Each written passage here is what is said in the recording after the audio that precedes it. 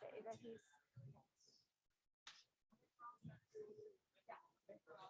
Yeah.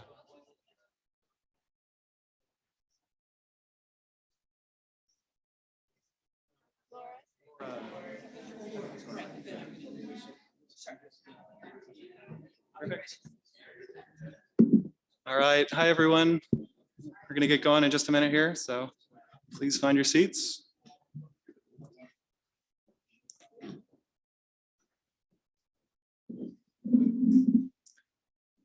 All righty.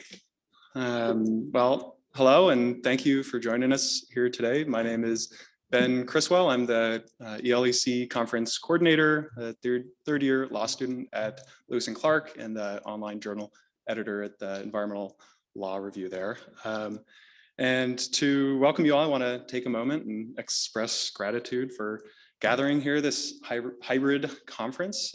We've got, many of you here in person and many more watching online, some speakers joining us online as well, and we're happy to have you all with us.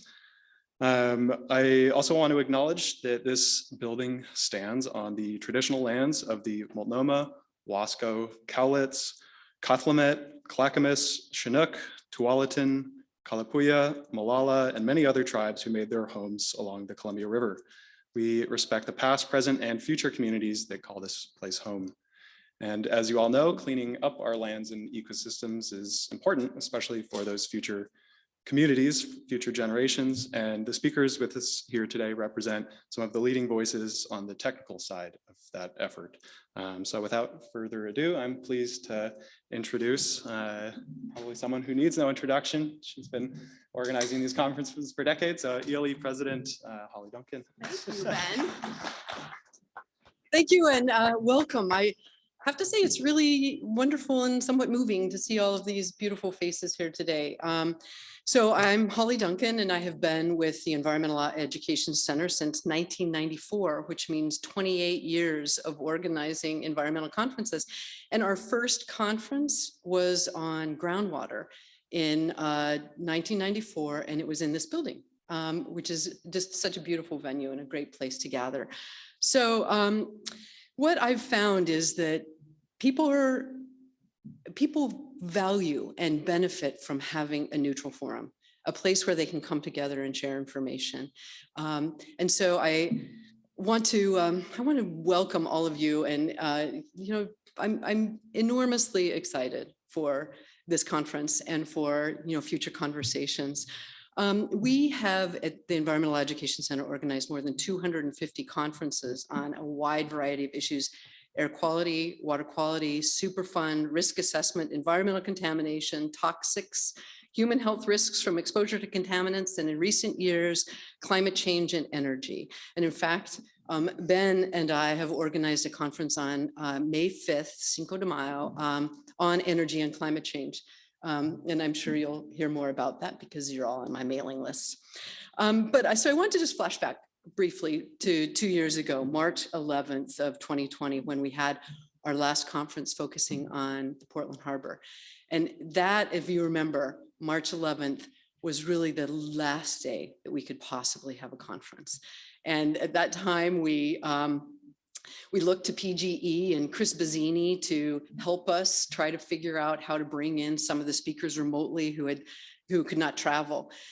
And we used Microsoft Teams and tried to figure out how to do it. And there was a lot of kind of hiccups and bumps along that conference. And so I think one of the things that I've been really excited about is that we all have new tools. We all have new skills. We all know how to use Zoom. We are able to participate not only here, but also remotely. And so today we have all of you here, but we also have the people that are someplace else. And these hybrid conferences are the future. This is really the way that we're going to be able to gather. I feel like there's a lot of good information that can be conveyed by being in the same room, but it's also very sustainable to be able to project the conference around the world. And so today, in addition to people from Oregon, Washington, and California that are Zooming in today, we have people from Pennsylvania, Colorado, Mississippi, New York, New Jersey, Michigan, Alberta, Canada, and other places. And also we're able to Zoom in some speakers that can't make it. David Moore from Army Corps of Engineers tried valiantly to get here from Jackson, Mississippi, and ran into way too many storms. So he's going to be participating remotely, but it's great that we had that tool that we could quickly pivot and have him come in remotely. So we're all trying to figure out how to work together. We're trying to figure out what the next step is and how we can do this. So thank you for helping us figure that out. Today, we are going to explore strategies for moving forward with sediment remediation projects, particularly the Portland Harbor. We're going to share information and learn from each other. But interestingly enough, after we organized this conference, which was primarily focused on the Portland Harbor, EPA came out with a listing of 12 new sites on the national priority list. And one of them is Bradford Island. And so we contacted the Yakama Nation Fisheries, who the Yakama Nation has been so valuable in moving the site through the process. And so we're going to hear from Laura Shira today, who is with Bradford Island. Bradford Island has been known as the forgotten toxic waste dump, and the contamination needs to be addressed. And this was a long process and more than a decade work on behalf of the Yakama Nation. And so Laura, hi. Hi, Laura is an environmental engineer with the Yakama Nation Fisheries Superfund program, where she's worked for 6.5 years. Prior to joining the Yakama Nation, she worked in the toxic cleanup program at the Washington Department of Ecology and is going to speak to us remotely. You're up, Laura. Thank you. It's an honor to be with you all. I'm assuming we're on the first slide. Can you go to the slide with the map of the dams? Before I start talking about the NPL listing and risk, I just want to do a really brief orientation about Bradford Island for those who are less familiar. Bradford Island is one of several islands that form the Bonneville Dam complex. The Bonneville Dam is the very most downstream dam on the Columbia River. And Bradford Island within that complex is located on the Oregon side of the river, but the sediment impacts and water quality impacts involve Washington waters as well. Can you move to the next slide that says timeline? This slide gives a visual of before and after the dam was constructed.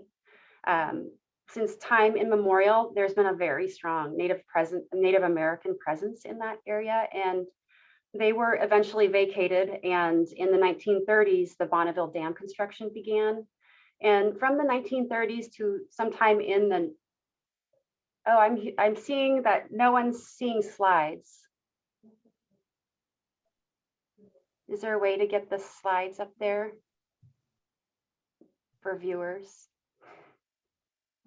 There we go. Do you want to just go back to that first slide really quick, just to get a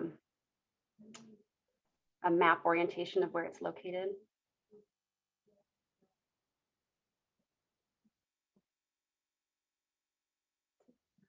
I can't see the second slide, but the second slide had the map. This third slide is the visual of the before and after. From the 1930s to the 1980s, during construction of the dam, as well as during operation of the dam, toxic waste materials were dumped in a landfill on the eastern end of the island, also just on land surface and also over the cliffs into the river. In the late 1990s, the Corps began to recognize this area as an environmental concern. And it was about that time that Yakama Nation began its engagement with cleanup and investigations at that site. Between 2000 and 2007, the Army Corps conducted 3 different in-river removal actions of some of the waste materials, capacitors, like mercury light bulbs, things like that. And unfortunately, when resident fish were sampled about 4 or 5 years later, those fish concentrations actually went up. And I just saw the question, can you see the slides now? I can see the slides now, so hopefully the online audience can too.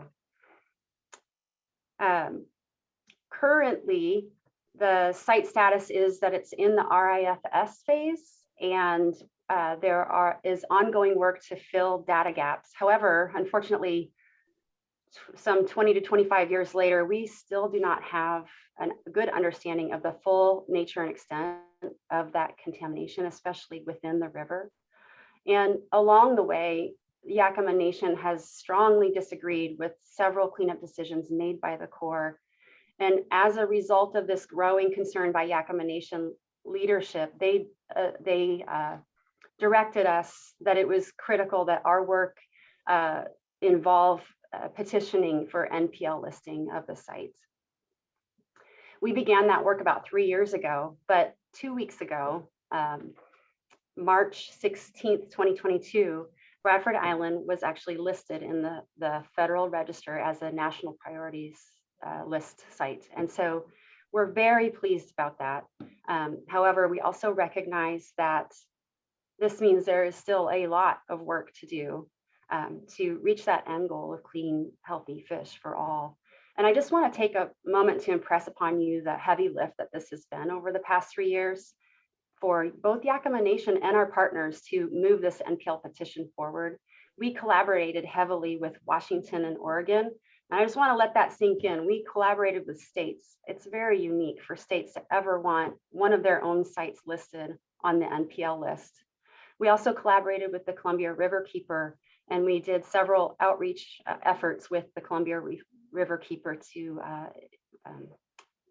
educate citizens.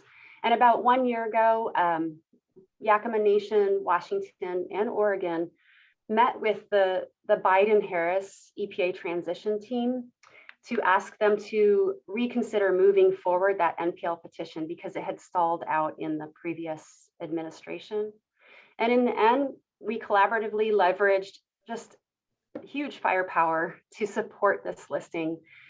We had both Washington and Oregon governors supporting this. We had multiple state and federal legislators supporting this, and we had incredible citizen support. And so we're very excited about the NPL listing. Can you go to the next slide, please? I want to give you a sense of magnitude of why Yakama Nation is just so incredibly concerned, our leadership, our members. And I think the best way to view this is by looking at fish tissue concentrations of resident fish. And I've listed maximums. That's just one way to look at this data, but it's a helpful comparison to us. The data set in the map is a Washington Department of Health data set of PCB concentrations in resident fish around Washington. And you can see that Bradford Island is by far the biggest circle on there. It's the highest magnitude in that Washington had in its data set. We looked at that concentration, maximum concentration of 183,000 at Bradford Island in resident fish of PCBs, and compared that to the human health screening level of 0.57 parts per billion. And we were alarmed.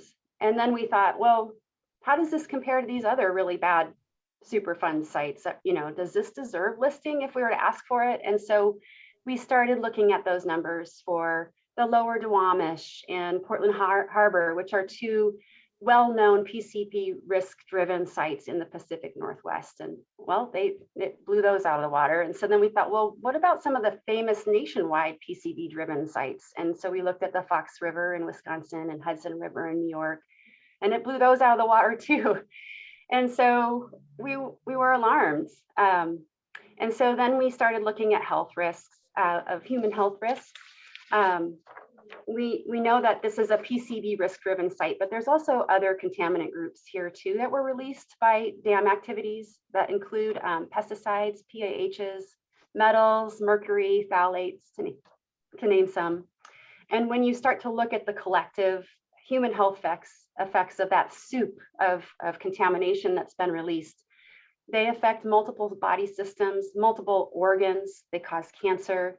They are especially harmful to small children and fetuses of mothers, pregnant mothers that are eating fish. They are also harmful, especially harmful to people who are immune or thyroid compromised. And these are persistent and bioaccumulative chemicals. And when you add the layer of tribal consumption on there, which, you know, Yakama Nation and other tribes always do, it just raises it up to an even higher level. I think a lot of you are probably aware that many tribal members eat as much as 20 times the average American.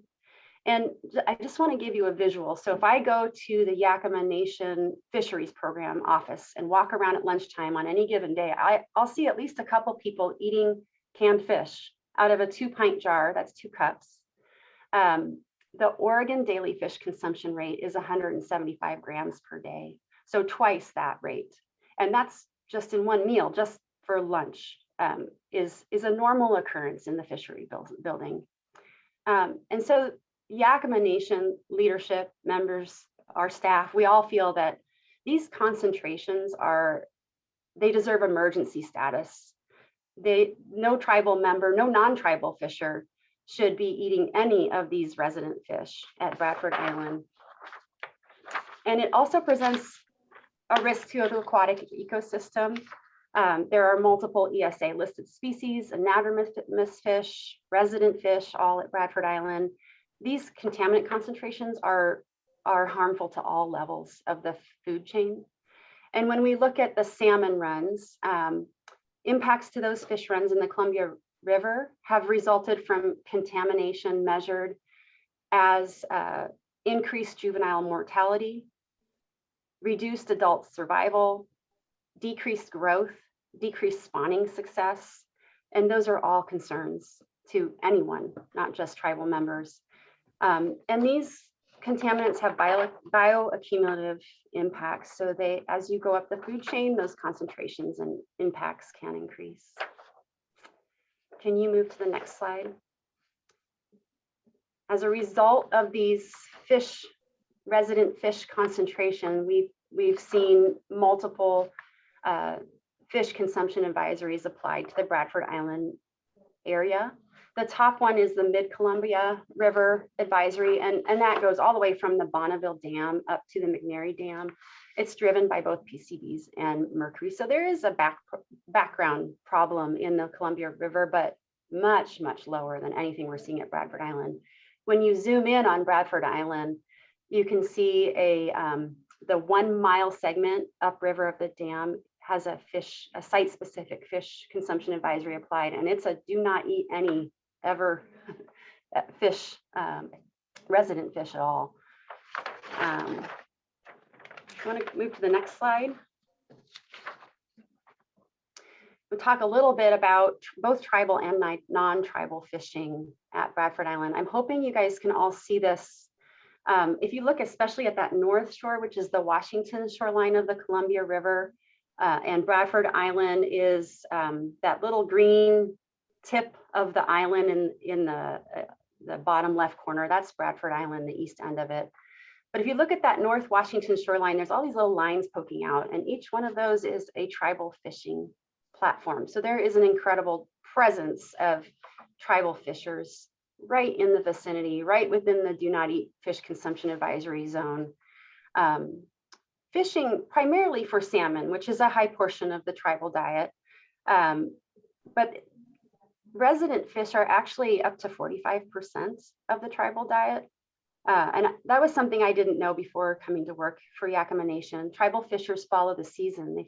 They fish for what's available, and tribal members are taught that every fish is a gift from the creator, so they don't waste their bycatch. There are two in lieu treaty fishing sites, in lieu or treaty fishing access sites in the Bonneville area. The Fort Rains one is, you can see that label up in the top right corner. And the other is up by Cascade Locks, which is about 2 or 3 miles away. There's also lots of fishing platforms on the South Oregon side. It's just that the angle of this photo, you can't really see them that well, but I think they start about even with that Boat Rock Island and go on up the river. For non-tribal fishers, fishing is a very popular sport in the near vicinity to Bradford Island. There's a lot of bank fishers that you'll see just downstream of the dam, as well as just downstream of the Cascade Locks, which is about 2 miles up. There's multiple public access boat ramps within a very near vicinity of Bradford Island. And when you search online, you'll find several different fishing websites that promote fishing, not just for the salmon, but for sturgeon, steelhead, walleye, bass, crappie. So those resident fish are very popular as well. And so I just want to talk real briefly about, last thing I want to talk about is the Yakima Nation, what Yakima Nation thinks is needed at this site. We think this it warrants emergency status, and we're so very pleased about the prioritization on the NPL list.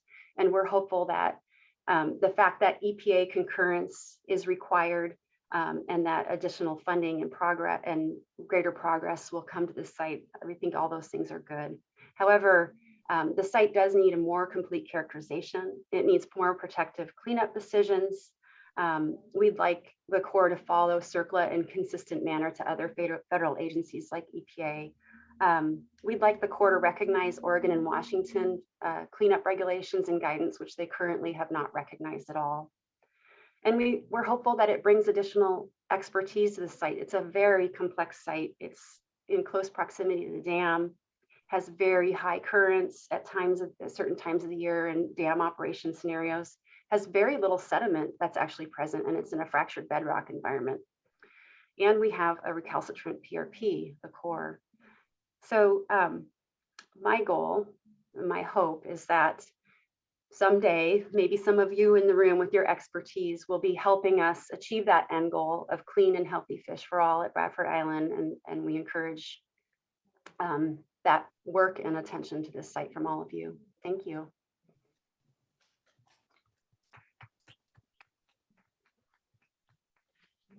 Thank you, Laura.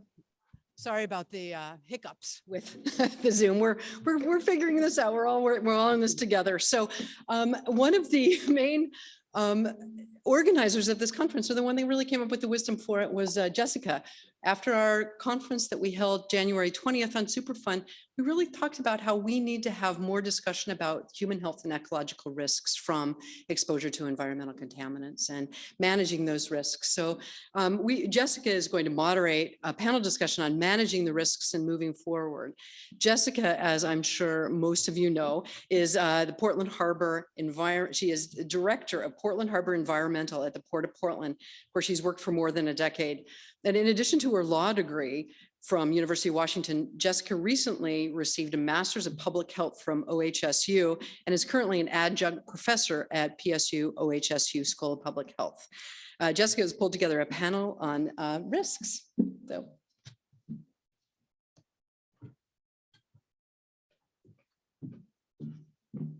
Great. And wow, I'm still sort of shocked and dismayed about those fish consumption numbers at Bradford Island. I mean, those are very sobering, to say the least. So thank you, Laura, for sharing that.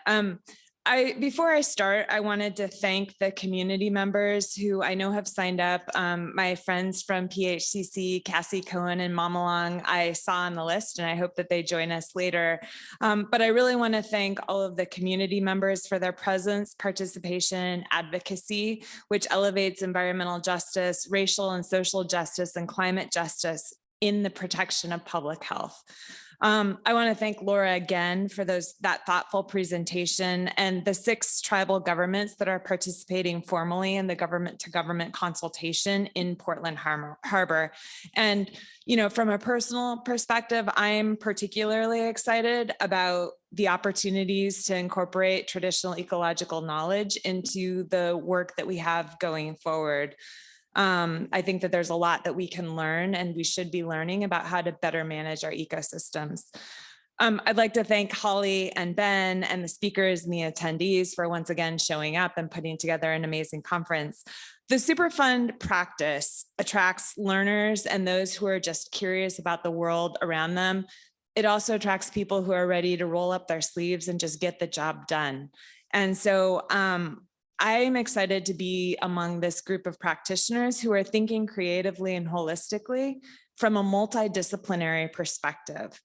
And that requires a wide variety of professionals from multiple disciplines, but it also requires a diversity of perspectives from different communities and different populations and people to get the result that we all want here at the end of the day, which is a clean and healthy river that we can all be proud of. At its core, Superfund has two non-negotiables. First, the protection of human health, and second, the protection of the environment. The two are integrally related. They're absolutely intertwined. And the speakers today will demonstrate that. This panel is focused on how to ensure public health is at the center of the work that is moving forward, the ways in which a planful and an intentional approach can avoid creating additional burdens on a community that has already given so much. With a thoughtful and collaborative approach, we can maximize the economic opportunities that exist and reduce the impacts of cleanup that the cleanup will have on environmental justice communities.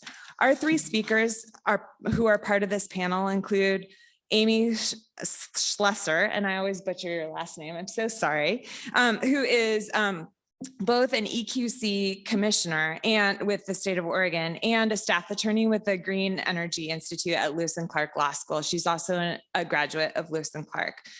Jim Wolford, who I know this group needs no introduction to, but just to be sure, is the former EPA director of the Office of Superfund Remediation and Technical Innovation under the OLM department. Basically, the way I shorthand it is the former director of the Superfund program. And he's currently a volunteer with the Environmental Protection Network. And then Beth Oppert, who is with Multnomah County Environmental Health. Beth also has her master's in public health and has worked in a wide variety of public health areas, including HIV, AIDS prevention, and COVID-19, something that I think we're all too sadly familiar with. But more importantly, for the purposes of this presentation, she manages the Fish Advisory Education Program that is a joint program that is funded by the city, state, and the port to help educate communities about the risks of consuming resident fish, and also to help engage with communities in a culturally specific and appropriate way. So with that, I'd like to ask Amy to come up here and begin her remarks.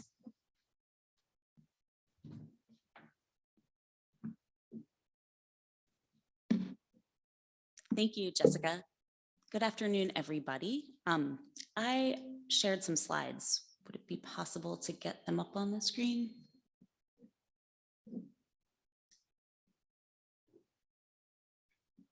Well, my first slide won't be relevant for a few minutes. So hi, as Jessica noted, my name is Amy Schlesser. I'm a staff attorney with the Green Energy Institute at Lewis and Clark Law School, and a recently appointed member of the Oregon Environmental Quality Commission.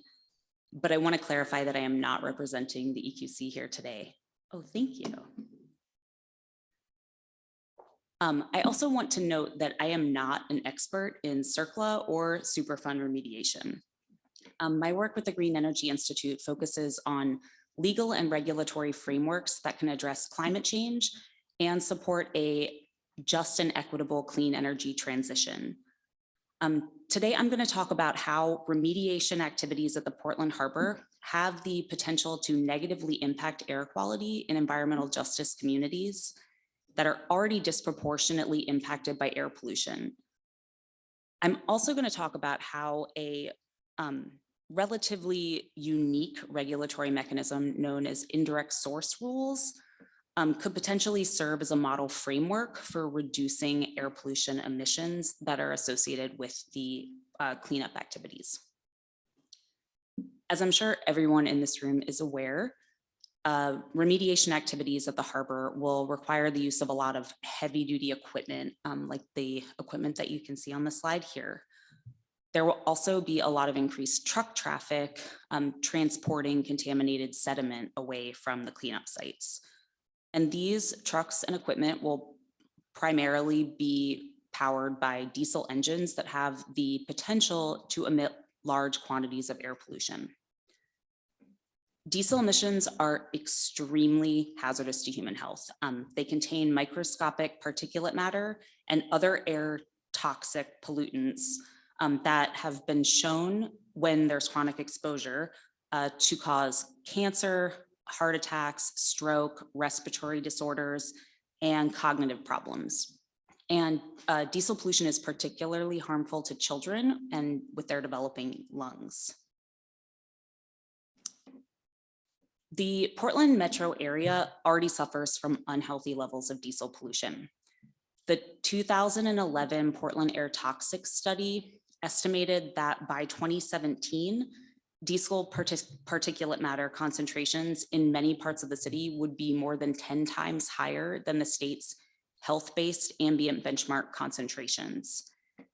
And more recent monitoring data indicates that current diesel pollution levels in many parts of the city are much higher than that today. Unsurprisingly, diesel pollution tends to be worse near major roads and highways and locations where large numbers of diesel vehicles operate, like construction sites, rail yards, and ports. Diesel levels are almost certainly higher in the vicinity of the Portland Harbor cleanup, which is the area circled on the map. And that's before remediation activities start to ramp up. Diesel pollution is a serious environmental justice problem in the Portland metro area.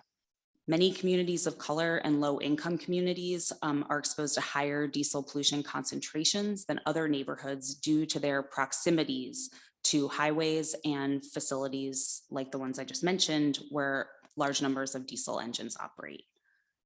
These environmental justice concerns are particularly concerning for young people that attend public schools in areas where there's poor air quality. Exposure to diesel pollution has been found to have a negative impact on academic performance and attendance, and can negatively impact students' physical and emotional well-being. Unfortunately, some of Portland's most diverse public schools are located in neighborhoods with extremely high levels of diesel pollution. The circle here shows Jefferson High School in Northeast Portland, where approximately 3/4 of the student body identifies as people of color. Jefferson High School is also located really close to I-5, and an estimated 10,000 to 19,000 trucks pass within a 1/4 mile of this school every day. And as a result, diesel concentrations in the vicinity of the high school are estimated to be 14 to 18 times higher than Oregon's health-based benchmarks. The circle on this map shows Roosevelt High School, which is in the St. John's neighborhood in North Portland. Like Jefferson High, Roosevelt has both a very diverse student body and estimated diesel pollution concentrations that are 14 to 18 times higher than the state's benchmarks. Unfortunately, this isn't surprising because the school, along with the entire St. John's community, is essentially surrounded by facilities that produce diesel emissions, including multiple marine terminals, rail terminals, and heavy industrial facilities. These kinds of facilities are known as indirect sources of air pollution because they produce large aggregate quantities of emissions from different types of diesel vehicles and engines that are associated with the facilities. The St. John's neighborhood also borders a large portion of the Portland Harbor cleanup area. So while diesel pollution already presents a significant threat to environmental justice in Portland, the harbor remediation has the potential to worsen air quality in nearby communities that are already exposed to elevated pollution levels. These impacts aren't just theoretical. When researchers evaluated the public health impacts from dredging operations at a Superfund cleanup on the Hudson River, they found that transporting contaminated sediments by rail presented the greatest risk to public health due to emissions of fine particulate matter and nitrogen oxide from the locomotives. The researchers estimated that these emissions would likely cause 32 lost years of healthy life. But the good news is that this increase in air pollution is not inevitable. Newer engines have much lower emissions rates than older engines, and electric vehicles and cleaner equipment options will become increasingly available in the coming years.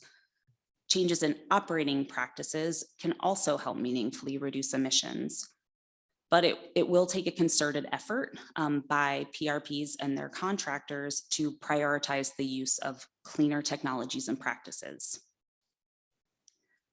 So the key question is, what can PRPs do to prevent cleanup activities from increasing the air pollution burden in St. John's and other communities across Portland that may be disproportionately exposed to emissions from remediation activities?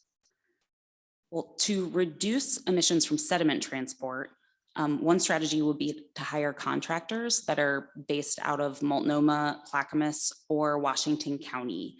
And this is because the Oregon legislature adopted performance standards for heavy duty and medium duty diesel trucks that are registered in the Portland metro area.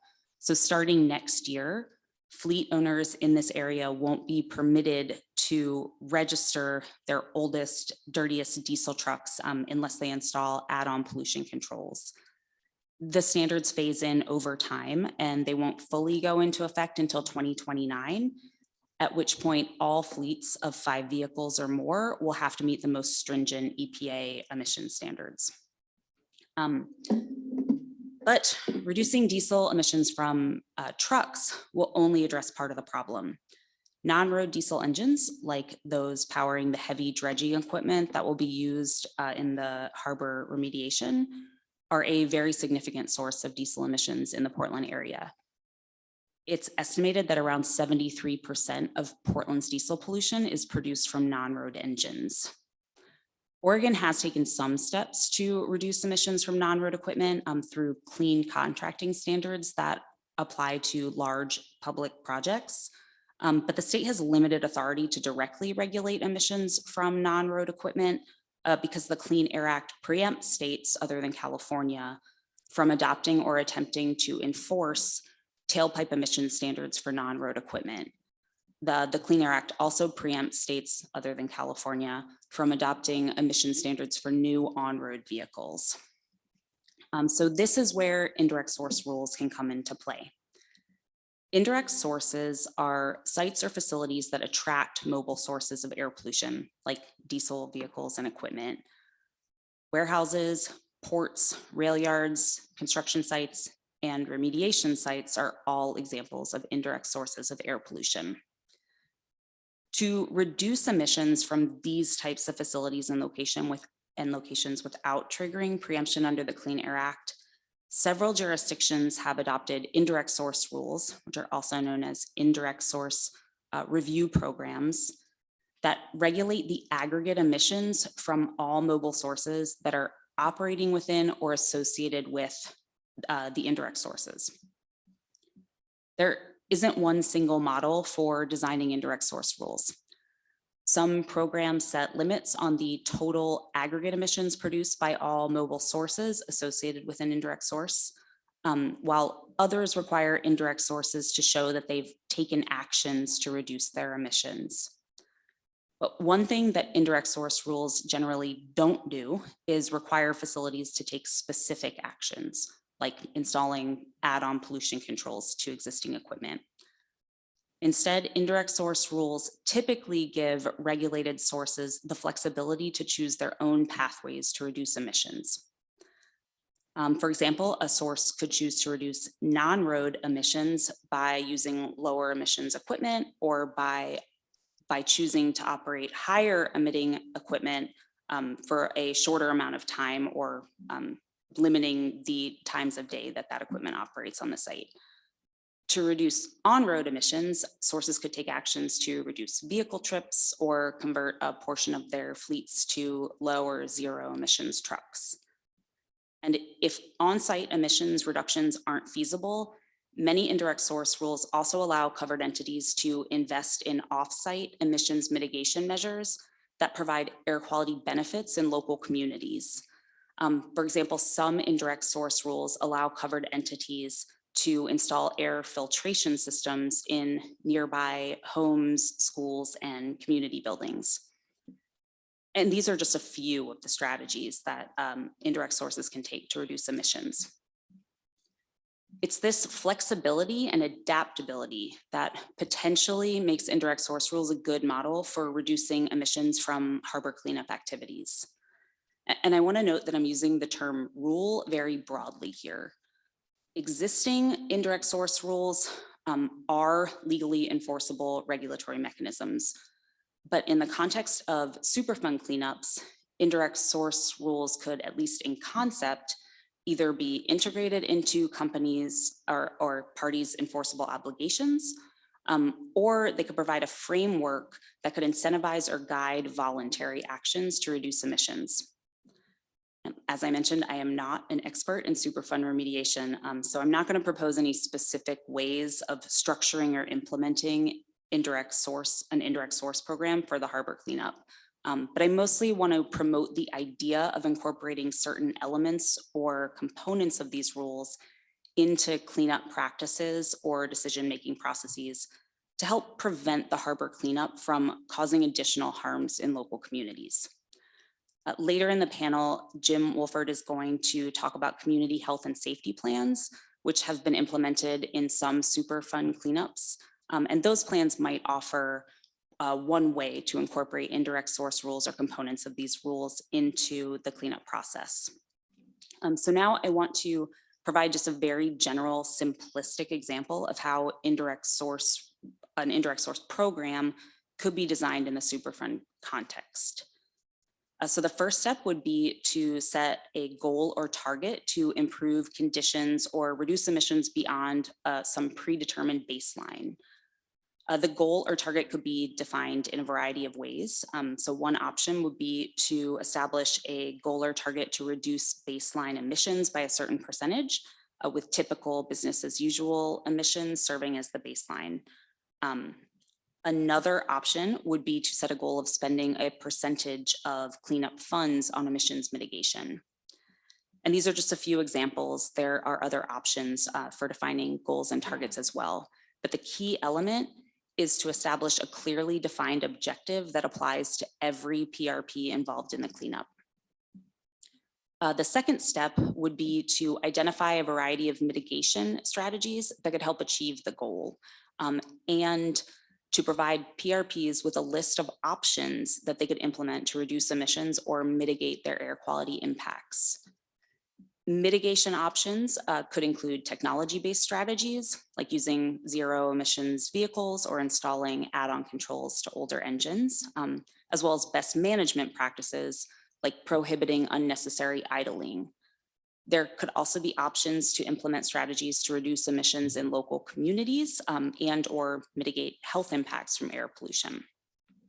Ideally, these mitigation strategies would be identified through a coordinated engagement process between stakeholders, agencies, and local communities. And the list of options shouldn't be prescriptive, meaning that PRP should have the flexibility to identify additional mitigation strategies as well if they choose. The third step would be for PRPs to select and implement mitigation strategies of their choosing and monitor and track their progress in achieving their respective goals or targets. And then the final step would be to verify achievement of the goals or targets. And if the requirements are enforceable, to levy penalties or bring enforcement actions against any PRPs that aren't in compliance. Again, this is a very simplistic example of how an indirect source program could be designed to mitigate air pollution impacts from the harbor cleanup. There are a number of other design options and considerations that could impact the outcomes of this kind of approach. For example, a program with enforceable targets would likely be more impactful than a program with voluntary goals. But that said, I think even a program that's fully voluntary would provide value by identifying mitigation options and encouraging PRPs and their contractors to consider emissions when purchasing new equipment or establishing cleanup plans or protocols. I also think it would be essential to engage with impacted communities when designing this type of program to ensure that mitigation activities create air quality benefits rather than additional burdens in local communities. And that concludes my presentation. I'm happy to answer any questions during the Q&A. And I will turn it back to you. Okay. And now we'll invite Jim Wolford to speak virtually.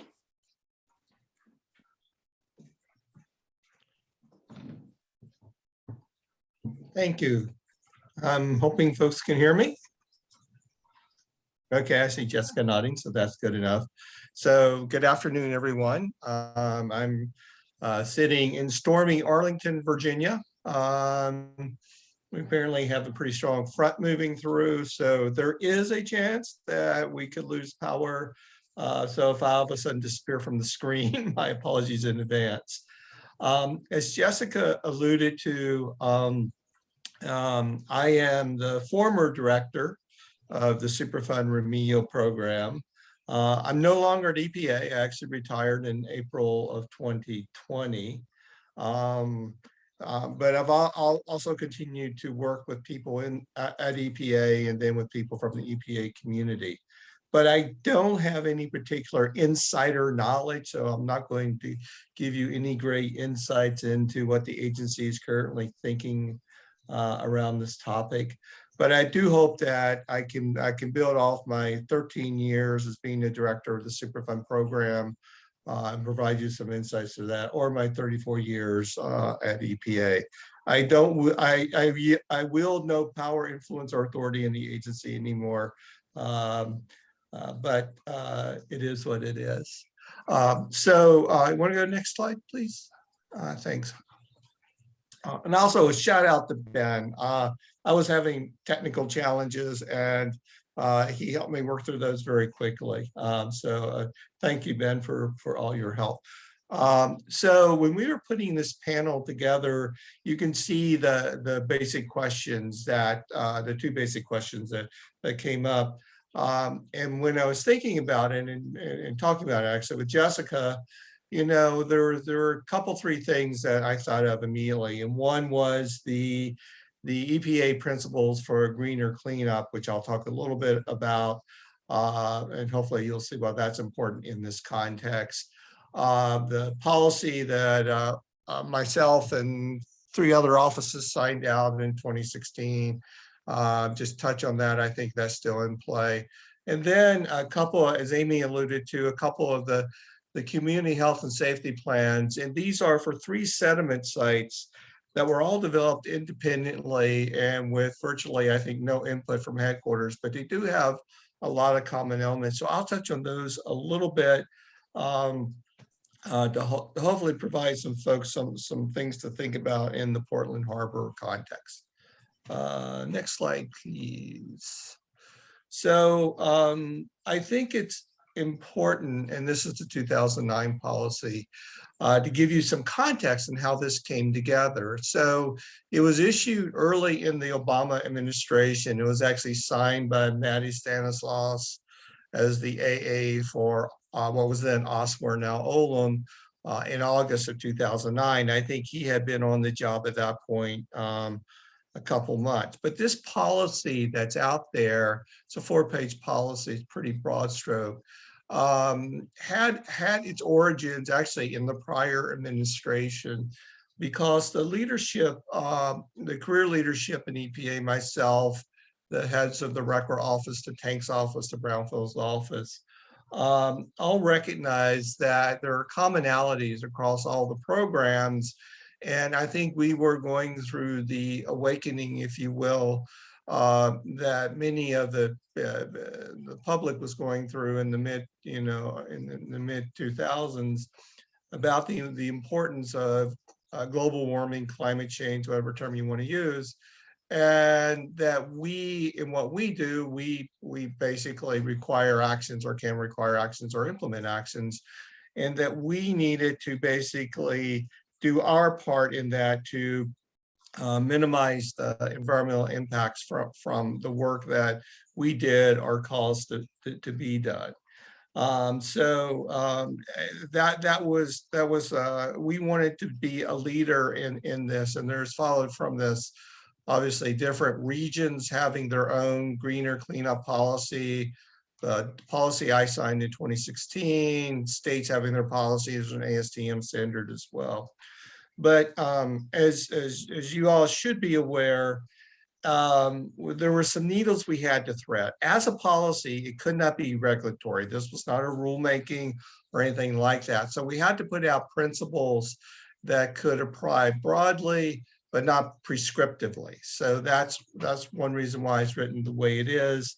And for Superfund, we wanted to recognize that greener cleanups were important, but we didn't want to elevate it to a what was then called a 10th criteria, you know, the 9 criteria for remedy selection. Well, we had to balance that with, we didn't want to elevate, we thought greener cleanups were important, but we didn't want to elevate it to the point that it was seen as a 10th criteria. We also, in putting this together, and we thought very hard about this, had to balance between a kind of a, what I'll describe as sort of pick the greenest cleanup approach, pick the greenest way you can do, implement a remedy, versus a do nothing, sort of the yin and yang, if you will, of cleanup. Because if you don't do anything, you won't have any environmental impacts. So there was a lot of concern in the agency at the time that we didn't want to provide an avenue for parties not to basically do nothing. And finally, it also recognizes as many things, and I think Superfund agency does, there has to be a balance between the technical requirements, what can be done, cost, what the community desires, and a lot of times those things will clash in what we do. So you can see on the slide that there are some, you know, the principles behind it. It impacts the decision-making process. And it has 5 elements, and there's a good schematic if you look at in some other green cleanups thing that sort of lays those 5 things out. Can you go to the next slide, please? I'm not going this. But these are some things that were some takeaways I think that are important for this conversation and for this site. One is a green cleanup assessment. Amy alluded to this. It's different depending on the type of site that you're dealing with. So for a landfill, will differ from the mining site, will differ from a sediment site, from an industrial site. And a brownfield site is generally more simpler than the Superfund site as a rule of thumb. So again, the assessments will differ. The second one is very important, I think, for this community. One of the things, Jessica kind of alluded to this, for those of you who are not aware, I was very much involved in the drafting and promulgation of the record decision in 2017. And I am very much aware of the community input on this. Myself and Dennis McLaren and many of the other EPA staff had dozens of meetings with community groups, community individuals, tribal folks. And we recognize the need to have, you know, that community process, that community involvement there. And so the second bullet there says it needs to be done in a transparent manner, but really for the people in the room and the community people and the regulatory people, and Amy alluded to this, it needs to be done in a pretty open manner, in a very transparent manner that involves all the parties, all the stakeholders that are involved at the site. And that's just so very important. And also, and this will come later, I allude to this, that it varies from site to site, but even in a site like Portland Harbor that, you know, really straddles or goes along 10, 12 miles of riverfront, it's going to vary from community to community. And so that's something I will touch on later. Next slide, please. This is the, just very quickly, this is how we tailored the OLEM policy, which I will say my office had a huge hand in creating to the Superfund context. And one of the things that was important for us, not so important right now, is that greener cleanups was actually thought about back in 2009 is really focused on remedial implementation.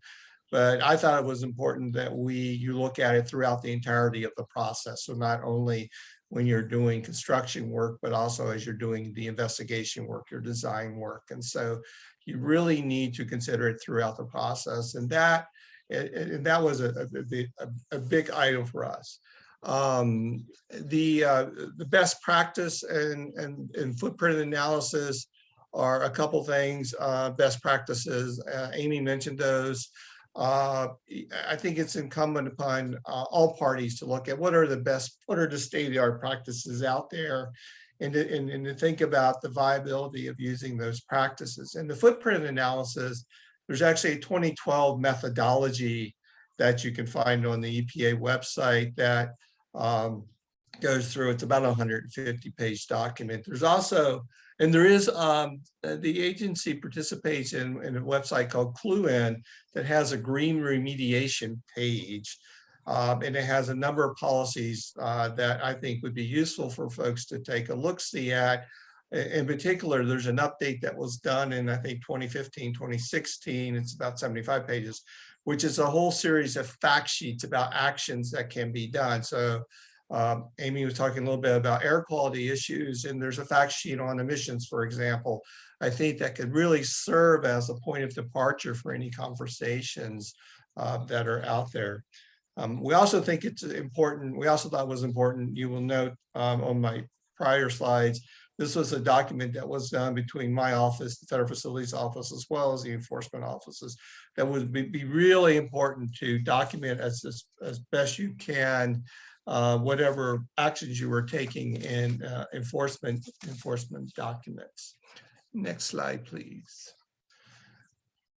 So I included these two things. Quick side note, when we had our pre-call, right after the pre-call, I went out for a hike here locally, and I came across a place west of here, State Park, and they have these two little pamphlets.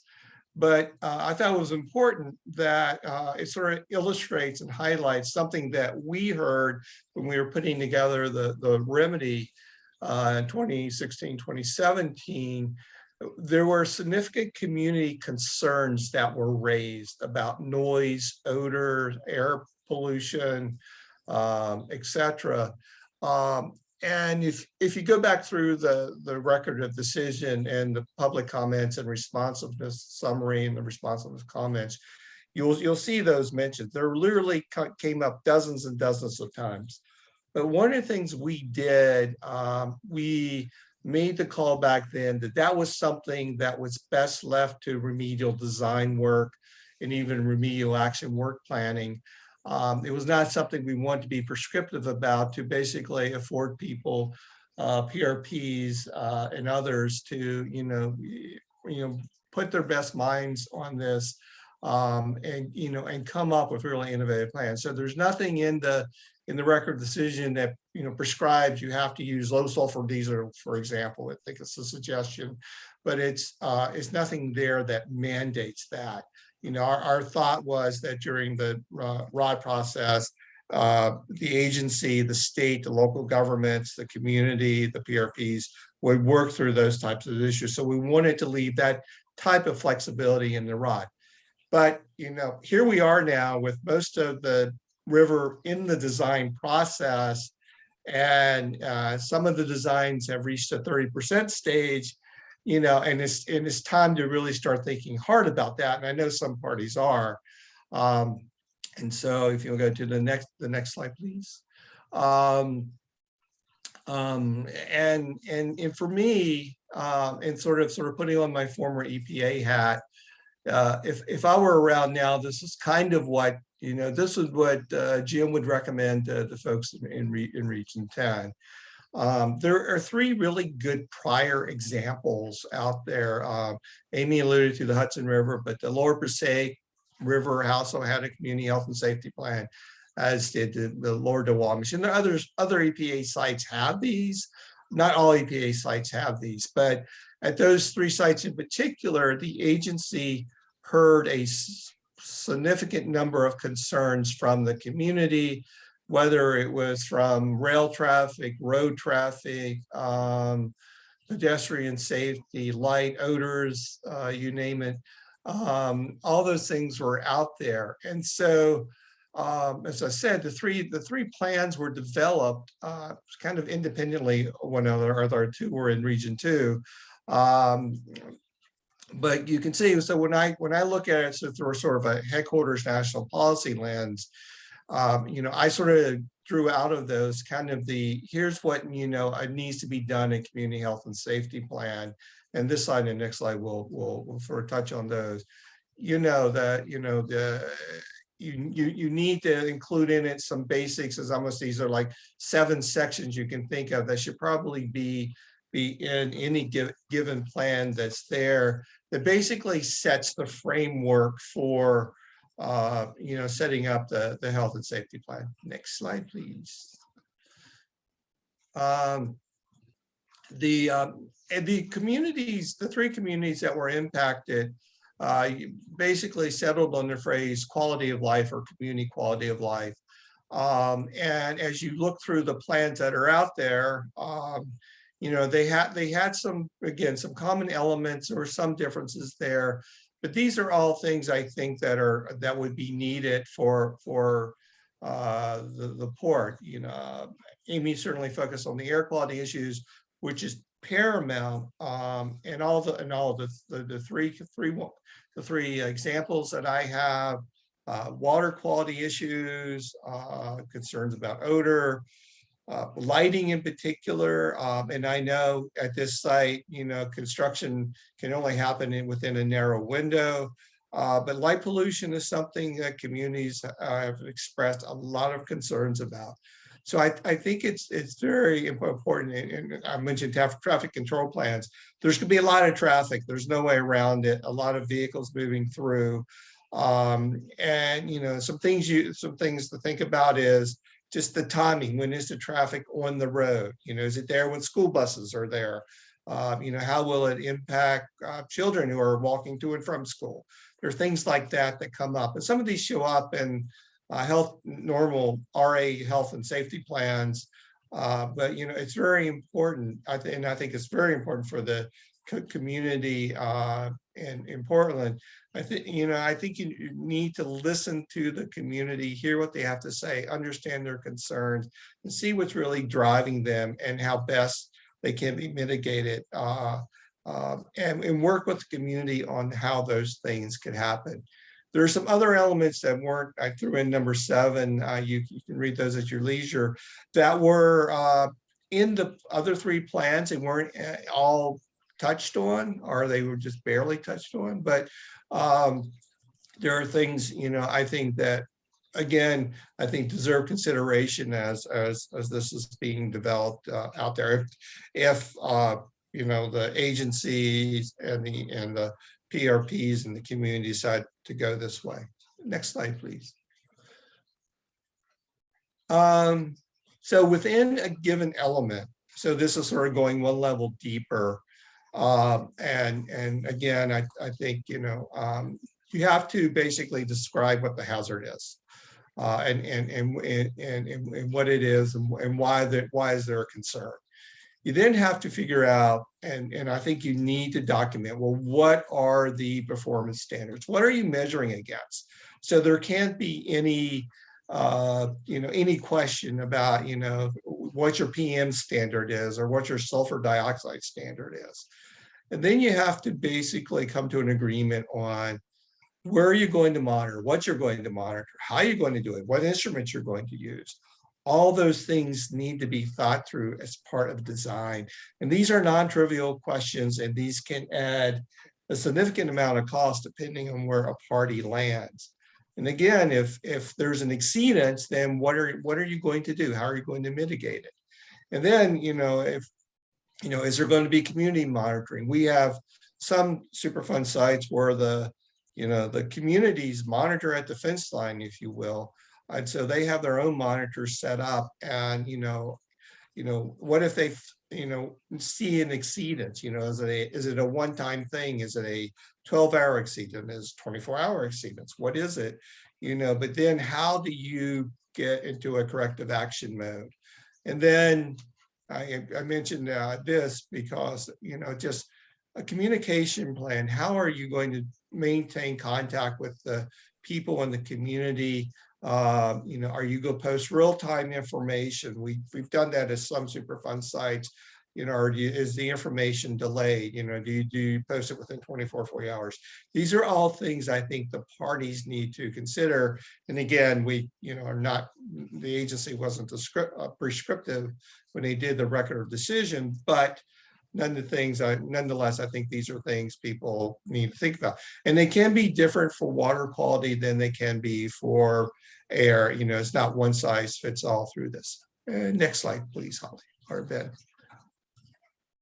I think there's some work going on as part of an RA work group, but I think you need to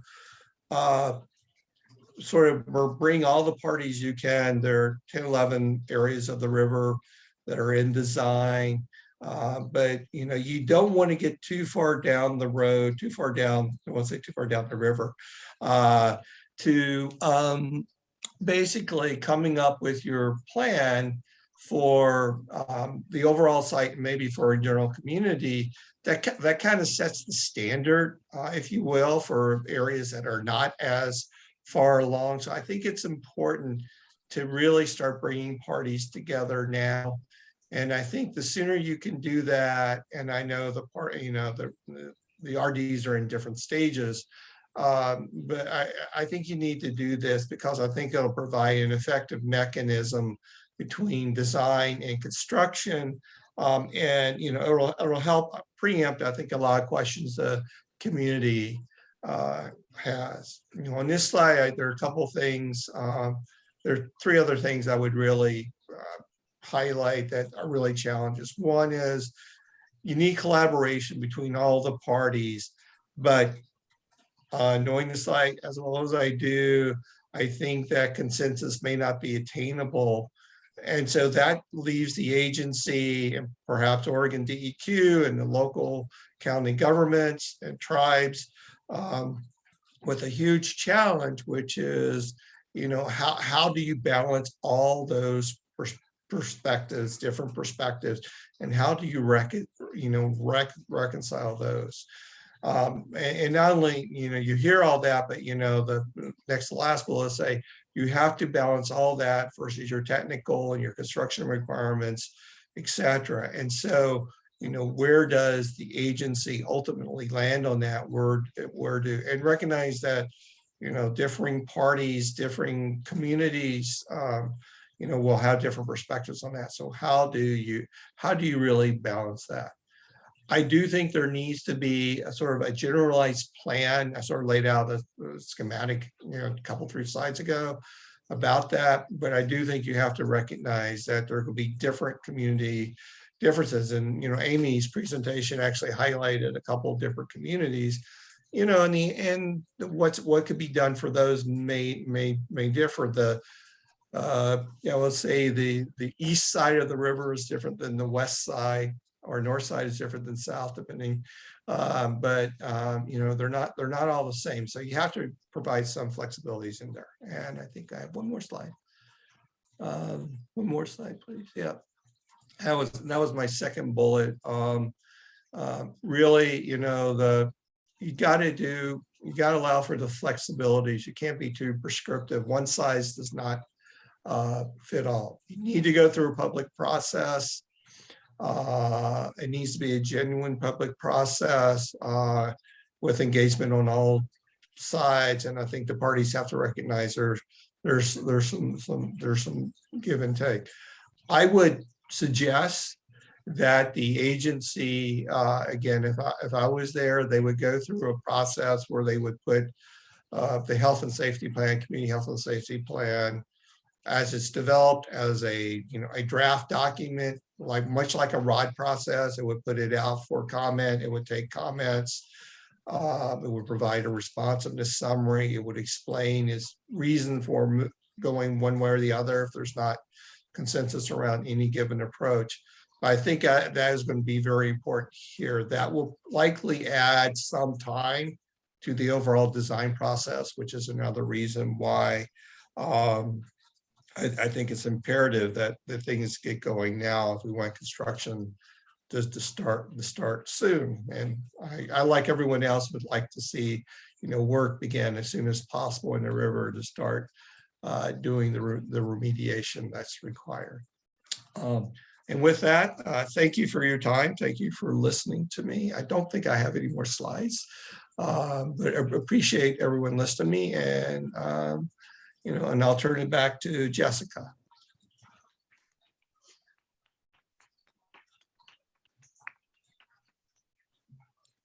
Hi, everyone. I'm not Jessica. Sorry. No, that's okay, Jim. Thanks for your presentation. I have some slides too. My name is Beth Appert, and I use she, her pronouns, and I'm with Multnomah County Health Department. So you've heard a lot of technical things. I'm going to pull it down to the community level now. And we've all talked about environmental justice issues, really, but how do we engage the community? And as Jessica alluded to, I am funded by the port, the city, and the state, specifically to reach out to communities that are impacted by the Lower Willamette River Fish Advisory. So this is something that covers the Portland Harbor Superfund site, but also extends a bit farther.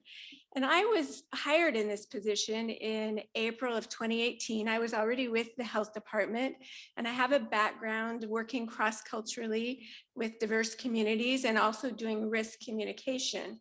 But I had never worked on this site before. And I thought, how do I run this program? I have some expertise, but I want to share with you today how this program was developed and how we are engaging the community and how we hope to in the future as well.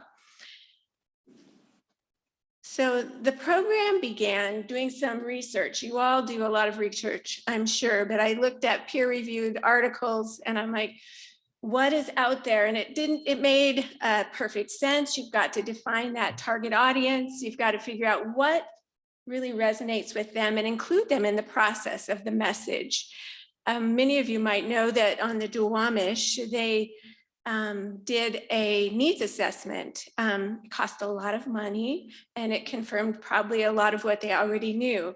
There wasn't a Fisher needs assessment done on the Portland Harbor. So I had to figure out some other ways to define who my audience was. And throughout this presentation, you'll see some photos of some workshops that I held, and you'll hear more about those later in this presentation. So the health department, I'm in the public health division, but we use something called the Multnomah County Equity and Empowerment Lens. And it really is based also in social justice because it gives power to the community. It says that they need to be involved. So we looked at who are people that are negatively impacted by this advisory. Where are people not being reached? And then how can we use an engagement process that really does give them that voice? So I built on some of my background in human-centered design. It's a fun process. I don't know if any of you have tried it, but it's an incremental process that I'm going to describe in a minute where the community goes through each step of finding out the information and coming up with a solution. But there were some other resources out there. I'm not going to read through this list. A needs assessment wasn't done, but a lot of surveys and documents have been written and research has been done to identify who are those folks that are eating the fish and fishing out of the river. I also used some of my connections in the cross-cultural community. I met with IRCO, that's the Immigrant, Refugee, and Community Organization, and their community health workers to see what they knew already. They actually worked on the fish advisory way back in the early 2000s and reaching out to the community. So I reached out to them, and a community health worker, if you don't know, is someone that is an expert in their community. They're embedded in their community, and they often give information in the health department. It's around health issues, but it can be to direct people to resources. And they're ongoing working with that community and a trusted member. So it was fun to talk to them at ERCO, but I also went to a conference of the Oregon Health or the Oregon Community Health Worker Association, that's called ORCHWA. And I did a small presentation on the fish advisory to see what resonated with them and how would they like to receive information. So I compiled all this information. I met with numerous community members. The county has a lot of partners already, a lot of community-based organizations that we work with to try to find out who would like to be engaged and how would they like to be engaged. So next comes in that human-centered design process. And their workshops that I planned, so they were 6-hour workshops, and I invited some different community-based organizations that targeted specifically folks we think are eating the fish. And that would be the Slavic community is a big community group that is in the Multnomah County area that's likely eating resident fish. Also, the Black community historically has fished along that section of the river. There are new recent African immigrants and refugees that are likely fishing and eating some of those fish, as well as the strong Asian community in Multnomah County, and particularly the largest population is the Vietnamese community. And then we also contacted folks in the Native community as well. And you'll see some in the Spanish speaking community. So we gave them information in these 6-hour workshops, and they're very interactive. They're not sitting in a room like this and just listening to people, but you can see they're working together in teams, they're problem solving, they're coming up with concepts, but they had to first know what is the fish advisory, because you'd be surprised. A lot of people haven't heard of the Lower Willamette River Fish Advisory. And then we asked them, what did they already know about this problem? How do you like to receive health messages? And what would you like to develop in order to share this message in your community? So by the end of the workshops, there were at least 3 to 4 concepts that were roughly drawn on a big poster paper. And then they voted on their favorite concept. And here you can see each of the workshops that we held. There were about 10 of them. That were held over a period of about 18 months. And we reached over 178 community members. And you can see some of those targeted groups there in this list. So out of this workshop, some of the ideas that came out were to really do a community-wide education campaign. And that should really kick off when cleanup starts in earnest. But already we've done some branding with the help from community members with a tagline and this logo that shows not really it's not to scale there, but you can see the Cathedral Park area and then the Portland skyline in the distance to give a reference point. That's another thing folks don't often know. What are you talking about? Lower Willamette River, where are we talking about? And then there are 3 of the resident fish in the foreground. We developed some fact sheets and flyers, and they've been translated into 7 languages. And here's one way we use them at the Slavic Community Festival in one of their booklets. So you can see on the right-hand side, it shows the fish that are identified in the fish advisory, and they're also shellfish. I haven't mentioned that, but you probably know. And it gives a map of the area that we're talking about. So we go to events. I also put these cards at all of the locations where people buy fishing licenses in person and put them in languages that were primarily spoken in those census tracts as another way to reach folks. We hope to do some interactive activities with folks. These again are ideas that came out of the workshops. There's a game that's been developed. It's really cool. It's just taking forever to be printed, but you can see some of the resident fish and shellfish in these photos. And this has also been translated into Spanish, Russian, and Vietnamese.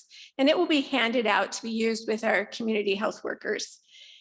And then we've also recently done a video with some fishers in the English-speaking Black community, Vietnamese or Chinese community, and within the Slavic or Russian-speaking community. And they were going to come out next month. So hopefully you see a real media blitz, but they'll be targeted in the language spoken by those communities and shared with venues where those languages are spoken.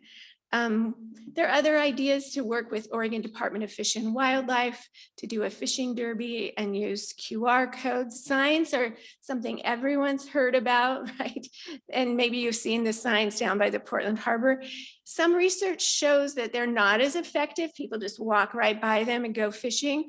But some cultural groups really hone in if something is in their language. So we hope to get their input to make them really effective signage. And maybe some cooking classes as well. So direct outreach and education is a big part of this work as well. And that's, again, often working with those most vulnerable and with cultural groups that really need this information. So I've developed some classes for the Women, Infant, and Children Nutrition Program and worked with them. It's great. They're also embedded in the county, so it's easy to work with them. And came up with a class where it talks about what's healthy for you if you're pregnant or parenting or nursing, and then what fish are in the Willamette River and how do you identify? Because often we've heard people are given fish and they don't know where it comes from. So how can you identify and ask, where did that fish come from? And if it is from the lower Willamette River, to know which ones are unsafe to eat. We've also partnered with the Future Generations Collaborative at the county. They work in the Native community, and with the Healthy Birth Initiative that works with the Black community and African immigrant community, again, with parenting and pregnant folks. Another big thing is come to any cultural event in Portland and you'll probably see us there. We have some ways to engage folks, bring them in with a game. We've coordinated with our vaccine team. So working across departments to collaborate has been really effective. And this is at the Slavic Festival. As you heard, I've been working in COVID work as well. The past 2 years, I was pulled away doing COVID work, but this was one of the 3 events that we were able to do last summer. So we want to really be there at those events as well. The real foundation of this program is to work with those trusted community members, and community health workers are a great way to do that. So I designed another training, and it has been approved by the Oregon Health Authority's Office of Equity and Inclusion to be used for continuing ed credits with community health workers. I don't know if you know, but they are actually certified in the state of Oregon, and they have to keep up their certification every year. So they do continuing ed credits. And this is a great way to bring them in and have them co-facilitate. So the idea is not Beth to go everywhere and meet everyone, but Beth to help train the trainer. And then the folks that are in the community will know the information and go share it in their community. And we planned to do this last year at Cathedral Park with a Spanish-speaking group of community health workers, and then Delta rose up. So we had to postpone to this year, but we're also going to work in the Native American community and also with the Slavic community this year. So momentum is building. We hope it continues. And part of this training is getting people out on the river to see where we're talking about. I know that really helped me when I first started in this program to identify where is the boundary. You can see a map, you can see fishing spots, but to be on the river is really exciting. So these folks will come to these trainings, get their credit, and then we hope to evaluate the effectiveness. It's hard to evaluate the effectiveness of a program when you're just handing out things or meeting with folks or putting something on TV. You can do a number count, but we'll do some post-training surveys about 6 months after the training. and also do some key informant interviews with folks in the community that have received the information. And then we hope to continuously improve the program and continuously offer it throughout these communities. And then we'll report things back and hopefully we'll share some of those findings with all of you. That is pretty much the nutshell of the program that we've developed. And I'm really excited for this year because I think it's going to really take off this year. Here's my contact information. It will be in your booklets as well. And now I'll hand it over to the panel to do some questions.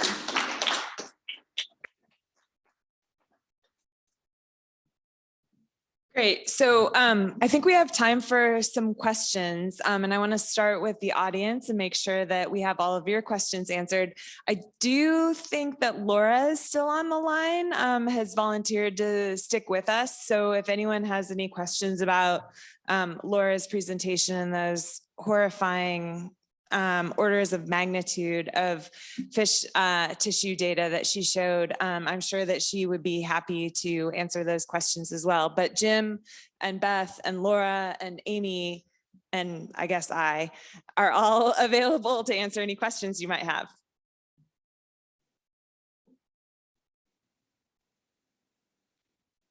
Yes.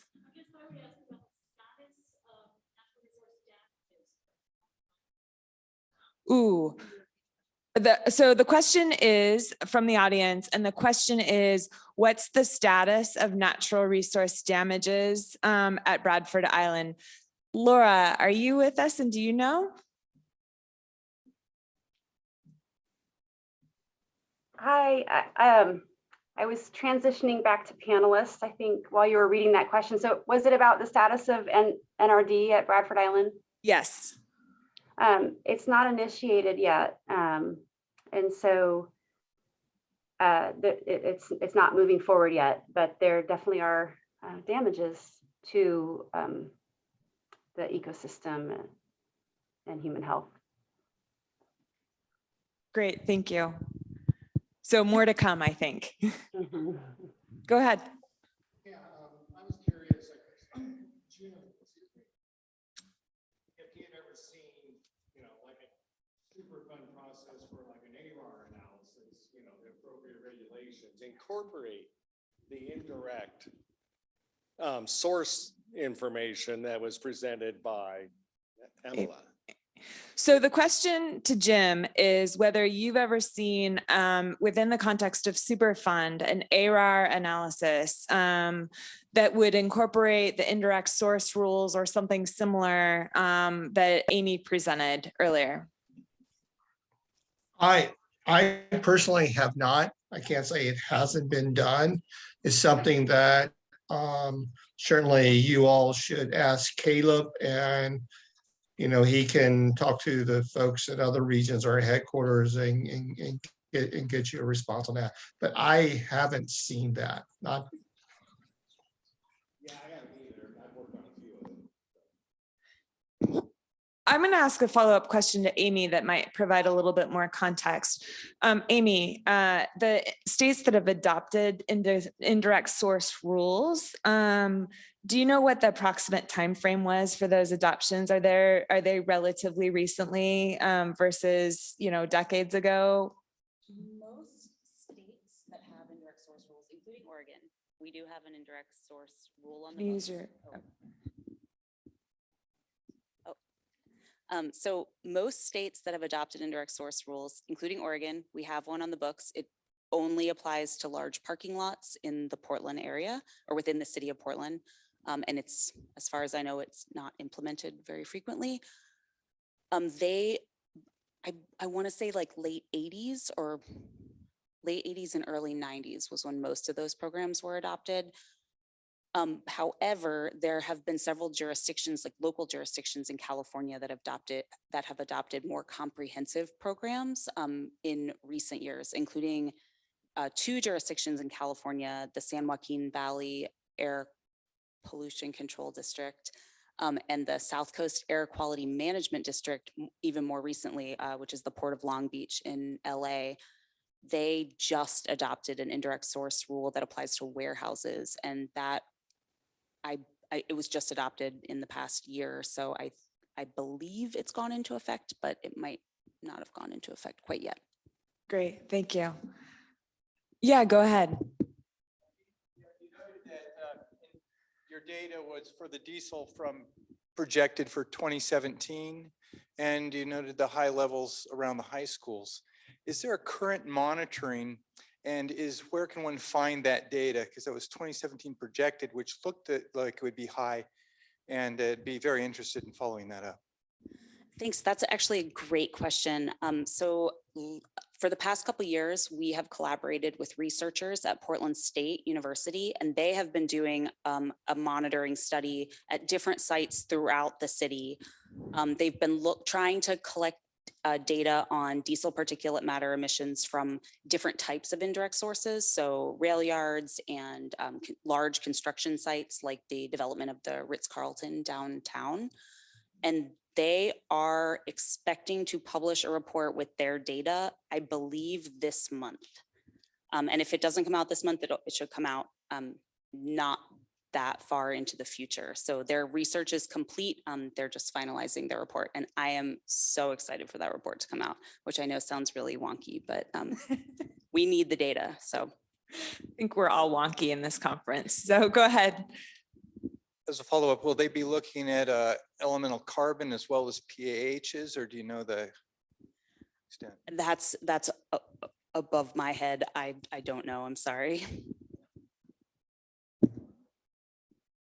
What else?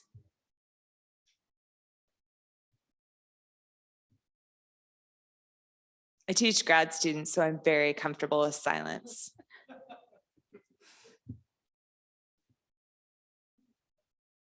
All right, well, with that, seeing no further questions, unfortunately, Jim and Laura are online, but I think would probably entertain questions via electronic means. The rest of us, I think, are going to be around for varying periods of time and happy to answer any questions one-on-one if you've got them. So thank you.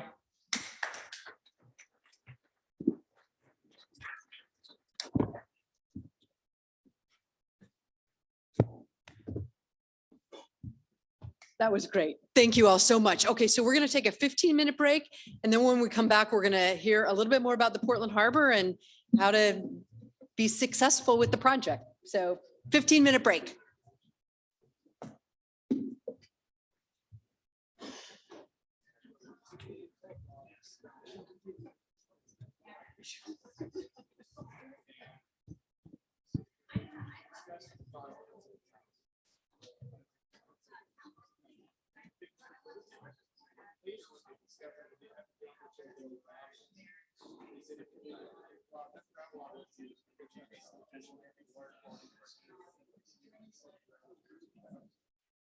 So I checked over there. Yes. Good time we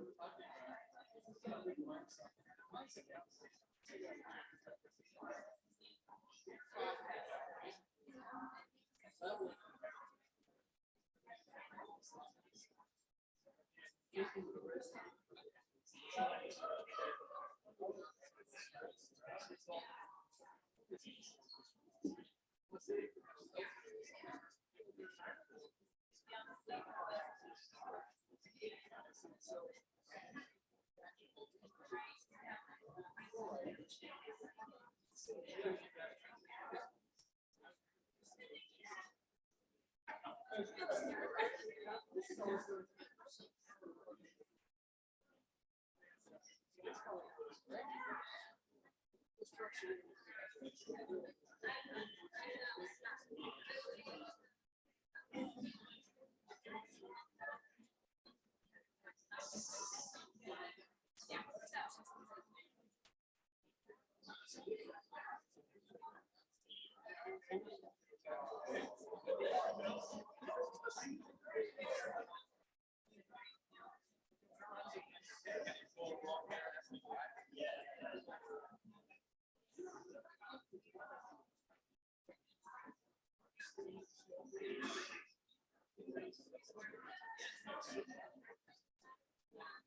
talking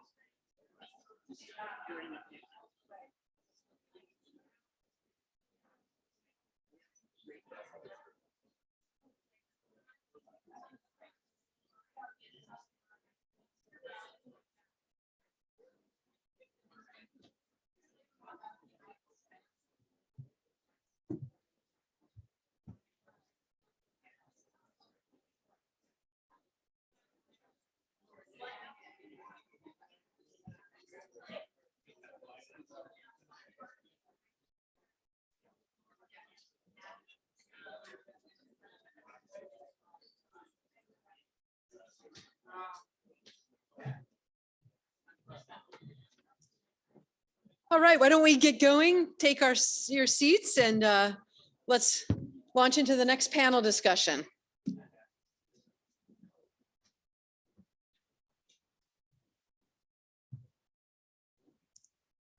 Hey, Rob. Our next panel is going to focus on the issues of what does the Portland Harbor need to succeed? And this panel is pulled together and will be moderated by Philip Spadaro, who is one of the leading international experts on contaminated sediments and the environmental effects from dredging. And he has more than 36 years of work focused entirely on remediation of contaminated sediment. He's developed an expertise in the application of technologies and is widely respected in developing strategies for how to get the job done. Thanks for assembling the panel. Philip, you're up.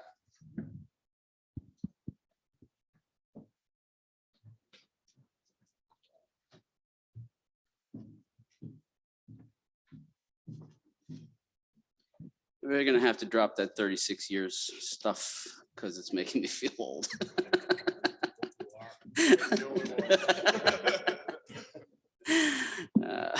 Gosh, thanks for being here, everyone.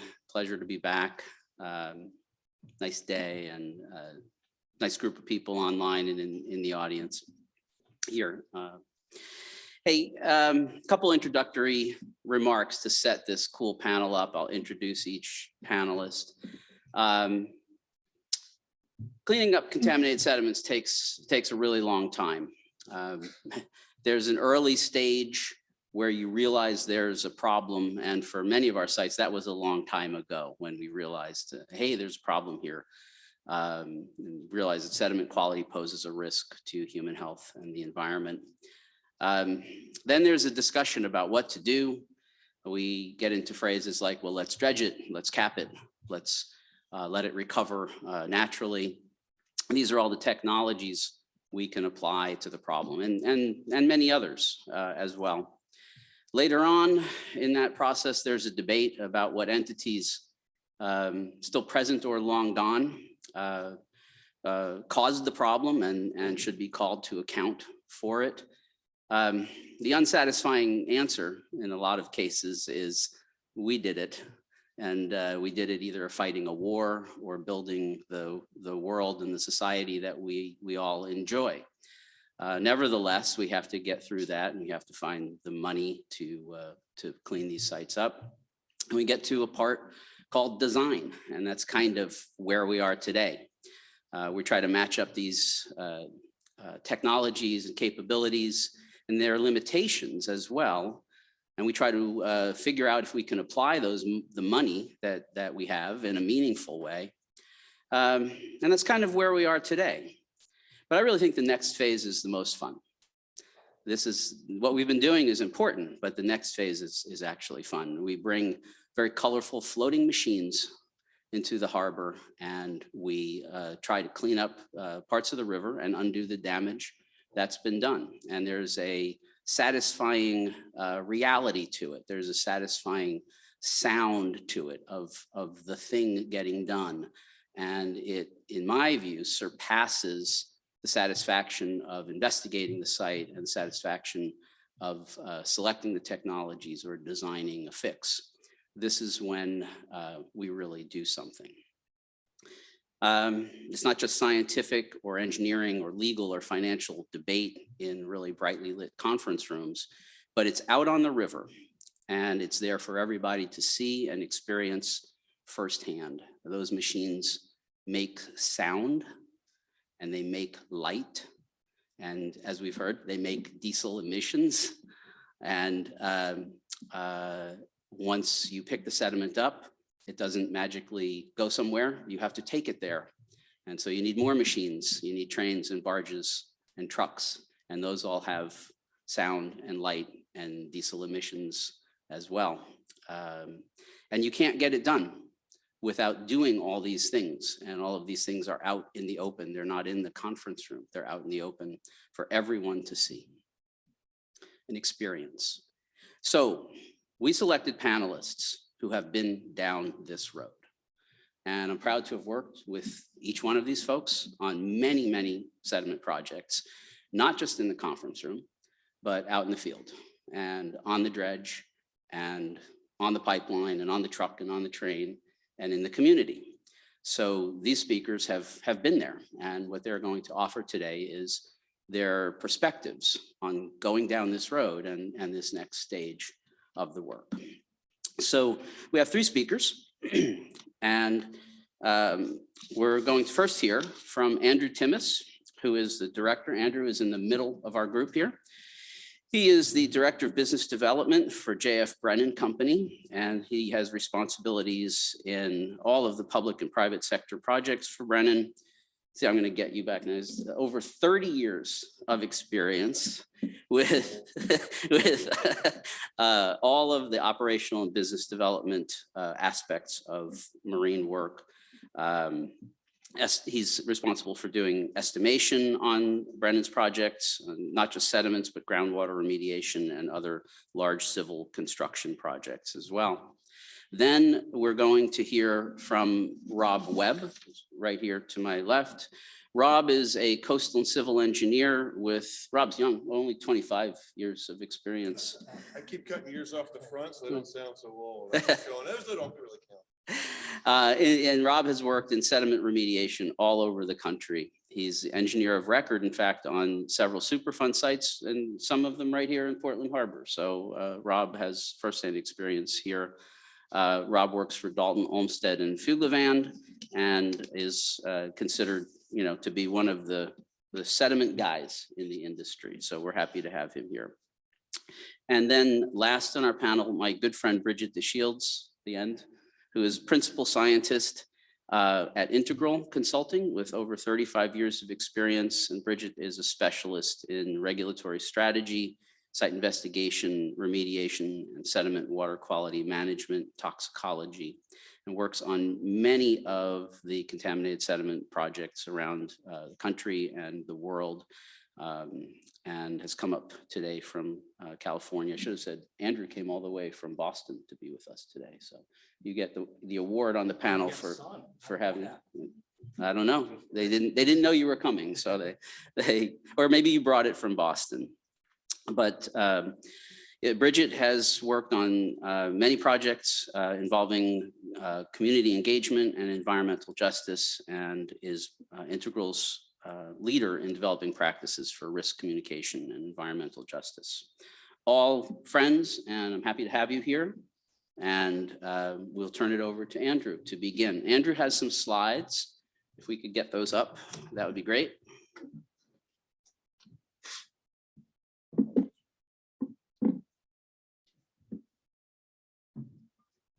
This work? Yep, it works. Okay. Thank you, Philip, for having me come in. I appreciate it. It's hard to believe there's over 100 years of experience on this little dais here. But I'm going to give you a contractor's perspective of what you could potentially see or what could be happening. As Philip said, I've been in the business for a long time, business development more recently, but I've been on Superfund sites, built and run different projects around the country, focusing more on specifically sediment the last about 20 years. So what I want to go through today is some of the different things and the challenges we're going to run into. So the first thing I always say is, I get 2 phone calls from consultants. It's, hey, I got a dredging project. What's it going to cost? First thing I say, $1 billion. It's only 1,000 yards. I have no idea what it is. It could be something else, but that's my answer. I got lots of questions. The next is, how fast can you dredge? I go, okay, how fast can it go to the landfill? There's all things. So what I want to do is talk about the project, not from dredging to landfill. You have to go backwards and look at this as a logistics project. This is not just a dredging and capping project. This is a logistics project. A lot of moving parts, a lot of things that are going to happen. So I'm going to talk about disposal backwards, what kind of access you may need for water access, dredging, the process of sediment dewatering and the processing, what it has to use to get it to the facilities, and then capping infrastructure as well, because all these are going to be major components to a project. So disposals isn't as simple as just putting it in, digging it up and putting it in a truck and taking it somewhere. You need to understand what a disposal site can take. So when I always say we're working backwards, you have to understand what a site can take. Can they take 1,000 yards a day? Can they take 100 yards a day? Can they take 10,000 yards a day? How can it get there? Do they have a rail spur? Can it only go by truck? Can it be barged to the location? So these are all different things that you'll see as we go through the process that'll affect how fast the product can move forward. The other thing is what do they need to have to the waste in preparation to accept it? Most facilities now, due to some issues that occurred at landfills, they're all requiring a strength requirement, which isn't what it used to be in the past. Before, it used to be what they call pass paint filter test, which is literally you have a paint filter, you pour material in there, if water goes in it, it's not dry enough. Nowadays, they look at strength. So that's a major component, and it really affects how the material has to be dealt with once you dredge it and get it prepped to go to a site. And then you got to look at what you're dealing with waste streams. Are we just dealing with sediment? Are we dealing with creosote piles? Are we dealing with debris? A lot of different things that all have to be dealt with as part of this process that the end. Most cases, a landfill only accept material that's within 24 by 24 inches. So you start thinking about what you may pull out of the river. That's really another whole process that has to be dealt with in your disposal options. So this is it's interesting. We started out with talking with diesel emissions and everything else, but when you look at logistics, we're going to move 1 million yards of material out of the harbor. Well, those are some simple numbers of what it looks like. So you're looking at 20 tons at a time in a triaxle dump truck. Dump trailers, maybe 23 to 24. Some states allow heavier loads with permits. Intermodal containers, we'll show those in a second, only take 22 tons. And intermodal or gondola rail cars, they take about 100, 120 tons. So when you look at the range of what the material may be, it's not a 1-to-1 ratio. You could have many more tons per yard as you start putting this together. So you can see the numbers add up fast. So there's a lot of logistics that have to occur. So I'm going this path because you have to understand what we have to do to move. Again, we're looking at how we're going to get it from the river to either a train, or we're going to have to take it to the landfill directly. So an intermodal container is something very simple. It's literally just a roll-off box. Oh, the laser doesn't work. It's too dangerous. I can't play with it. It's just a roll-off box. What they do for the intermodals, though, they're a little bit more protective since once it goes in, they wrap them all up. It's like a big taco. They take those, they put them on a truck one at a time, and that truck will then go to a rail yard where they then will load them onto a train. An average train, meaning one section of train, can hold anywhere from 4 to 6, depending on what the weights are. So every one of those you have to move over that rail yard, then you have to put them on a train. Lots of items to look at in there. You have to get an area where you can load them into to take them to that area. Once you get to a rail yard, it's not as simple as just pulling them up to rail yard. There's a lot of room involved. If you've seen rail yards, there's a lot of tracks all in a row. So understanding how that'll all fit into that process is going to be key. The other option is gondola rail cars. All they are is just a big rolling roll-off box. They can hold a lot more, but they're a little bit more work involved with them. You can line them, but then you have to then take the material in dump trucks to the rail yard, offload the material into a gondola, and then once it gets to the landfill, if it's not at the landfill directly, they have to then take it out of the gondola, put it in a truck, and then take the truck to the landfill. So a lot of double handling. It sounds great in a lot of cases. It moves a lot of material, but there's a lot of work involved and a lot of interaction and a lot of touching material. In the construction side, every time you touch that material, it costs you money. So you try to get it from point A to point B without touching it as often as you, a few times as you would like. So now we talk about the dredging. There's obviously we have mechanical dredging or hydraulic dredging, and it all involve different sizes and scopes of equipment and size of how to move it and how to move it forward. So we got a couple examples up there. We have a large lattice crane with a large clamshell bucket dropping it into a barge. Now, a barge can hold about 1,100 to 1,100 yards of material. It's great for areas that are wide open. You've got deep water, so you can move them around because full, that's going to draft about 11 to 12 feet. So it's great for certain areas and it's moving around. So you can move a lot of material there, but now you start thinking, okay, well, I get it in the barge, I got to take it to the other end. Now I get it in a truck. So again, how much can I actually dredge? There are some, you'll hear, oh, I've got a big 8-yard bucket. I got a 10-yard bucket. There's a company on the East Coast that's got a 35-yard bucket. You can dredge a lot of material, but again, you have to get it in the barge and move it.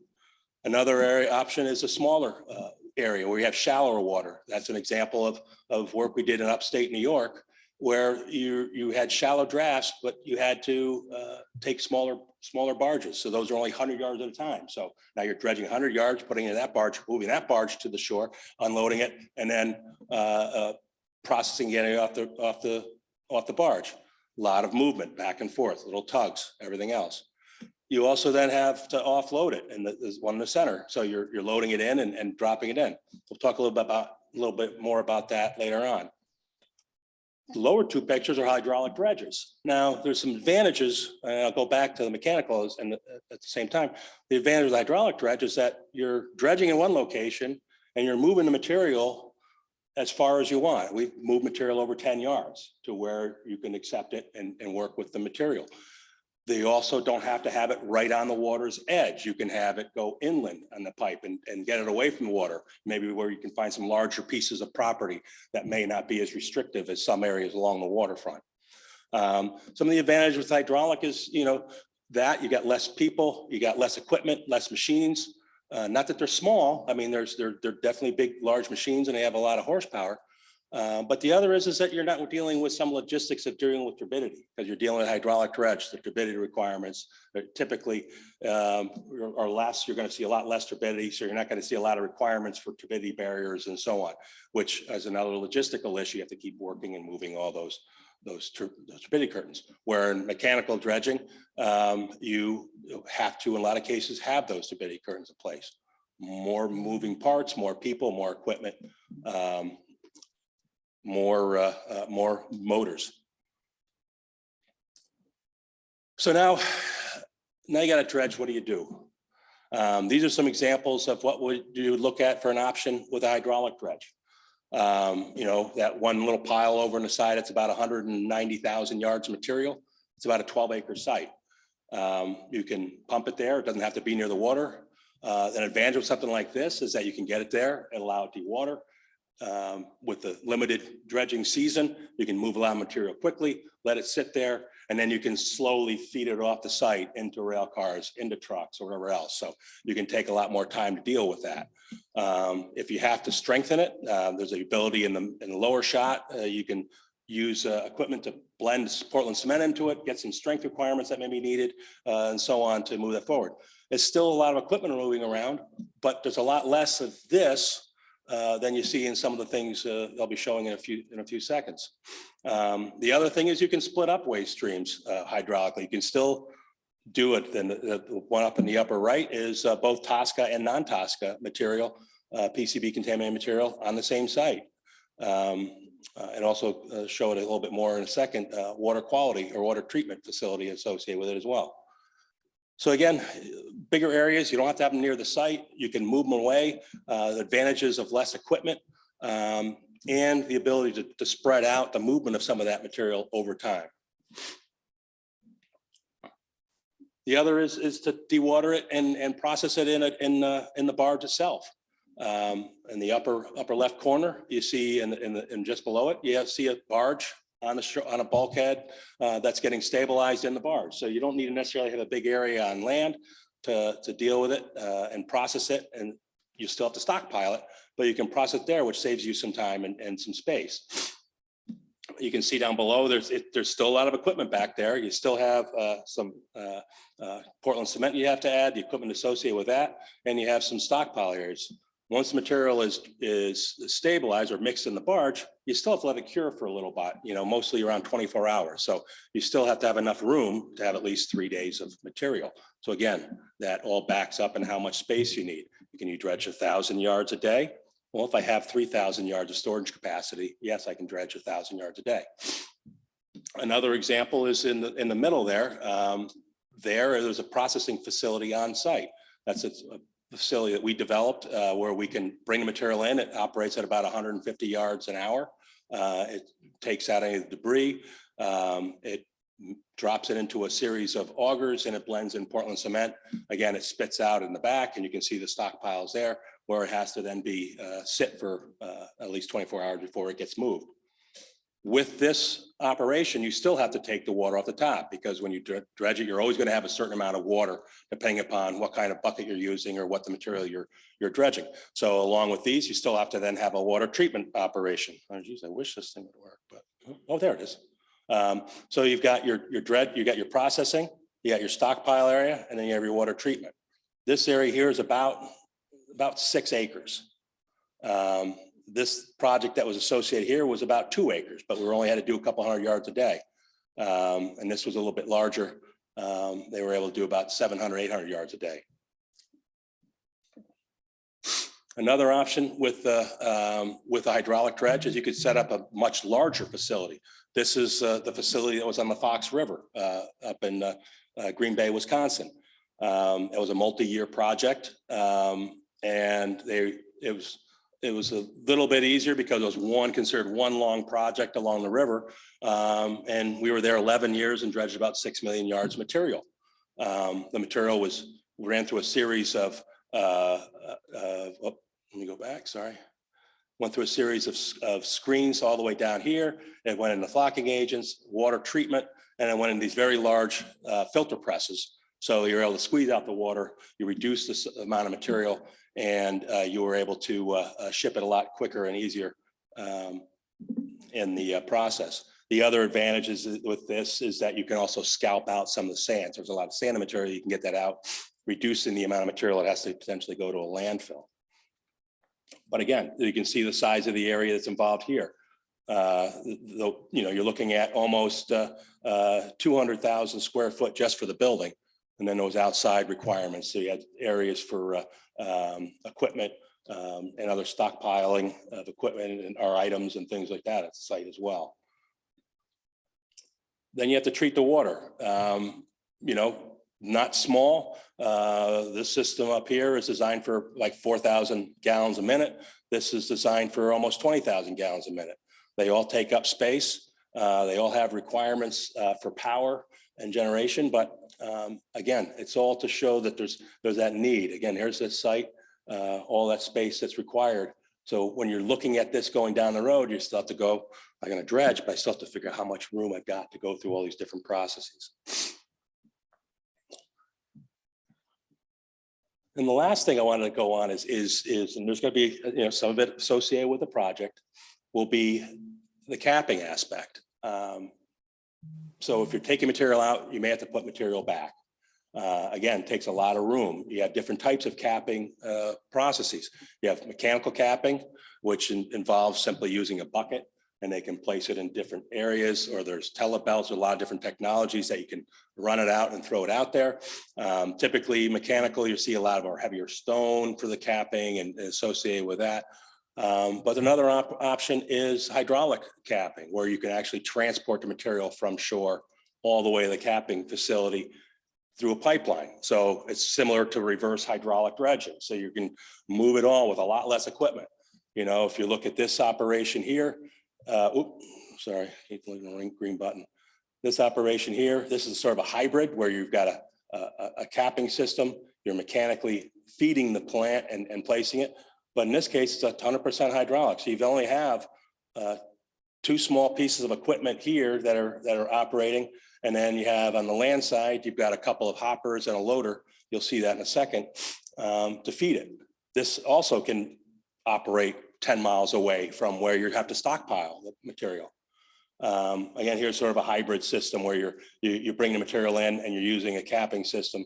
I'm not going to get too much in the capping system itself, only because it's something that we have alone and it has some advantages, and others may not have that. So I don't need to go down that path, but it's more or less to show that there are options. There are other companies that do hydraulically move material to their sites and so on. So, and then, trying to get that material out there. I mean, we just completed a project just in 1 year, 1 season, we had to put down 800 tons worth of material.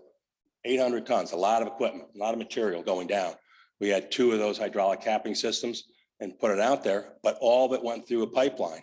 So we only had 2 pieces of equipment and some survey boats on the water. It was very efficient, and we were able to get a lot of material down in a day and then over that season. But you can see the operation for on land is very small. You've got a pile, you got a loader, you've got a pump, and you got another 2 pumps, and off it goes.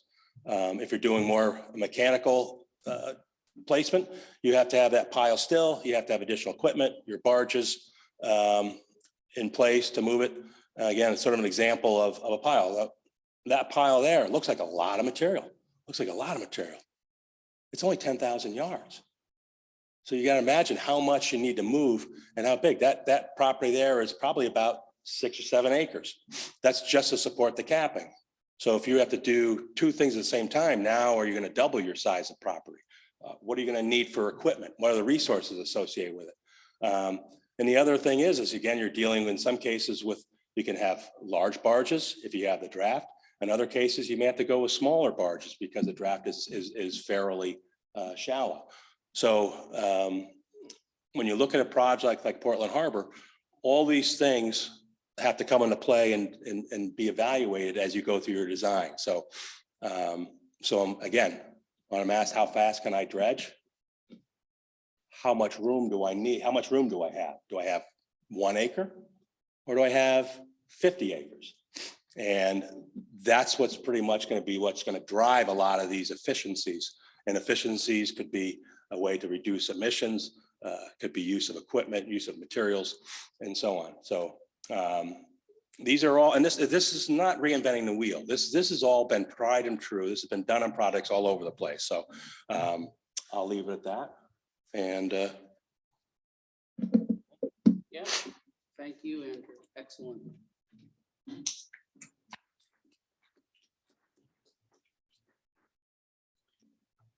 So we're going to turn it over to Rob Webb here, and Rob is going to talk to us about a particular area of sediment processing and sediment processing facilities. He's had a lot of experience in that area, and that's something that is certainly needed in Portland Harbor.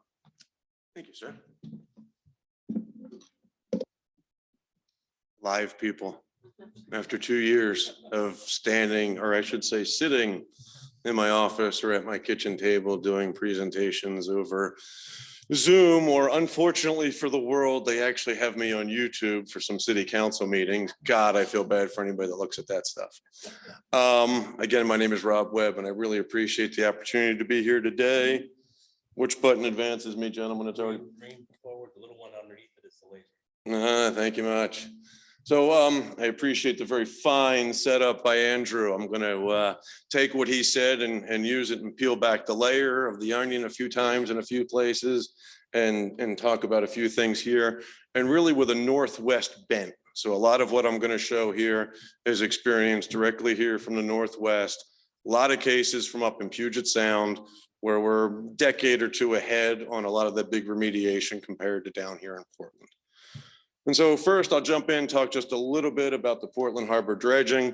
I'll follow up with Andrew's discussion on dredge types. It's favorite subject, and it's always the right tool for the task kind of thing. And then talk about a little bit about this subject of TTD. Like Andrew said, you got to get rid of the material. And so let's talk about how we transload it and get it from where we have it to where it needs to get to its final resting place. And then at some point, we'll get an opportunity to take some questions. So in the rod, 3 million cubic yards. Andrew gave you some nice graphics there. I generally like to use about 10 yards per dump truck. So if you think 3 million cubic yards, that's about 300,000 dump trucks. Nobody wants that many dump trucks moving anywhere. You'll be rebuilding roads, let alone, everything else you worry about. And so we got to consider that. Andrew mentioned the 2 types of dredges. When we speak about dredging, we have, as he said, hydraulic dredges and mechanical dredges. And what that terminology means is how the material is transported. It doesn't have anything to do with the actual necessarily the machine itself. It has to do with how you move the material. And one of those ways, as Andrew said, is with a hydraulic dredge. And there's different types of those. But the main thing is that they take the material and they fluidize it. They turn it into a slurry. Generally 8, 9, 10 times the amount of sediment water is added. And then you pump it through a pipeline, as you can see here, and you create a nice muddy mess, and then you process it and you can get the water back out, et cetera, et cetera. But the main thing is you move it by water. These are much more common back on the East Coast and in the Midwest, down on the South Coast, even though we have the Dredge Oregon there, which primarily does flow lane disposal, putting stuff right back in the waterway. You can see those 2 pictures on the bottom have large flat areas behind them. Mostly here in the Northwest, a lot of our waterways tend to have things that come out of the water at very steep slopes. And so since we didn't have a lot of hydraulic dredging out here historically, whereas back on the East, other places where I grew up, we have huge marshes and we could pump this material up into a big settling basin.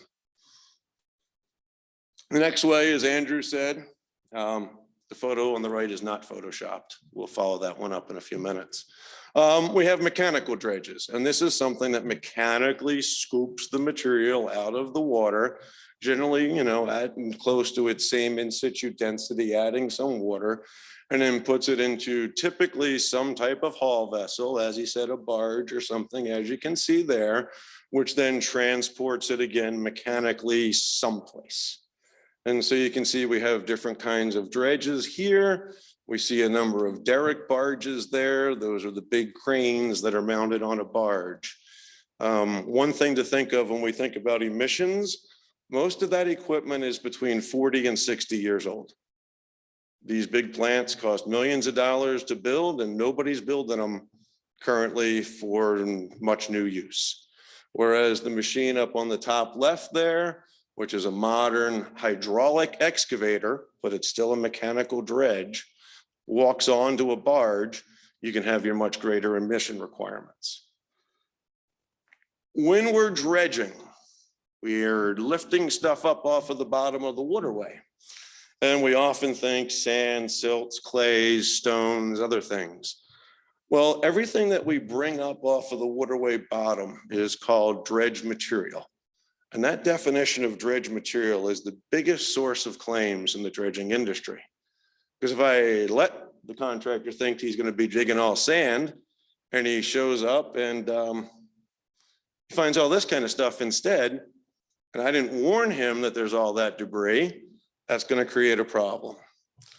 And so what you see here is debris that's very common here in the Northwest. It's related primarily to log rafting. We had tremendous logging here. We had tremendous log rafts. Those log rafts put huge amounts of steel cable on the bottom of the waterway. They put huge amount of logs. I've pulled 3,000 logs out of one site. I've pulled miles of cable. The problem with cable and other debris, it's linear. You can't screen it off. It's not like basketballs and rocks. I can't put it through a sieve and knock it off. It falls through. It gets in and gums up the works. That bird's nest on the upper right there with that gentleman with his head turned walking away disgustedly because he's going to get the cutting torch, which he's going to be friends with for the next few hours, is a cutter head full of wire cable. The little things down at the right troubled me for 3 years during the Hylobos. Those are little picks that they put in the logs to put the log rafts together. They love pneumatic loader tires, and they will eat pneumatic loader tires all day long. And they're about 6 inches long, so you can't really get them out of your way. So dredging, as Andrew said, he started from the back end coming forward. As this little fella here that just scooped up some mud is learned, my former mentor, and some of you may know Greg Hartman by name, when I first went to work for him 25 years ago, he said to me, Rob, dredging should be a 2-word word. And I said, Greg, that makes no sense. It should be a phrase. He said, well, no, dredging, you got to dispose of it because once you dredge it, you can't just hold it, you got to put it somewhere. And since it's generally like mud, it doesn't stack real well. It tends to go all over the place. And so we always have to think, as Andrew said, from the back front. Here in the Northwest, we have 2 landfills that have historically taken some of the larger volumes of dredge material, one in Eastern Washington, one in Eastern Oregon. Both of them have had waivers to the paint filter test in different degrees. There's 3 dams and 150 miles of river between here and there. As we heard, one of those dams is a Superfund site. Very great cultural significance and beauty to the waterway itself. With that setting, I'll talk for a minute here about some previous transfer facilities and what we've done up in Puget Sound. And this is, again, kind of technology transfer.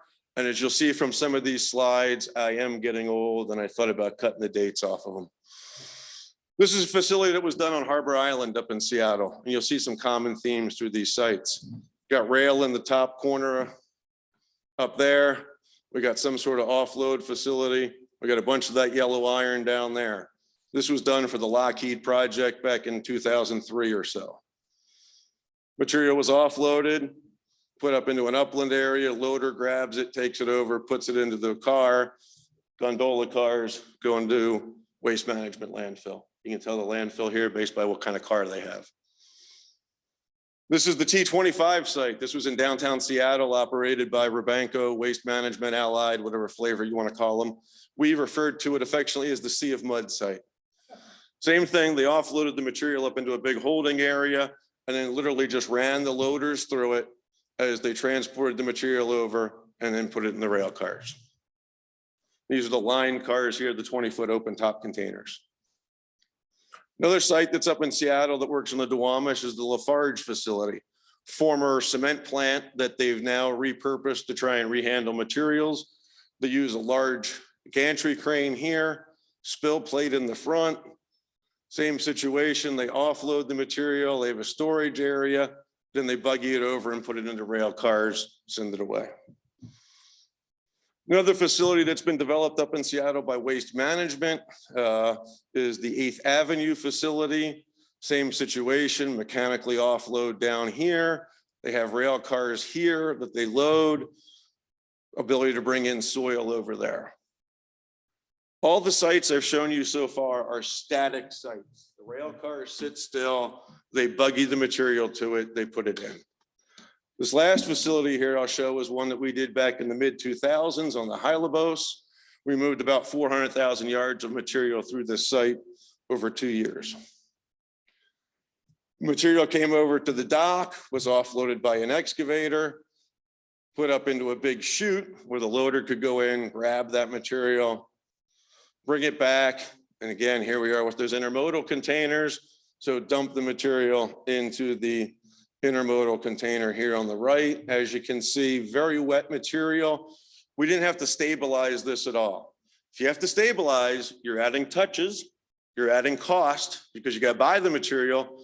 You're also adding weight because if I got to put in a bunch of tons of Portland cement, I got to pay to get rid of that Portland cement too. Less you can do with it, less more cost effective you are. The way we ran this site was this was a dynamic loading.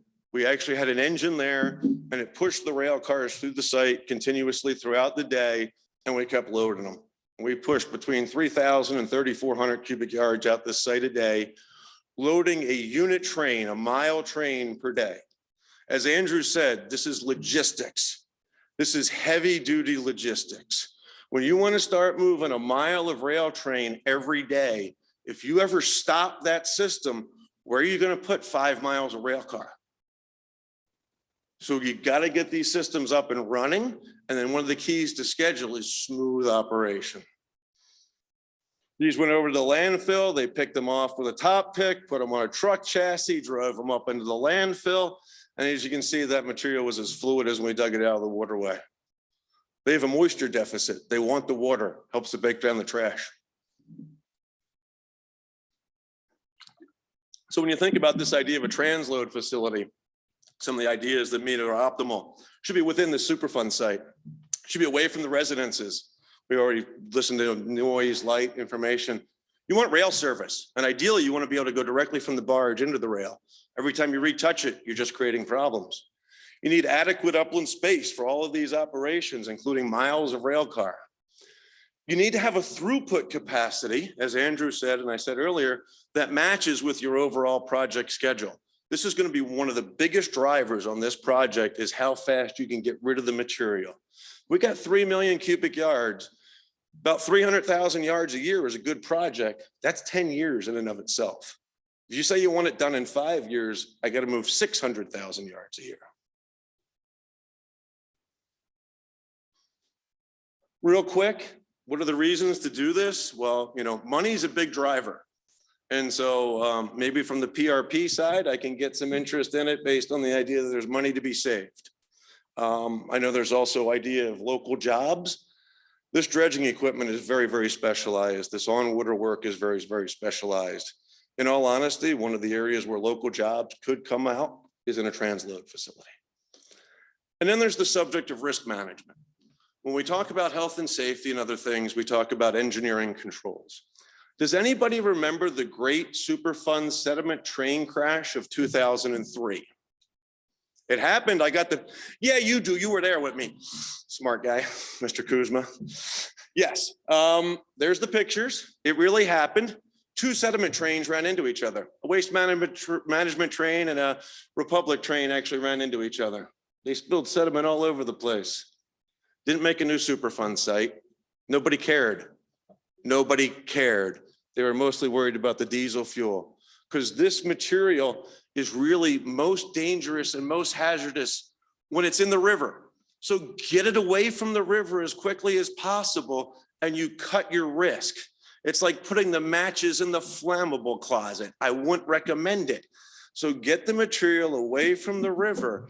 Don't run the risk of getting it back into the Willamette or the Columbia. And he's standing up to cut me off. So I must have hit right about, oh, wait, let's see. Oh, I was gonna talk about schedule, but we can touch on that later. That's not the way you want to do the project. We were valet parking those barges. I was on site every single morning.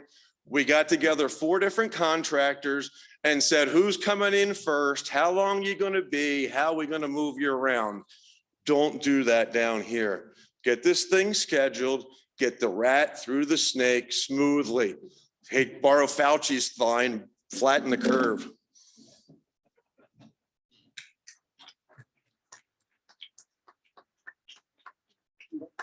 Bridget, I'm sorry, you have a very hard act to follow.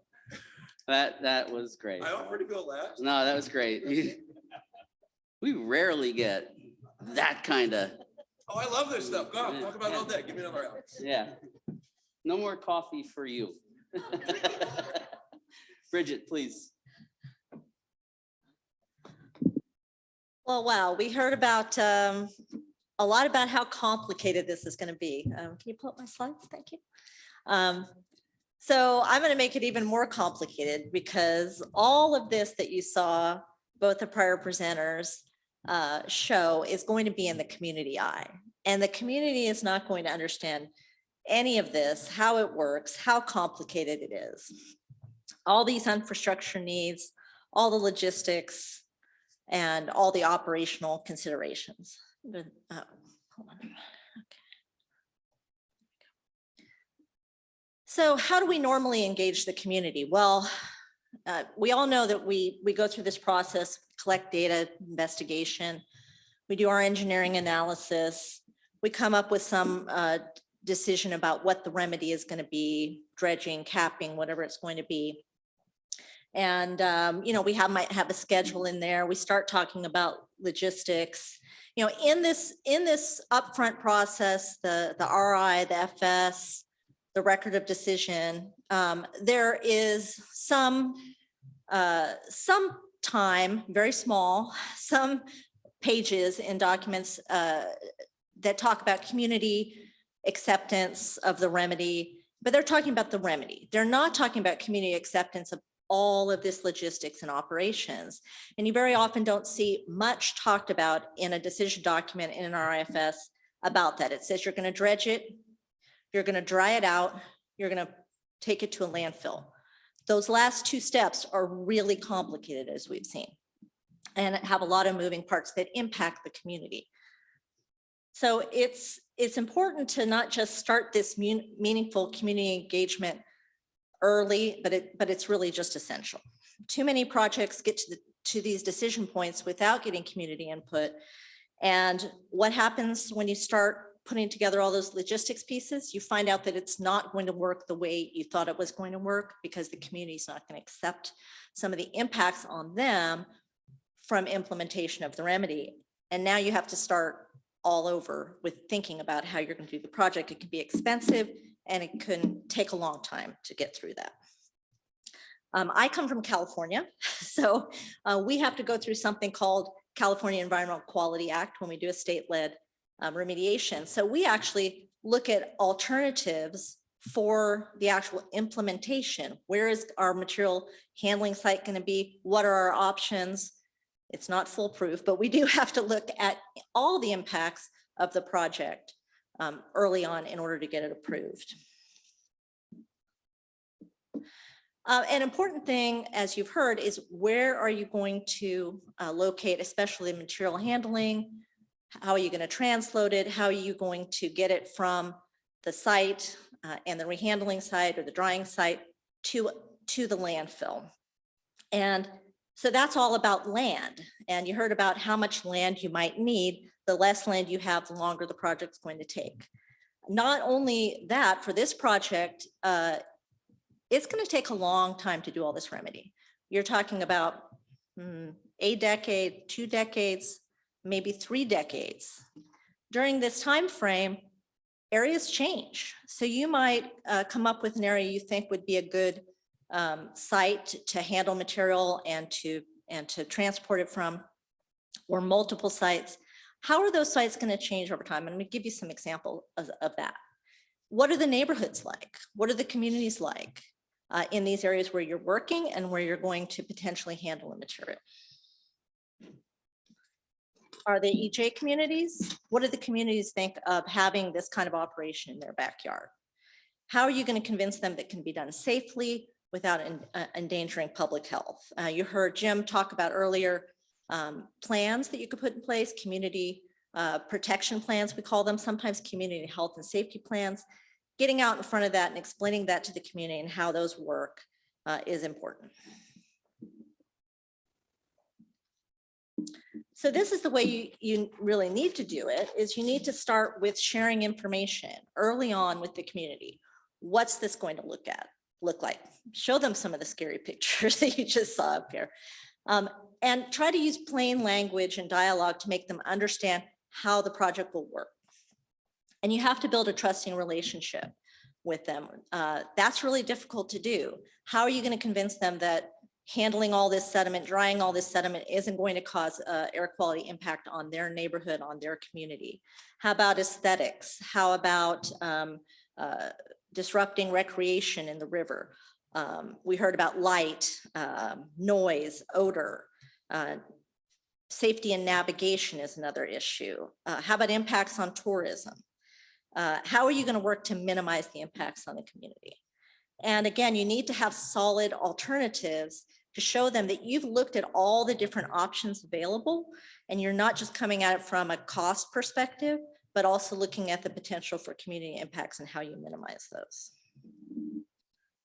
One thing we've really struggled with the community is explaining to them how, and Rob said this about the train wreck, that the real risk of the sediment is in the river. It's what it does to fish tissue concentrations, because we get this question, well, you know, this is really toxic stuff. Now you're taking it out and you're putting it near our neighborhood. Well, we know when we take it out of the river and we handle it and we manage it properly, it has a low risk. But how do you communicate that to the community? They say, well, why do you have to clean it up? It must be really toxic. So I'm gonna talk a little bit about perception versus reality. I don't know, this first one might be reality. So we're gonna have a lot of remediation. And this is what the public thinks they're going to see. Rob talked about the valet parking of the equipment. So is this what the community is gonna see, or will the project be able to be phased to not have it have this much impact? We also know as practitioners that when you handle sediment, manage it, dry it out on land, it looks like this, which, okay, maybe this doesn't look super neat, but for people who deal with sediment, this is pretty neat and tidy. This is what the community thinks they'll see. So how do you get beyond that? So some ideas are to make data available to them from other projects to show them how it's worked in the past, that air quality hasn't been impacted. Another idea is to do a demonstration project, do a small scale project and have the public come out and have observation platforms, have real online data for them to take a look at, to show them that it's not going to look like this and you can manage it not to look like this. Let me give you a couple of examples. This one here, these are both sites in San Francisco.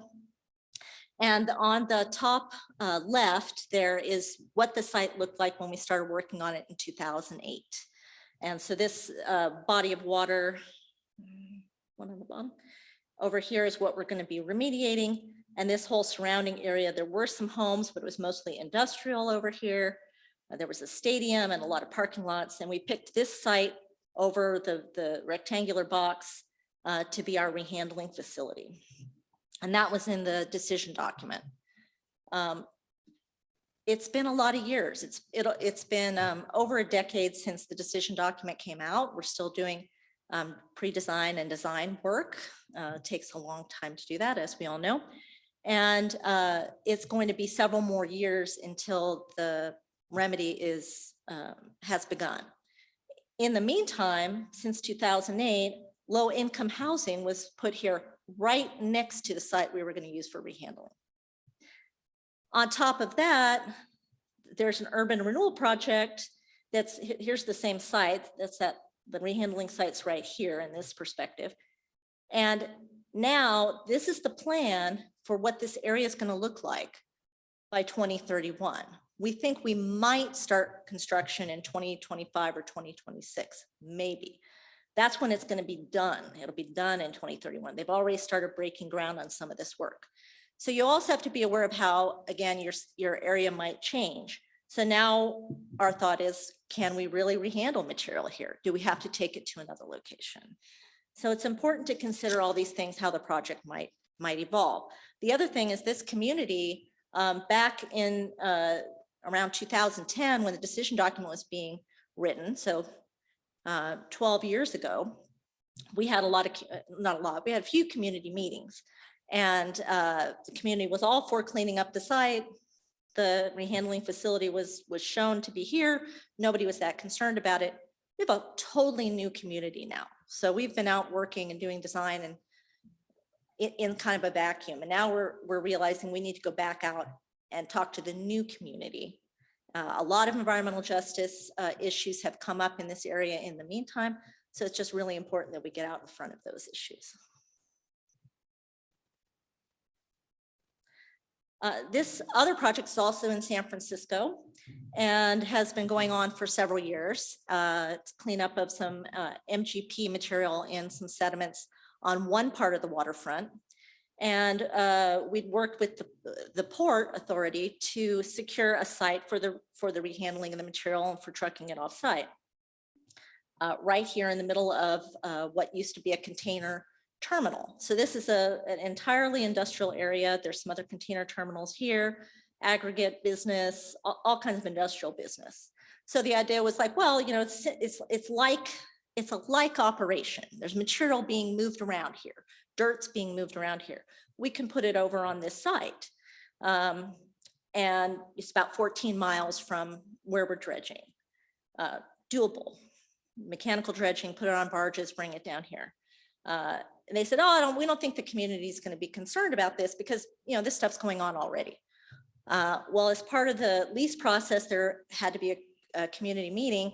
The community was not pleased with it. The community said, why are you taking this from somewhere else where, you know, there's a different kind of community, not an EJ community, and bringing it over to our EJ community? Now it looks like this site will not be usable for rehandling. So these are things you have to think about and get out in front of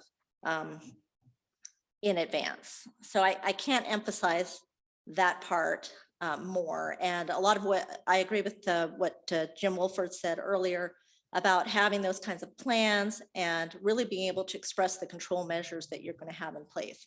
But realizing that maybe even with all of that, the community won't accept this kind of operation in their neighborhood.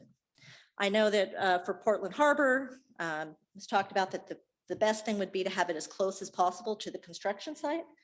That may not happen. There may not be land available. There may not be an area that would be suitable. But if you're thinking about taking it out of the area, again, you're going to have those kinds of things to consider. The community you take it into is going to say, well, this is contamination from Portland Harbor. Why are you bringing it to our area? So just something that has to be considered in planning. Thank you, Bridget.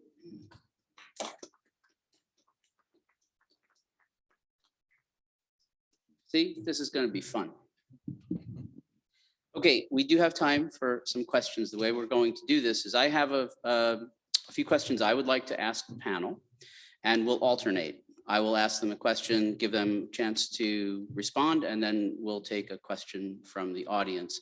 My only request is that if you have a question, just hold the question long enough for us to get a microphone into your hands. because without that, the folks online cannot hear you. We might be able to hear you in the room, but the folks online will not be able to hear you.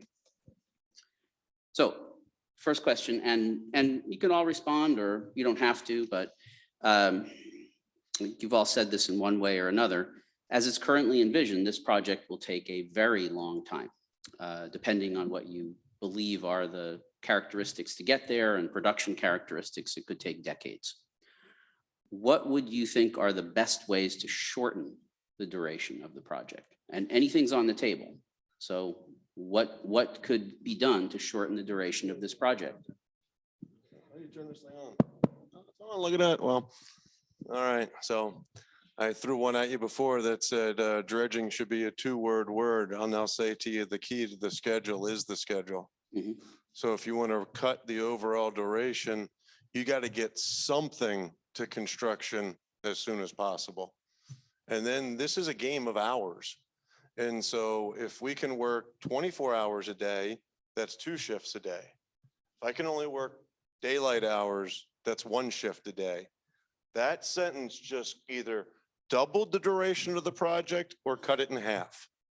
And I've lived this where I had literally a gentleman swim out to a barge on a project. Reason being, he bought his house after the community outreach had happened and he didn't know what was going on. So that, and don't let perfection be the enemy of good enough. You could sit and reinvent this project 10 times over. A friend that worked for Ford once told me that's why we have different model years. At some point, it's penned down on design for this year. Put that in the next one. Yeah, definitely the timing is that, and the other is, and it's always hard. This is always a harder one. Is to you got a limited construction season due to a fish window, so you've got to try to put a lot done in a short period of time. In some cases, you have to look at. You're trying to clean it up. You're trying to eliminate the amount of toxins in the fish. So sometimes you may have to go into a fish window a little bit further, maybe go an extra month longer on either end to get some of this going, to elongate that work. And the other is start planning now, maybe develop a regional or some kind of specific site now for the entire project. Because you have different owners, different groups that are going to be looking at different types of projects. So they may not have that opportunity to use one site because if they get out first, they may close it up. That site's not going to be developed and not be available. So thinking that far ahead, getting that infrastructure in place early. Yeah, I was going to echo planning, all aspects of planning. And I do agree that if you could find 1 or 2 or 3 sites that could be used for multiple projects, then also it does minimize how much of the community you have to engage with and what the community impacts would be as well. All good points. Okay, we will take a question from the audience. You had one question already, I believe, so we'll take a question from this gentleman. Is that okay? Yeah, so please, microphone is on its way. All right, so you've scared me with all this talk, and you were talking about the Fox River, and I've toured that facility that was there for treating the sediment that came out. That considerably reduced the volume that had to be transported and disposed of, right? How did that pan out? Is that why, and why don't we see facilities like that on other contaminated sediment sites, or do we, and I'm just not aware of it? The one thing is the removal of some of the material. They screened out a lot of sand. There was a lot of sand in the sediment and that. So they were able to remove almost 500,000, 750,000 yards of sand that they could use as beneficial use on highway road products and things like that. So that was one. They also squeezed it, removed it, so it made a smaller volume and it reduced the water. But you also had 3 owners. They were working together, and they had the entire length of the river that they were responsible for. So it was just one project, one length of river, one, I don't want to say easy to work with client, but they were all in it together and they were able to make it happen. One of the owners in that case owned the property that the site was on. So they actually used that to their advantage and say, well, here's some of our allocation is that this is our property and this will put in this part of it. So, you know, I can't say I'm an expert out here and what's going to happen, but I don't see that as happening out here compared to what that was there. Same on the Hudson River. Hudson River was a very large project, a lot of infrastructure in place, but it was one owner and they had 40 miles to deal with, one site, multiple years. But let's look at Lafarge. You know, I don't know what their capacity is and what kind of a footprint they would need to be able to be doing this kind of thing up on the Duwamish River. But this was a business opportunity for them to be a transloading facility. And could they also be a treatment facility and reducing the volume by 2/3 that has to go offsite? And why aren't we thinking about things like that? Or are we thinking You'd have about to ask it in a- Lafarge. Yeah, Well, if I may, real quick. please, yes. Our experience is getting the water out costs more money than leaving the water in. Because our landfills here have the paint filter exclusion and can take the water. You ever try and squeeze water out of mayonnaise? Okay, that's what dredge material is like, okay? It's not like a sponge where I just squeeze it. It's not like sand where I stack it here and the water runs away. It's like mayonnaise. The water is thoroughly embedded. My net input of energy cost to get the water out is usually greater than the cost to ship it and put it in the landfill. That's why you don't see a lot of it, John, is just the cost, the BTUs in. I mean, we've looked at making glass out of sediments. We've looked at doing all kinds of stuff. And in all honesty, 20 years later, it's cheapest to put it in the landfill. Lafarge wins either way. They get the Portland cement to mix it up, or they can get the property. But that's a decision. I know there's a lot of those that are looking at, you know, how can I have a property, what am I gonna do with it if I got room? This question of to dewater or not dewater is a really big one, and each site has its own experience on it, right? Each site around the country and the sites here in Portland Harbor are diverse enough in the material that needs to be removed that for some of these sites, dewatering may be a viable option. And for others, it may simply not be a viable option. As Rob said, you know, if you pencil it out and you do the math, it may be cheaper to take the water to the landfill and dispose of it than to try to squeeze it out. Those are things that the design teams need to work on. Okay, my turn. Well, this one kind of fits in maybe with what we're talking about. And maybe we've already answered this question, but I'll ask it and you guys can tell me if you think we've answered it already.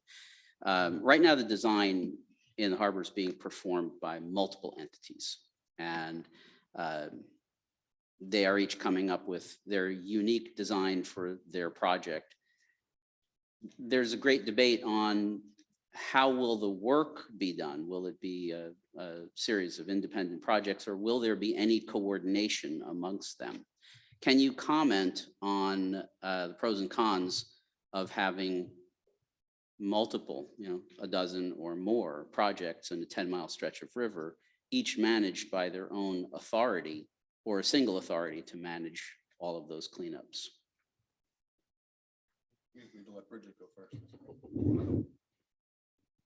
Well, I'm sure they will both weigh in, but it certainly would be more efficient to have a single entity or group of a single group. It could be a group as well that work together to implement the work. It would allow better coordination. It would allow more transparency. It would allow consistency in how the project's implemented, would reduce impacts overall. If you have the opposite of that, it's just called chaos, right? So that's the risk. I was gonna say, it would be a real poop show with multiple projects going on all at once. You're also not just the movement of material. Everyone then at that point is gonna be fighting for the right location. They're also gonna be fighting over materials. They're gonna be fighting over space. They're gonna be fighting over labor. And you also have to figure out, and there's so much going on right now, who's going to build the work? Because there's so much work going on, and thinking from the contract perspective, we can't do it all. There's just too much out there. And this is almost one time other in my career, this is one of the first time in my career, we're literally turning away as many jobs as, or probably more jobs than we're actually building, because there's just so much work. And that's going to be a factor coming up in the future. Further thoughts, Rob, or you feel that that covers it? I'll let that go. I'll pick up the next one. Okay, great. Well, it is time for a question on the floor. You had one. I would like to go back to you because you've been so patient. Wait, please, though, for the microphone, though.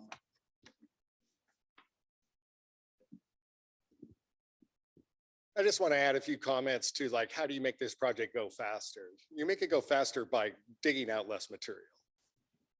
You know, and reducing the size of the SMAs doesn't seem to be doable. EPA's digging in, you know, and making them larger. So the only way to reduce the material thing is to cap on grade. This is really a capping remedy, not a dredging remedy, unless you've got principal threat waste. So the real way to get this thing down is to allow the cap on grade and to figure out how to manage the flood rise analysis, which is the driving factor for that. So I think that, you know, that's kind of a strategy that in the Jacobs side that we're working on. How can we work the flood rise side? What is the baseline for flood rise? And how do these caps really affect the flood rise? Because you can cap on grade probably if you have no flood rise.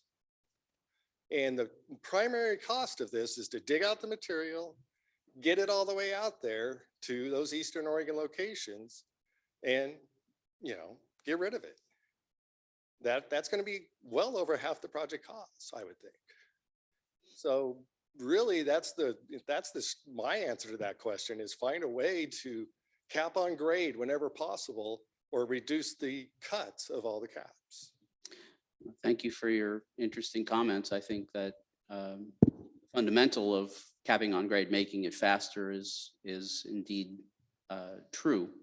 It may not balance all of the other needs and all of the other things that people want to have happen. Is there a question, though, from the audience? That one being more of a commentary. Gentleman right here at Holly's table.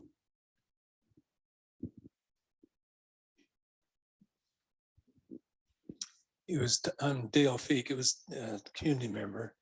It was talked about diesel emissions and indirect sources, but I have a question about cement, because I know that cement is one of the biggest climate change problems. And so is there any talk about how much cement do you use?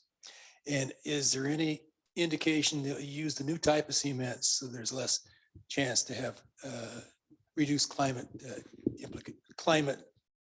problems? Now, I'll try to respond to this one a little bit.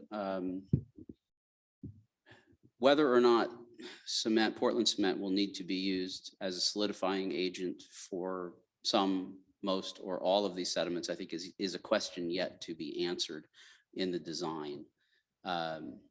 And as far as I know, no one has brought up the topic yet of low carbon footprint cement as an alternative. So that's an interesting concept and one that maybe can be considered in the broader context of green remediation. You know, if you need cement, think about this alternative, right? Good comment. Yeah. I mean, the other, I mean, on average, you're going anywhere, on average, 7% is what you're going to see in most cases adding Portland cement. But you can also add other products. You can add fly ash, which is a waste product from power plants. So there's an abundance of that as they're going through dealing with the cleanups of these power plants. That's another option to utilize, but you're using a lot more of that material to typically stabilize there with Portland cement. So at some point, they may have to add something. You know, wood chips don't work. There's a lot of other things that can be out there. It's really going to depend on what it is. In some cases, you also have to add Portland cement, not just to dry it out, but in some cases, a stabilized material to bind in what's in the sediment to take it to some landfills. It has to be bound up in that material. So it's an option, you know, but now where are the balance? So you gotta bring in a lot more fly ash. You're bringing it into the area now by train, using a lot more, even though it's a waste product. It's already had its expended impact to generate it. But you got to use a lot more. You got a lot more than taking it out to landfills and adding up. So 7%, on 1,000,000 yards is a lot of material. At 15%, that's even more material you then have to move off site. And I'll just go back to my preference from the Hylabos. Don't stabilize it at all. Just send it wet. They got use for the water on the other end. Good comments all. My turn for a question here. Assuming that the designs that are in progress will indeed be high quality and sensible designs, that they won't be absurd in any way. The success or the failure of the cleanup will ultimately depend, though, on the marine and dredging contractor community being able to execute those designs, right? They have to be workable designs. Can't hand a contractor a design and they say, well, this has never been done, or this is crazy. What are you trying to do? So what's the best way to get a meeting of the minds, if you will, of these two communities of expertise, designers and contractors, and people who put the ideas down on paper and the people who are responsible for building them? How can we best bring those two communities together over the next few years so that we don't have those moments where the contractor community rolls its eyes and says, what were you guys thinking? We call that design behind the desk. So getting out in front of it, it'd be as simple as saying, get the contractor involved early on, get contractors or the industry involved early on. It's easier said than done because the different groups have different requirements. They have different, procurement requirements that only allow them to do certain things over certain periods of time. But it's starting to change a lot more in the last 4 or 5 years. I think you would agree that getting the contractor involved, the contractors getting out there, they have great ideas. And we do this every day. We're out there. We're innovative. We know how to make this stuff happen and make it work. So if anything, getting contractors involved, it can be done in a number of ways. You always say, well, you don't want to give that guy too much advantage over somebody else. So you go through and invite them and make it happen and get a lot of them involved. And it's not simple, but I would strongly encourage it. I mean, it's certainly what makes a successful project. Yeah, no, I totally agree with Andrew. And I think, the current buzzword is EIC, ECI, early contractor involvement. And I would just go back to one thing that I was taught very early on in my career is when you do that, bringing contractors, the contractor itself that has experience in different ways of doing the work. Because I was told early on, if the contractor has only one type of equipment, only got a hammer, every problem looks like a nail. There's people out there that have only excavators. They try to use an excavator on every single job. There's other people that got fleets of bulldozers. They try to use a bulldozer on every job. So when you involve the contractor, make sure you have one that has various experiences so that you're not just weighing that contractor's methodology against another one. You're using that contractor's experience with the various methodologies. I think we need a trade show. All the contractors can come and put up a booth. That'd be cool. We can do it in like Vegas. Mike, it's actually the Army Corps of Engineers does that. They call it industry days. And they actually try to get early involvement. Some of them is just telling about the projects, but other cases, they actually bring industry in and start working through some of these massive projects. So it's being done. All right, I like it. We should put that on. It's audience time. I'm sure we have a few more minutes, so let's take another question from the group here. There you are. Hi, you've talked a lot about the volume of sediment that's going to get moved, and I was just wondering, in your experience, what should designers be thinking about in terms of the contaminants that are in that sediment? Like, what are the landfills going to be considering whenever they decide whether or not they're going to accept your dredged material? Well, there's a lot of different requirements that I was saying in the beginning, acceptance requirements. Rob, and I'm not familiar with a lot of landfills out here. I didn't realize I actually did. I forgot about there's a moisture deficiency in a landfill. Basically, that means you need water to decompose your trash. So if it's dry, it's just going to always stay a big mound. so understanding what that is, and a lot of other landfills outside of the ones that can take it really wet, you have to get involved with the strength and requirements. A lot of these landfills are filling up, and they're really limiting how much it is. There's a huge problem in New England right now. One of the key landfills is basically shut down by September every year because they just cannot take any more. That's what their permit says they can take in a year. That's what they can do, and that's it. And you can't relicense these. You think it's hard getting a Superfund site constructed? Try to get an expansion on a landfill.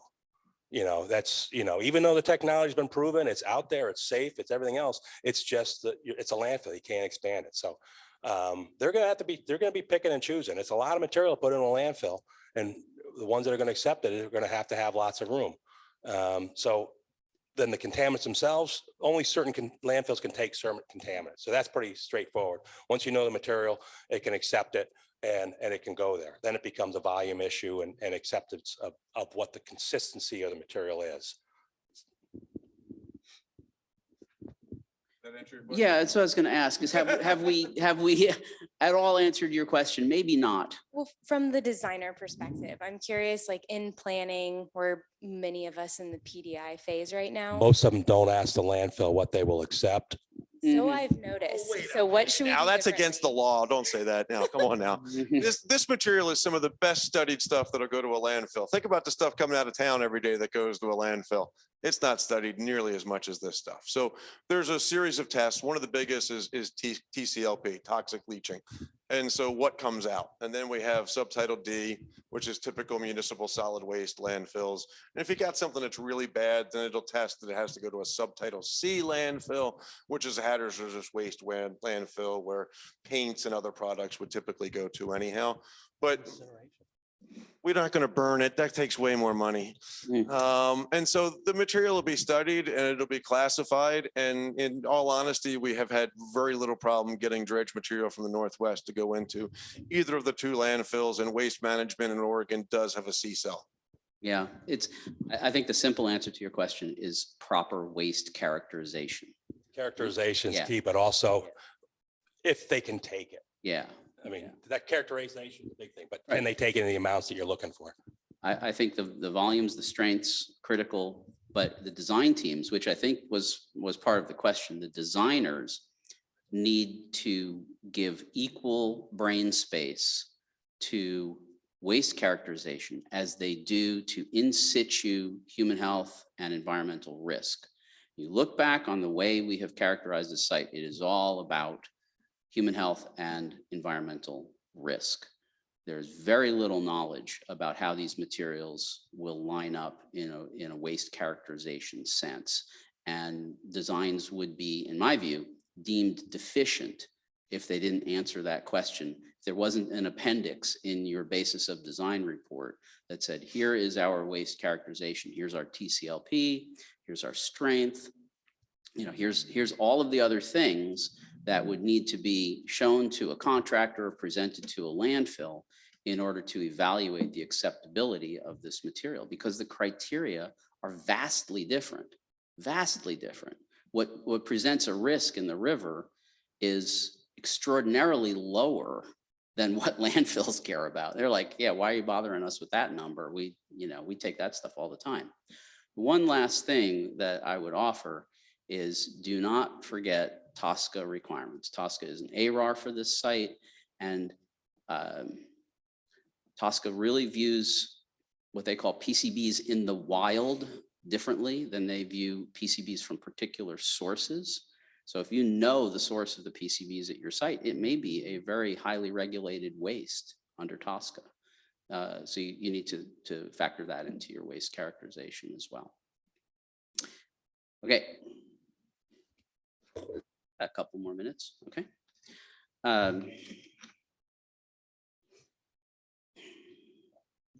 This is, sorry? Trying to come up with a stumper over here.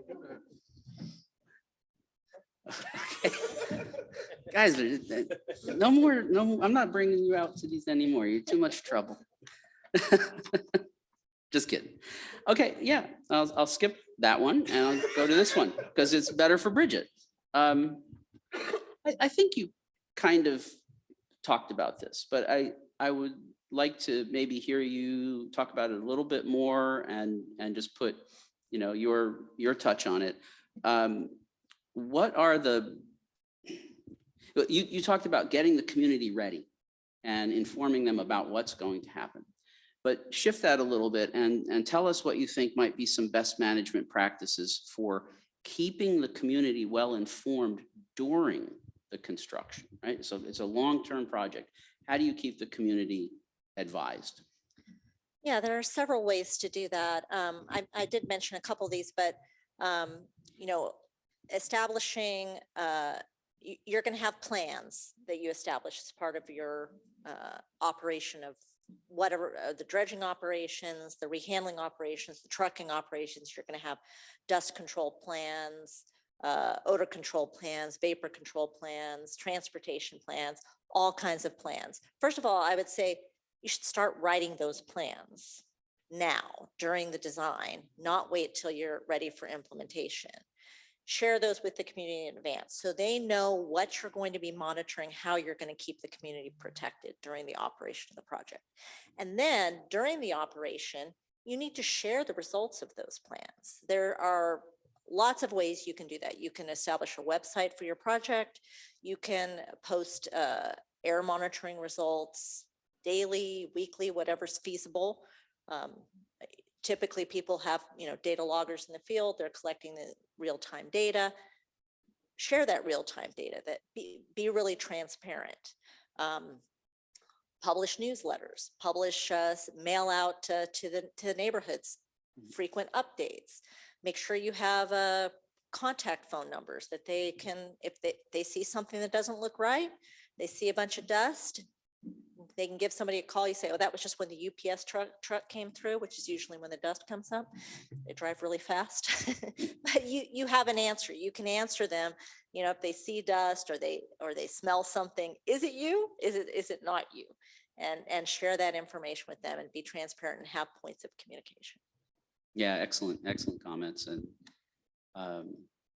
it's perilous to think people aren't watching, because everybody's going to be watching everything.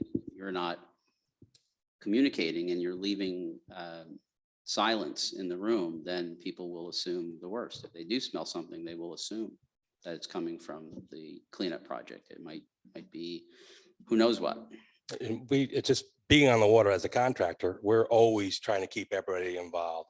We're having our signs up, you know, at boat launches, you know, inevitably we're in an area of the boat launch. We'll have signs put up. This is what you're going to see. This is what you're going to do. So stay away from that big pipe. Stay away from the barge. Don't go next to them. And so as a contractor, sometimes we're given certain latitude or we're told, don't say anything. But in most cases, for us, it's a safety issue because we're out there, our guys are out there moving. We need to know what's going on. We need some guy racing at 60 miles an hour in his bass boat, hitting a pipe or running into a barge because he's not paying attention. So it's really engagement from the water on our side is a key component as well. I think responsiveness is one of the biggest things. We had a job a few years back. We were running 24/7 or 24/6, 7 sucks. Do 24/6. Everybody needs a day off, need to fix equipment. We were working nights. A woman showed up one day, showed up at the trailer, said, I am sorry to bug you all, but that light up there on that post shines directly in my bedroom. Little older lady. We said, okay, we're sorry about that. We got up there and we adjusted that light that day so it didn't go in her window anymore. She showed back up 2 days later with 3 dozen cookies she handed out to the crew. So all I can say is when these people bring these things forward, it's really important because we're working in their backyard and these things matter to them. Well, you're better than I am. Yeah, establishing that relationship. I don't know if you get cookies here, but we'll see. Maybe time for one last question from the audience. The gentleman in the center. Wait for the microphone. We'll get it to you.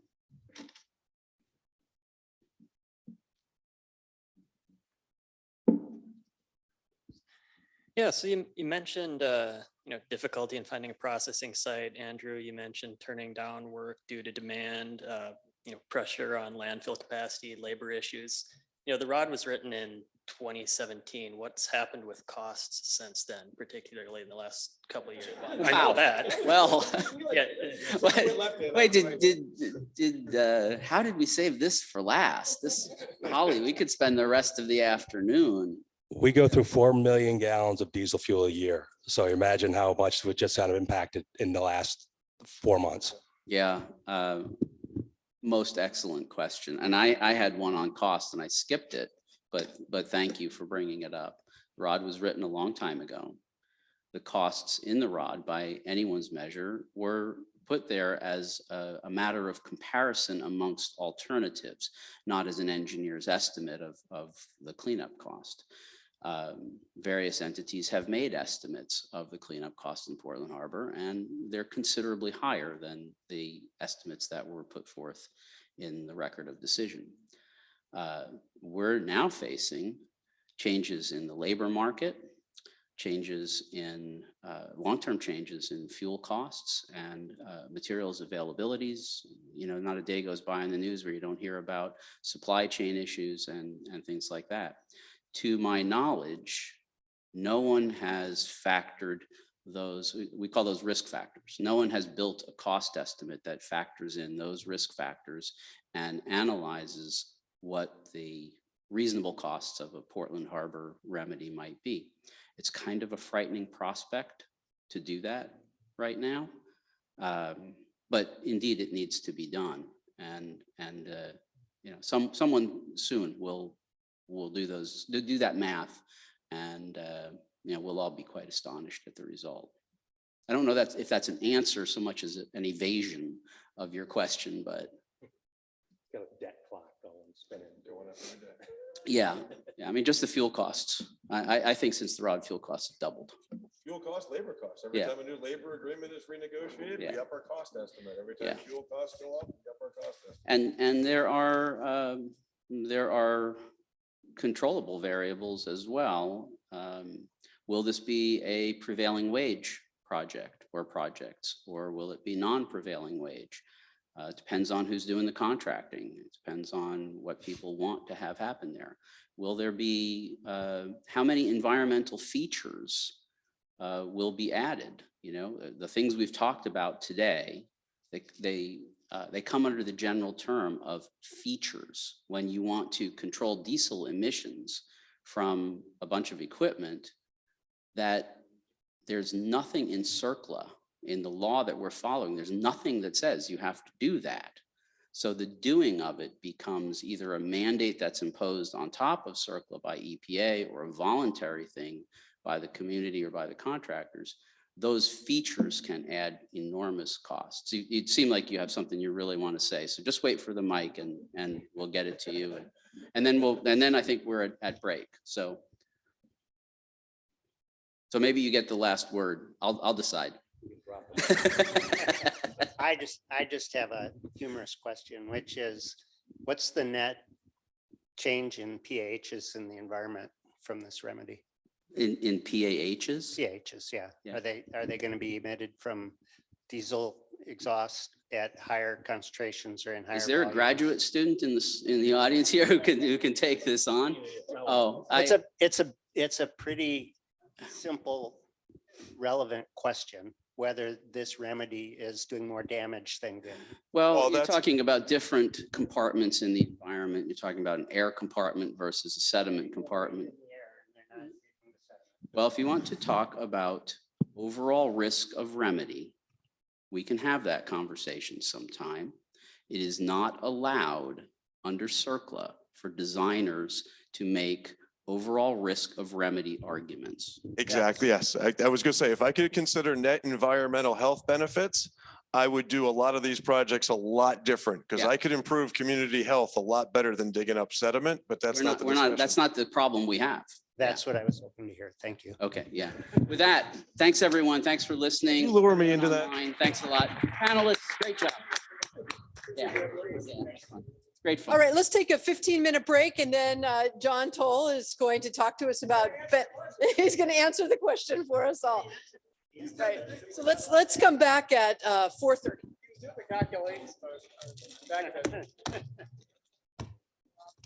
Oh, that's it. Oh, well, thank you. I appreciate it. I enjoyed it. I really did. That was blast. Anytime you can throw something. Do that again. Yeah, no, I'm going to talk about that.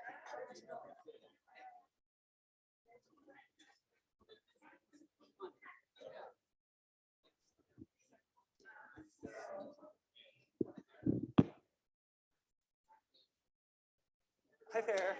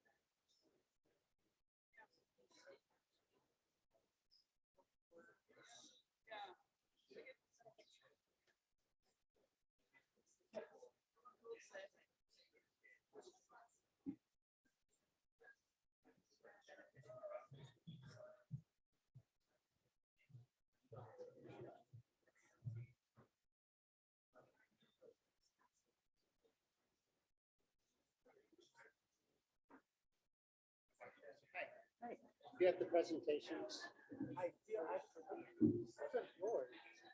I have two.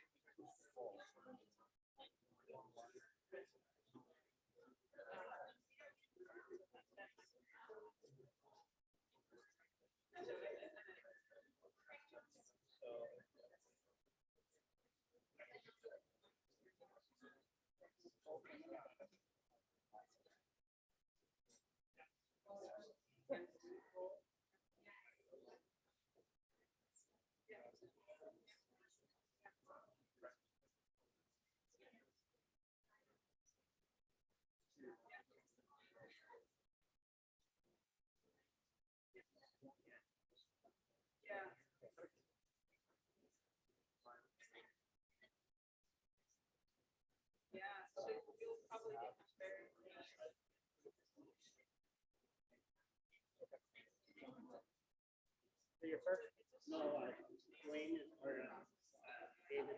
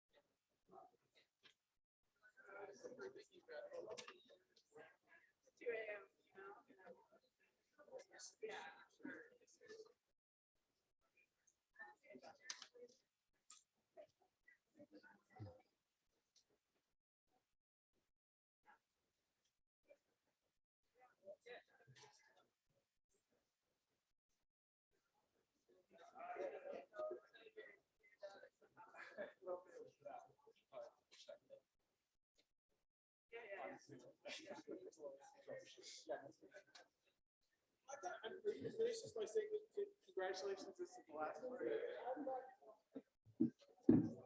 think we're gonna sell the whole business to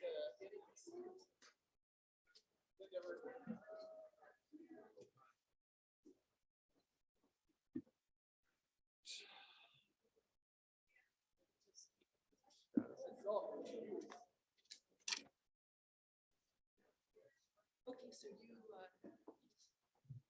ready? Yeah, whenever.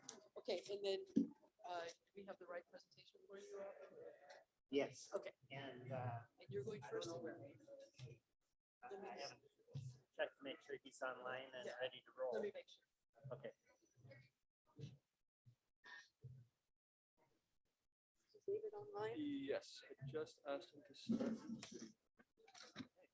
And then John's presentation is ready to go. Yeah, there's David. Great. Can we hear David? Can you hear me? Yep. All right. Mississippi, right? What's that? He was trying to Jackson, Mississippi. Yeah, that's Okay. right. Yeah. Right, yeah. He's in, he's at the ERDC. Okay, yeah. Yeah. Smooth sailing. So, yeah. Are you taking off? Is there somebody, I remember last time there was going to be somebody to close down. It's just me. Okay. John, what wire should we roll? What am I working on now? What wire should I'm working on. we've got program until 5:30 and then like a half hour-ish. Is there okay. Stormwater issues now. Okay. Perfect. Central Mexico. Thanks, Angie. Some other things. I've got some work in Southern California, some work in New York. We just had a family last week. I've heard all of miles from Canada. We had college. We flew down to Albuquerque, went to Santa Fe. Nice. Over to Chaco Canyon. No, I've been to other parts of, oh wait. I'm not sure if I've ever been to Chaco Canyon. I've been to some of the places down there that are, the native petroglyphs and structures and that kind of stuff. But I don't remember if I've been to Chaco Canyon.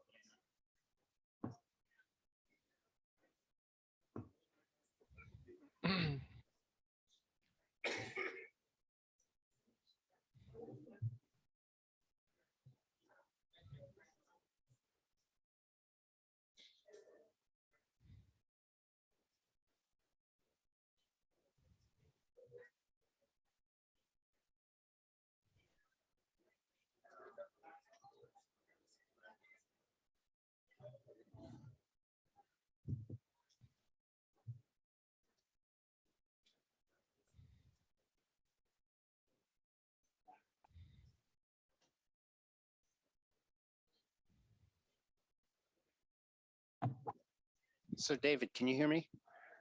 I can hear you. Okay. Holly is just rounding people up out in the lobby. They're still on their coffee break. We'll be starting in a minute. Okay, sounds good.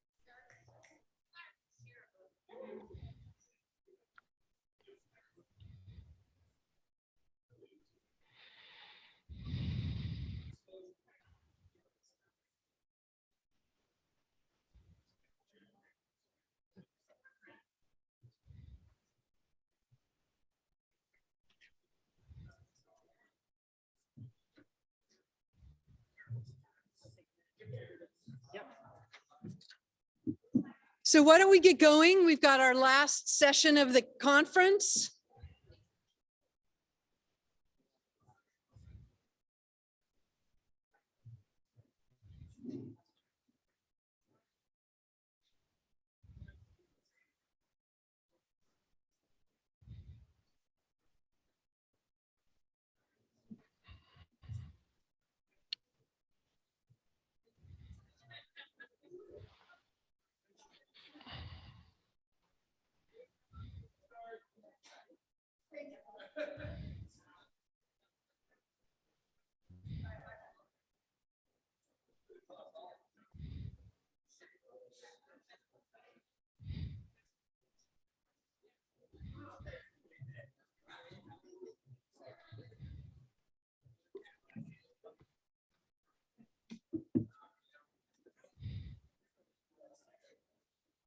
All right, so for the final hour of the conference, we're going to hear from a couple of smart guys. We're going to hear from a couple of PhDs.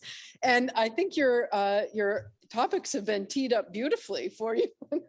So we're going to hear from John Toll and David Moore. Hi, David. Thank you for being here. As I mentioned earlier, David tried valiantly to get here from Mississippi and ran into some really amazing weather there, some severe weather. So fortunately, we're able to beam him in.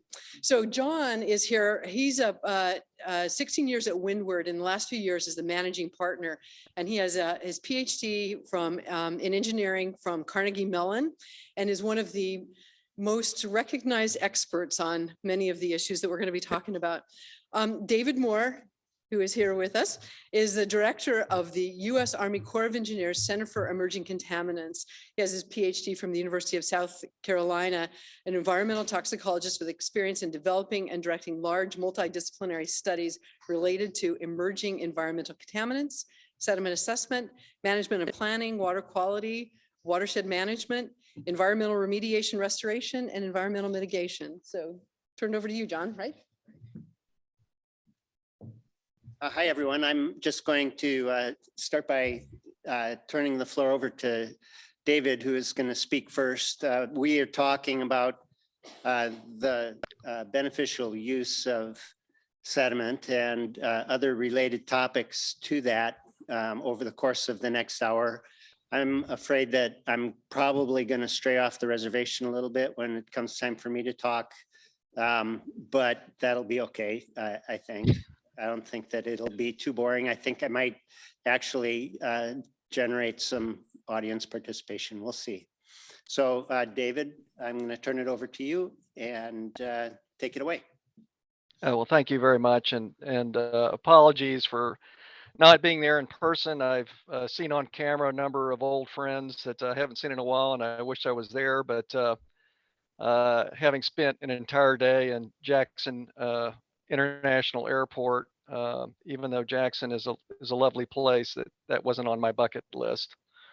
The other thing that I would like to say in sort of my opening remarks is I've got to provide sort of the usual caveat. Of course, the views and opinions that I express today are purely my own and shouldn't be construed or taken to infer core policy or doctrine.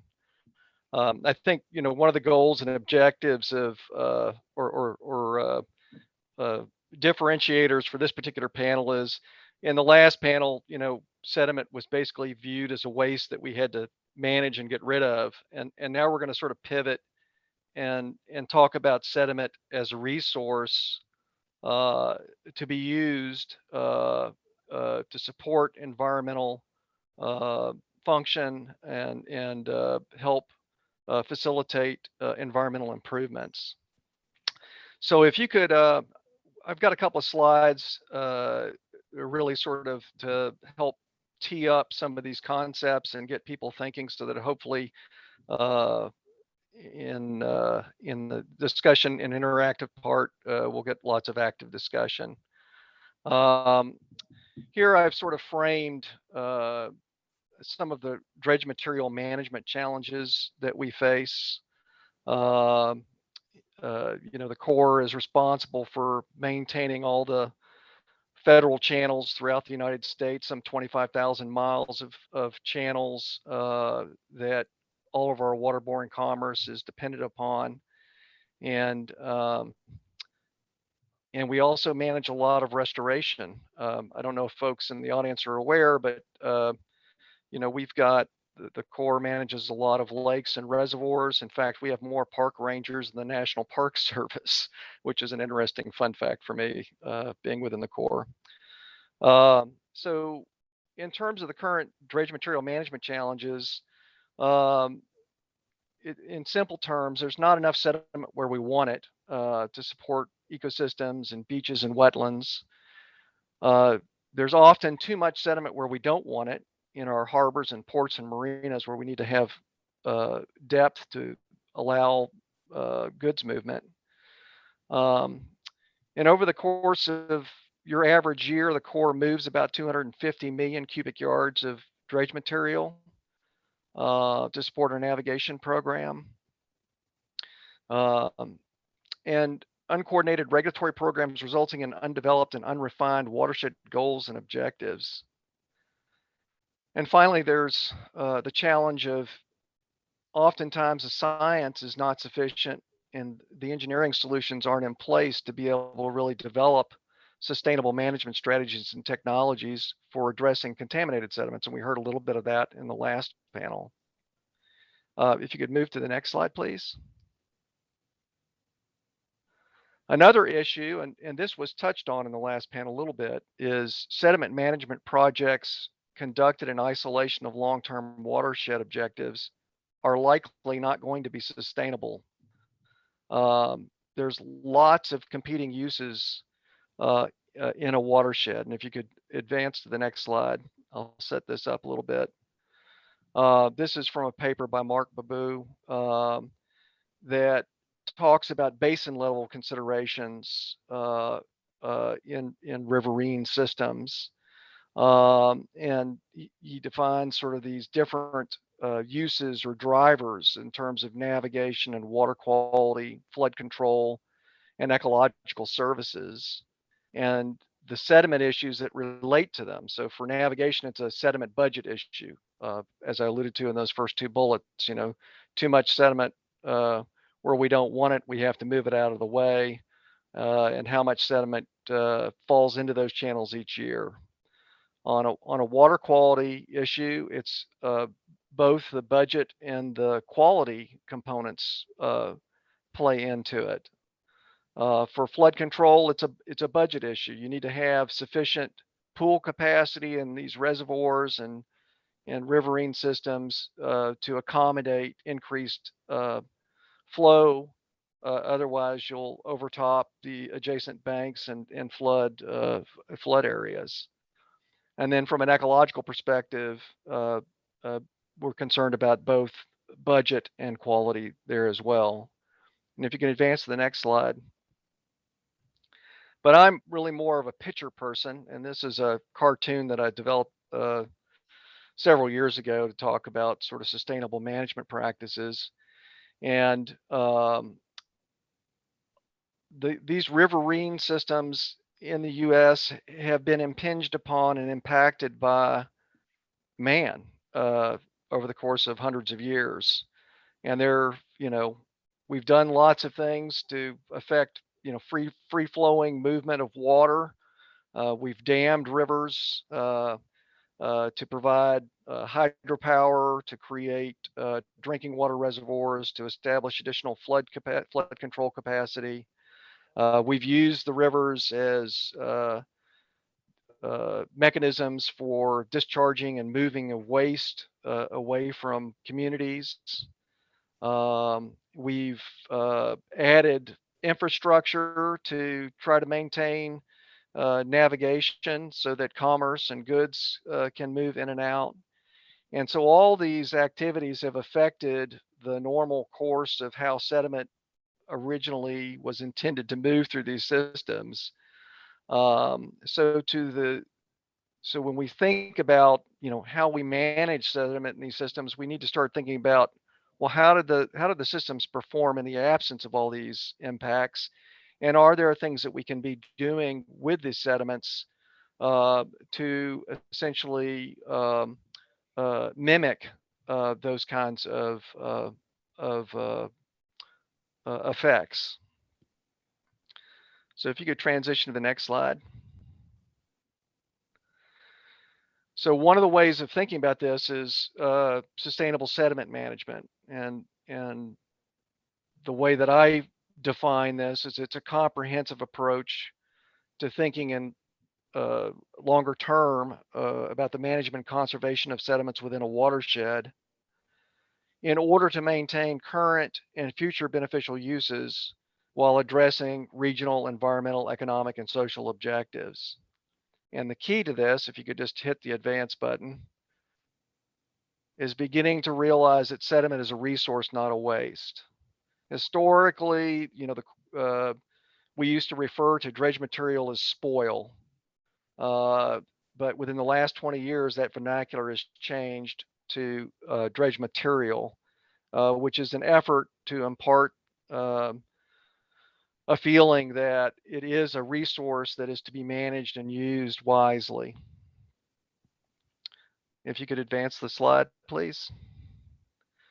So there are a number of different beneficial uses of dredge material. I think some of them have been mentioned over the course of the last couple of panels. The obvious one that we often think of is habitat restoration and enhancement, but there are a number of other examples of beneficial use that have occurred over the last several decades. Material has been used to create new parks and create golf courses. It's been used for providing nutrients for supporting agriculture and horticulture. It's been used in mine and quarry reclamation. They mentioned in the last panel using it as landfill cover for solid waste management. There's also, particularly in the South and the Southeast where we get a lot of hurricanes, there's a huge need for beach nourishment and shoreline stabilization. In the bird's foot of Louisiana, we're losing a football field of wetlands about every 15 minutes. And there's a lot of great minds and effort to try to figure out how to accommodate getting more material out into these wetlands to reduce subsidence and reduce the wetland loss that's occurring. There's also industrial and commercial uses. You can use material as fill if it meets the sort of the geotechnical requirements for the particular application. And there's actually examples of where material has been used to create construction material. So folks have actually taken dredge material and put it in rotary kilns to create sort of an aggregate that can be used in road-based subconstruction. And as was mentioned, there's been more ambitious efforts where bricks have actually been fabricated from dredge material and used in construction through the years. If you could move to the next slide, please.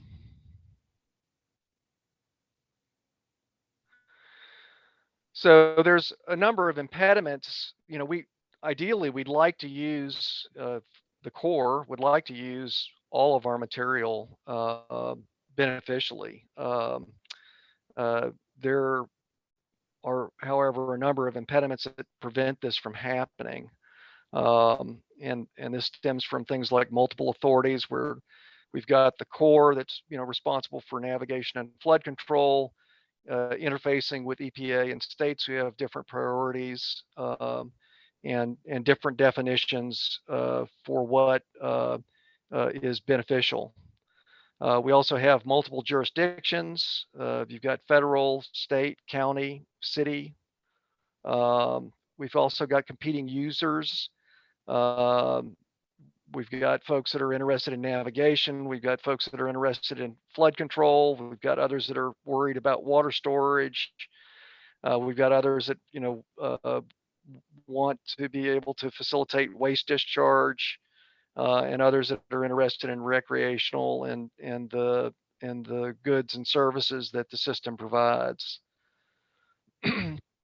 Another issue is that, and we talked a little bit about this in the last panel, is contamination. And that's often perceived as a black and white issue. In other words, the sediment is either contaminated or it's not contaminated. Well, in truth and point, most sediments within the coastal zone of the United States has, as John likes to refer to it, an anthropogenic signature, which is a polite way of saying that it's got contaminants in it. And it's just, we need to start thinking of contamination along the lines of a continuum. There is low level of contamination that will not produce any untoward environmental impact and can continue to reside in the system. There is contamination that arises to a level that creates environmental issues and needs to be addressed. But that same sediment, as was pointed out in the last panel, could be perfectly suitable in a different setting, in an upland setting, because the receptors and the pathways of exposure are completely different. And those contaminants are not going to interface with the receptors that would be exposed to it. And then finally, there's this concept of adaptive management. This is putting in place, sort of thinking through all the eventualities of a particular action and putting in place management plans to try to address those eventualities.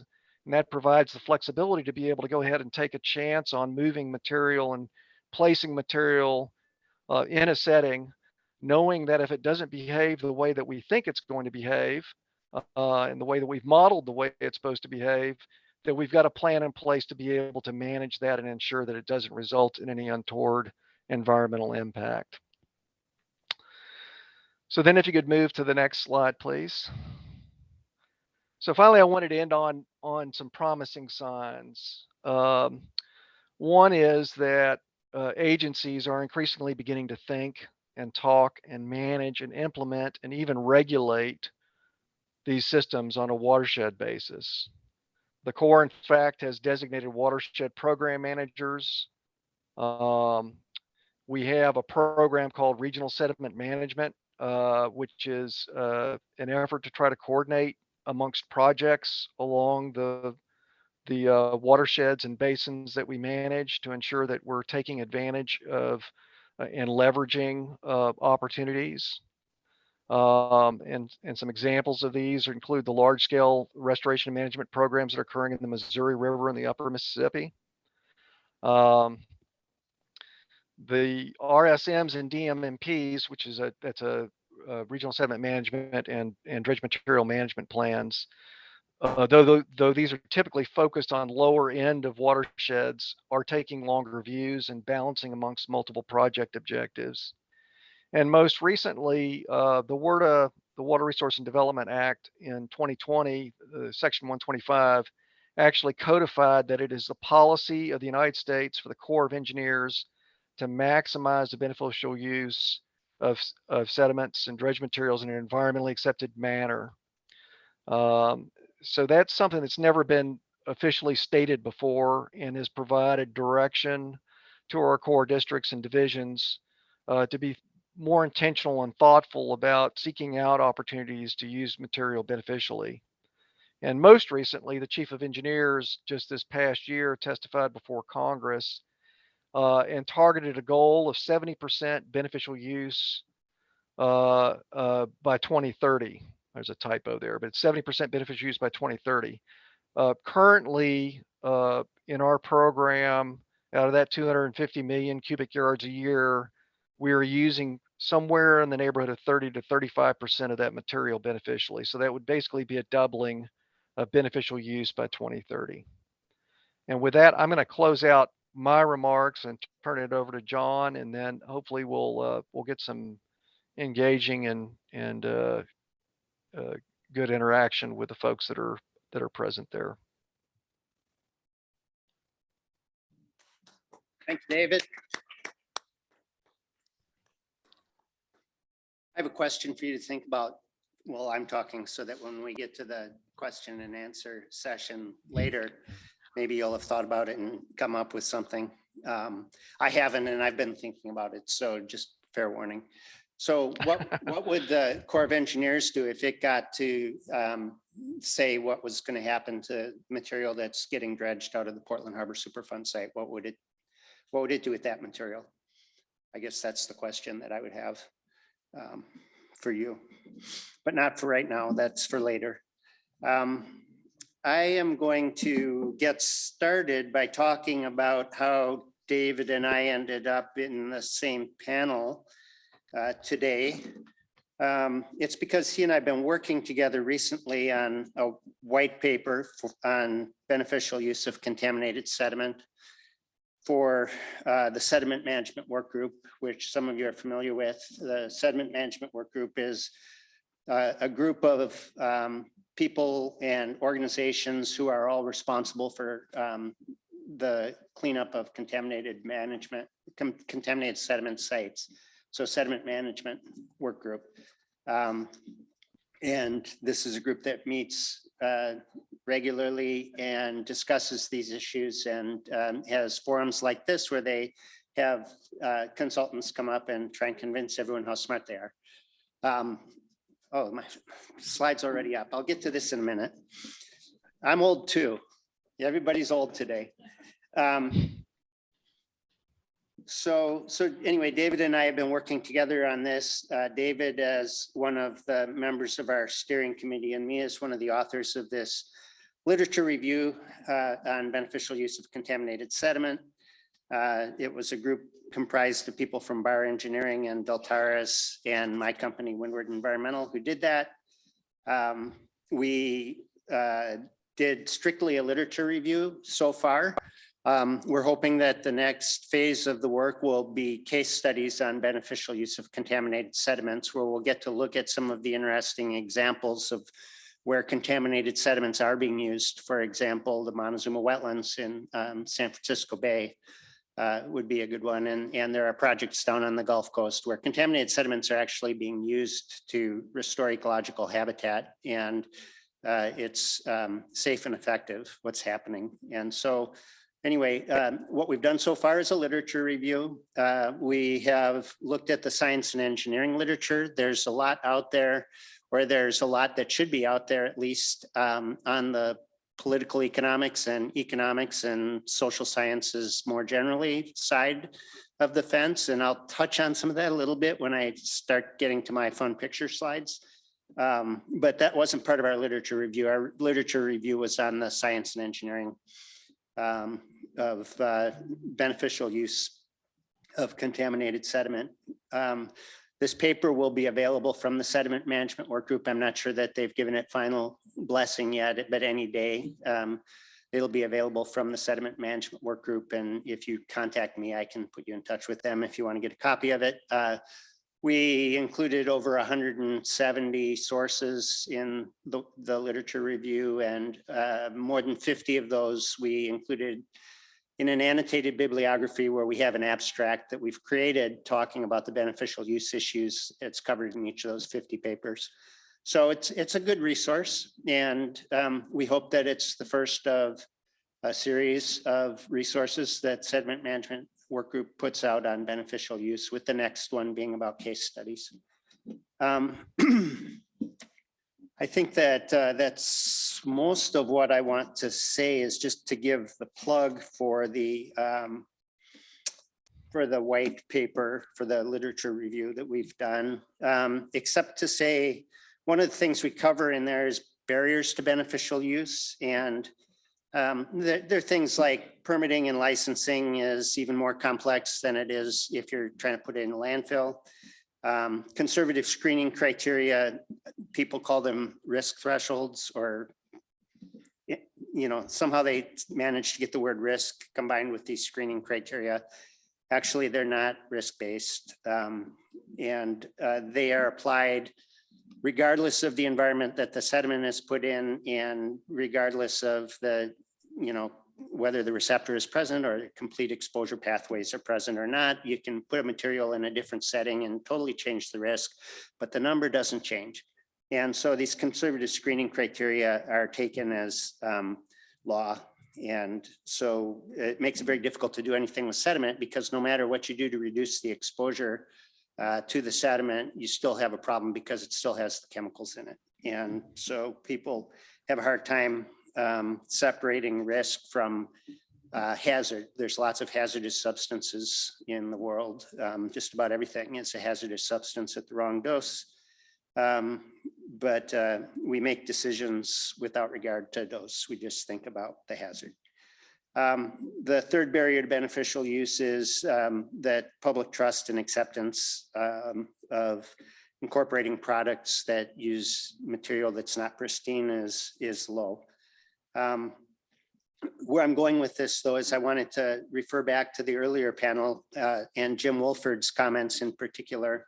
And the thing that I thought was the most important thing I heard all day today was Jim Wolford talking about the mandates of prescriptive regulation being a barrier to greener cleanup activities. Prescriptive regulations are not a good thing, but they're predominant, and they're making projects take much longer and be much more expensive and be much less cost effective than they could be if we used common sense. We gave people the opportunity to be creative and thinking about the best way to solve a problem, and not only solve a problem, as David was saying, get some benefit out of the activities that we're doing. So Jim Wolford talked about prescriptive regulations and the concerns that he has with prescriptive regulations. He also talked about principles for greener cleanup and said that EPA didn't want to make that a 10th criterion in the NCP criteria for remedy selection. I wish I'd have asked at the time, but there wasn't time for questions. I don't understand why we wouldn't want to make that a 10th criterion.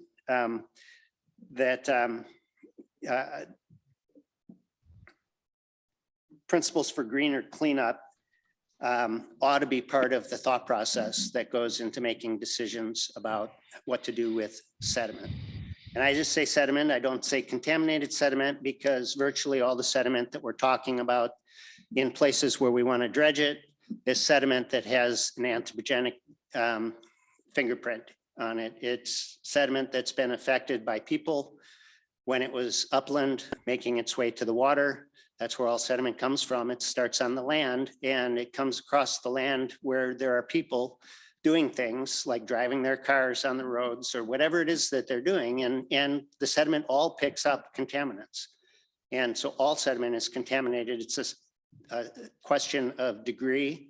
And then the question of risk depends on the degree of contamination and the place that you put the sediment. And so there's a lot of nuance that goes into these management decisions about contaminated sediment. And those issues, we did a literature review. We didn't pontificate in this paper that's coming out, but some of the issues that we identified that we would like to pontificate in the future have to do with this. Principles for greener cleanup and the disadvantages of prescriptive regulations. Those are problems that prevent us from making effective decisions about sediment management. With that, I'm going to switch over to the fun pictures. Yes, I've been doing this for 40 years.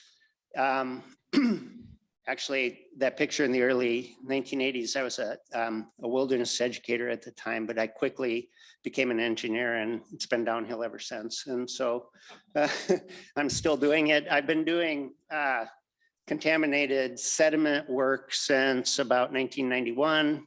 So 30 years of that.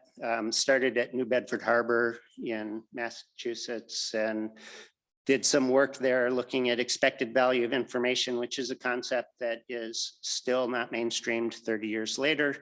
But it's saying that you can take into account the engineering costs and the environmental impacts and public opinion, and you can put all that together into a model of the sort that Wayne Landis talks about all the time. He's a professor at Western Washington University, where you can integrate different kinds of factors into a single decision model and use that to make rational decisions under uncertainty. So that's how I got started in contaminated sediment, was building models like that.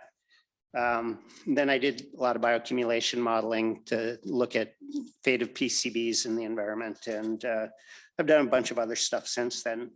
One of my recent projects was the Portland Harbor RIFS. I was the lead for the ecological risk assessment for that. I'd be happy to talk about that if anyone wants to do that on the side. So early 1980s to early 2020s, a lot's happened, but a lot also hasn't happened.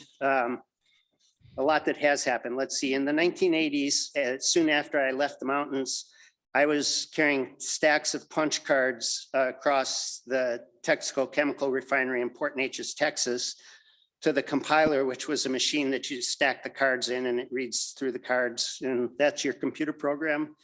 And then the computer runs your heat exchanger. In this case, they were heat exchanger efficiency calculations. That was my job, to see if the heat exchangers were working right.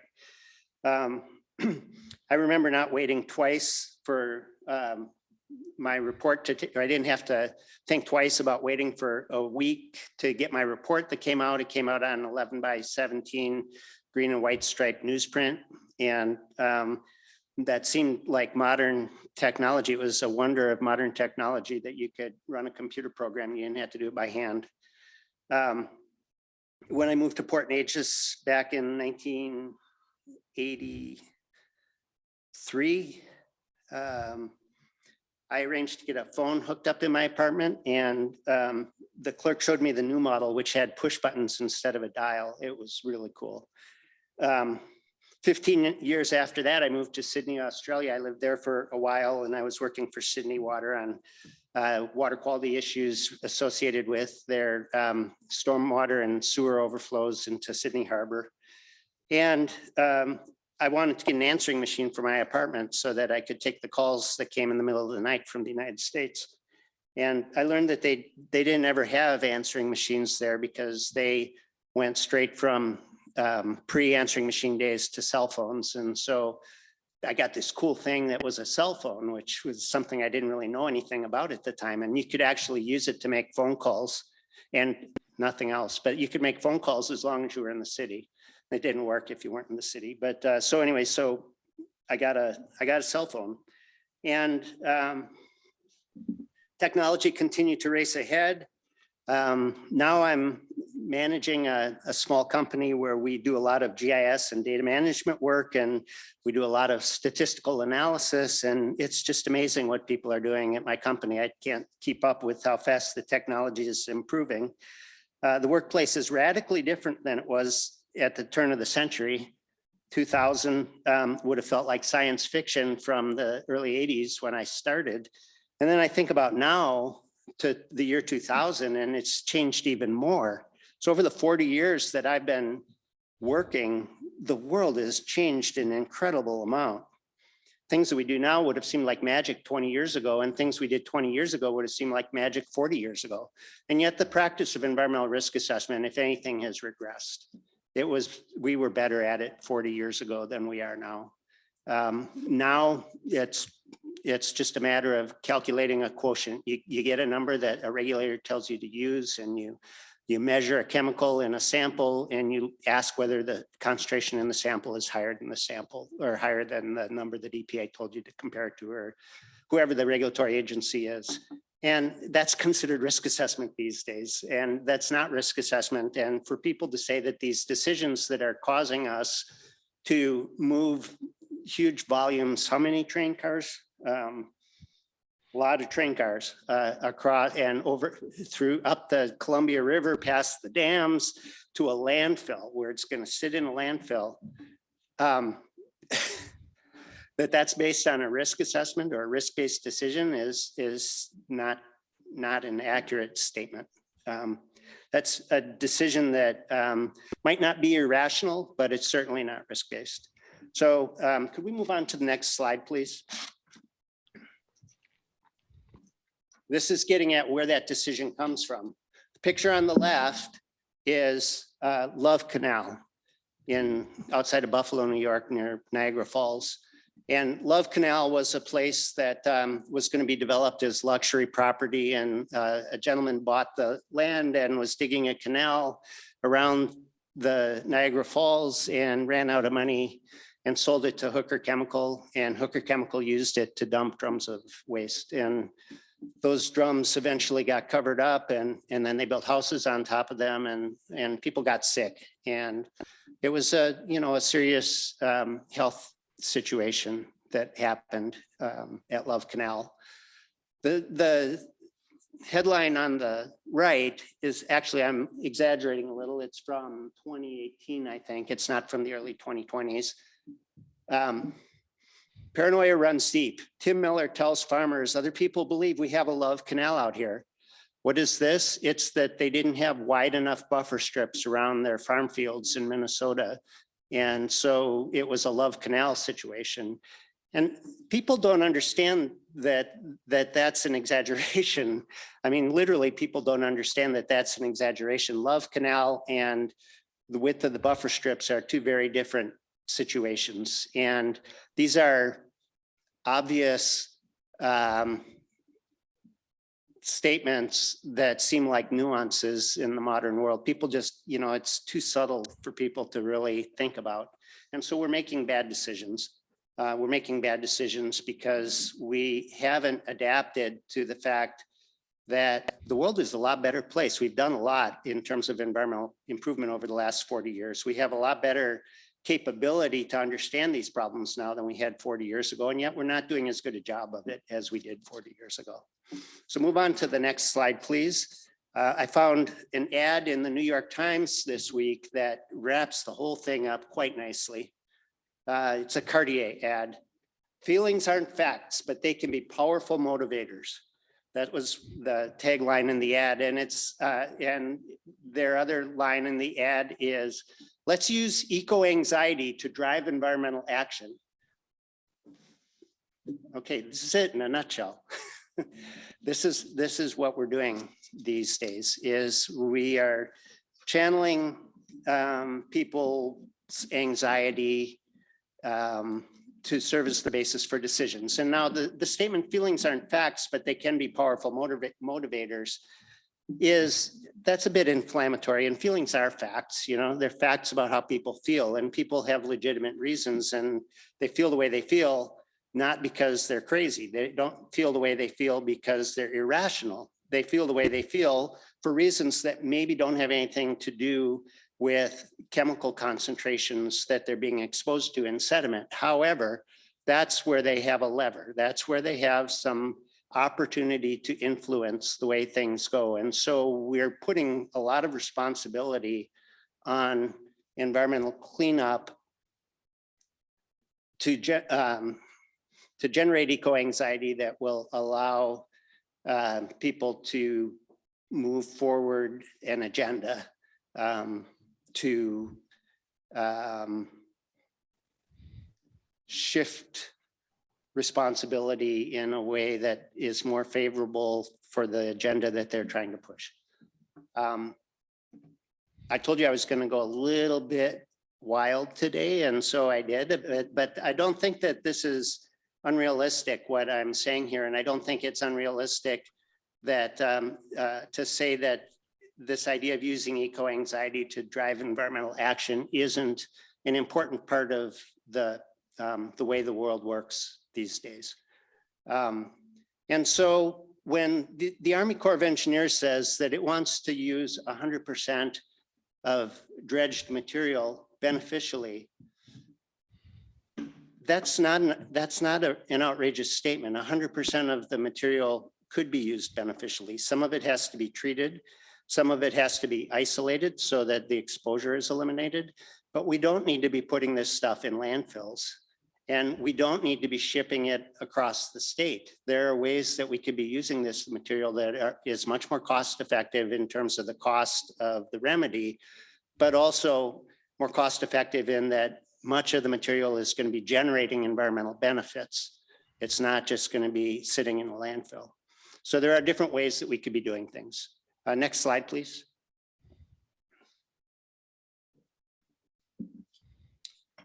You obviously can't read this. This is a good news slide. The good news is that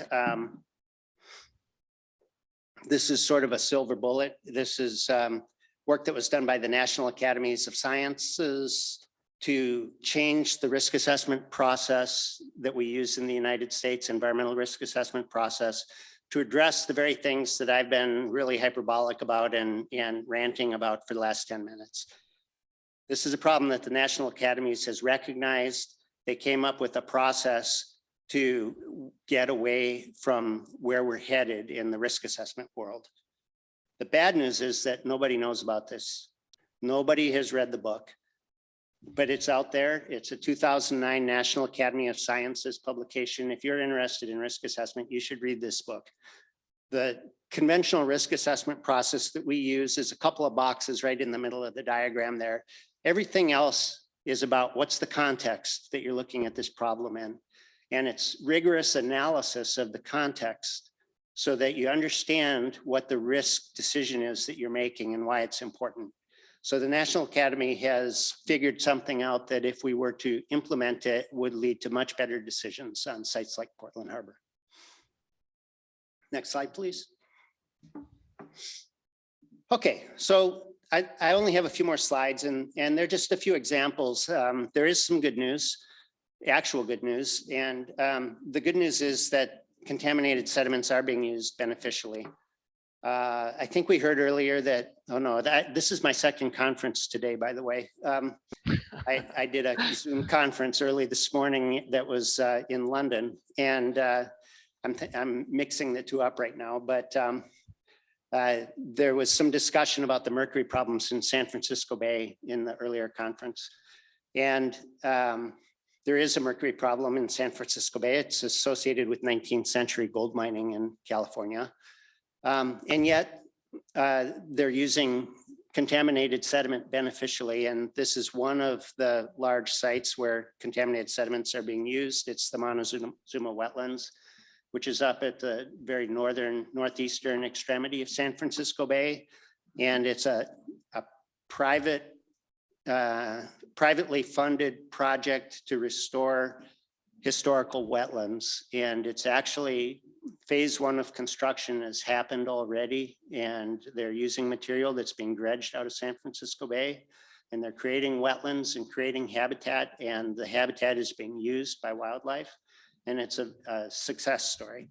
So this is a good news story. Next slide, please. Here's another good news story. This is a not-for-profit organization that is telling this good news story. It's about using contaminated sediments to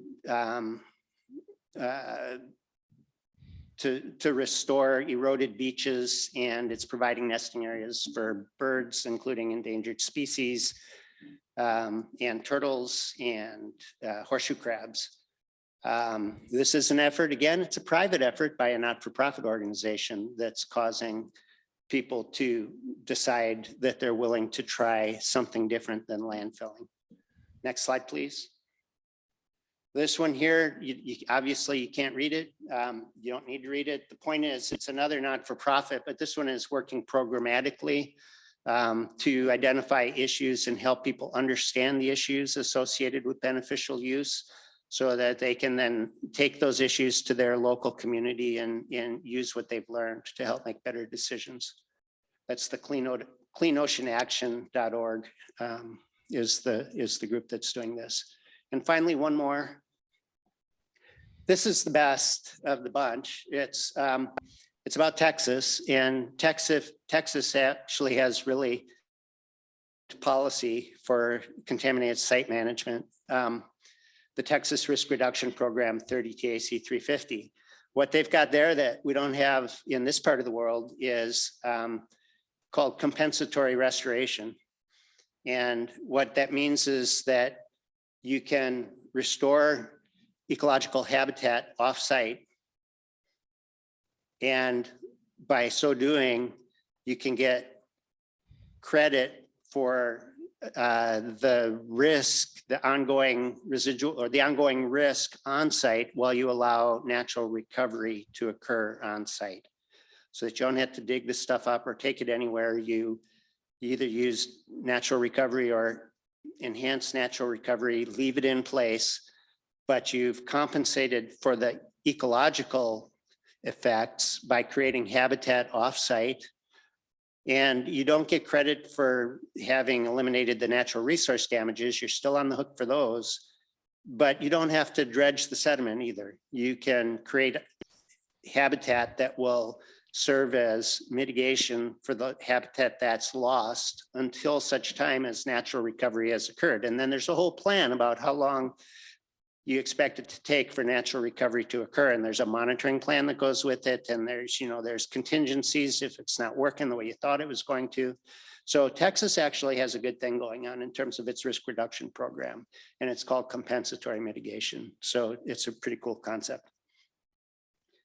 I am gonna stop there with the slides. There's a few more pictures of other beneficial use projects, but there's nothing in those pictures that introduces any new concepts that I haven't already introduced. So I think I'll stop here and we can open it up. And I would love to get some feedback or questions from the room if there is any.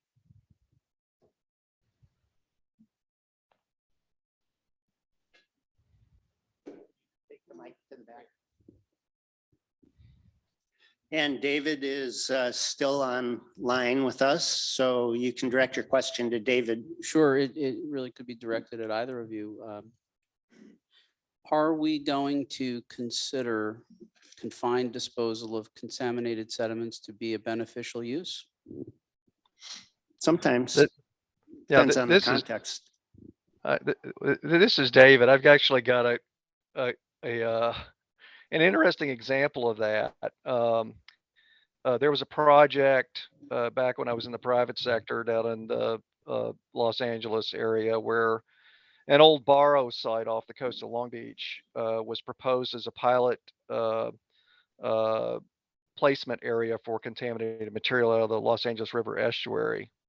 So the intent was to use this borrow site, which for those that are in the audience that might not be familiar, back in the early 1900s, they dredged some areas offshore of Long Beach to extract material for purposes of constructing some artificial islands off the coast.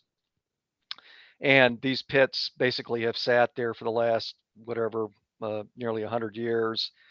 And because they are well below grade of the surrounding bathymetry, they become basically anoxic dead zones. And so, but this project basically proposed to take like 100,000 cubic yards of material, contaminated material from the Los Angeles River estuary, place it in one of these pits, and then cap it over with clean material in an effort to demonstrate the efficacy of capping as a potential remedy for contaminated sediments moving forward. The unintended consequence of that was there was a bunch of monitoring that was done in association with this activity. The unintended consequence of that was the simple act of increasing the elevation in this anoxic pit actually created some wonderful habitat that animals immediately moved into once it was up to grade and began colonizing. And so you've basically restored unproductive habitat on the seafloor to highly productive habitat, and you utilized contaminated material as part of that remedy. Now, that certainly wasn't the intent, but upon reflection, shouldn't we be thinking in terms of are there potential benefits that could be used from using the material for these types of purposes? And sorry, that was kind of a long-winded response, but No, it's fine, and I'm familiar with the example, and it's a great one. And that I'm a fan of confined disposal. Commencement Bay, a Superfund site not too far north of the one that we're talking about today, used confined disposal to properly control millions of cubic yards of contaminated sediment. Some of that became habitat, some of that became new surface for port terminal. It ended up being a variety of uses, and I'm constantly puzzled at why at this site why we ruled out confined disposal of contaminated sediment so prematurely and allowed that very useful alternative to be taken off the table. It's an alternative that could cut the duration and cut the cost of this project enormously. Why isn't it being considered here? Maybe that's not a question that's fair to ask either of you. So I'll just put that out there as a rhetorical question for all of us. Why isn't that being considered?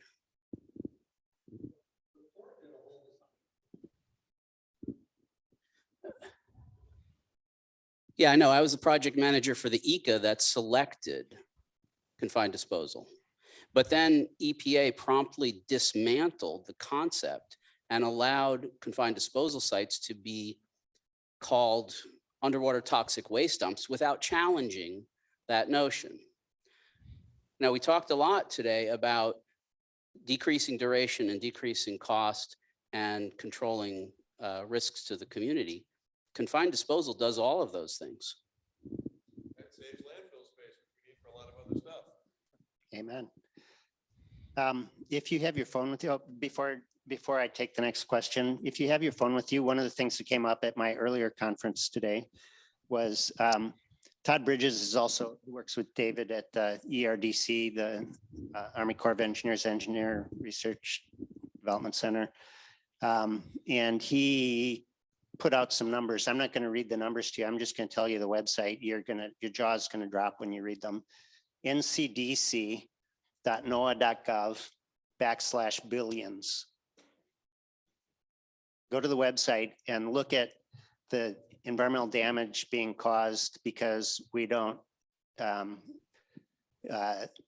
build up eroding beaches as a consequence of sea level rise. It's in the trillions. I had a quick question. Obviously beneficial use, you always have to have a use for it. And in most cases, timing is everything of where you can take it to be used. And you have to apologize. I can't remember the name of the tool that you guys developed that allows interaction between communities of people that need dredging done and areas that you could use the dredge materials. The Corps came with a great website or interactive program, and I can't recall it right now, but I mean, doing a lot of this, the dredging and trying to find it, the hardest part of beneficial use is where do you take it and when can you use it? Unfortunately, a lot of times these projects don't align. So they end up having to use material or just dispose of it somewhere instead of using it. And I guess the question I was asking, because ERDIC was one of the key developers of that, is that being utilized enough yet, or is it something that should be put out there further and publicized? So this is David. Yes, the tool is being used in certain areas of the country, perhaps more effectively than others. We have a number of areas of the country where these regional sediment management programs have become quite active. And you're right. The pinch point on this is back to sort of Rob's thing. The logistics issue of making sure that these areas are available, that the material is suitable for the intended application, getting it to the area in such a way that it's cost effective and the timing matches up. And that's quite a challenging opportunity. But just providing visibility for those options at least gets us a little further down the road in terms of making those opportunities potentially available for those beneficial purposes. And another component, John didn't mention this, but so for the Montezuma, and there's another restoration activity happening in San Francisco Bay, Hamilton Airfield. There's essentially a rehandling facility there that allows the dredging to go on unimpeded by when the material will actually be utilized for the restoration activities. And I think it's providing opportunities for that disconnect also helps facilitate some of these projects moving forward. And then one final comment back to Phil's comment about confined disposal. The project that John talked about, the Montezuma Wetland Project, they basically set certain contaminant levels that could be used for contouring the land to, basically create the habitats that they were going to create. And then that material is then covered with cleaner material so that you're, creating a disconnect between the contaminants that might be present in that material and the receptors that are going to subsequently move in and occupy that landform. And I think that's, a creative way to begin to think about trying to retain the sediments in the system that they were generated in, which is another fundamental concept of sort of sustainably managing sediments, is, not transporting them halfway across the country and basically exporting risk and trying to utilize them in a way that both addresses the concern over risk and provides some sort of net benefit.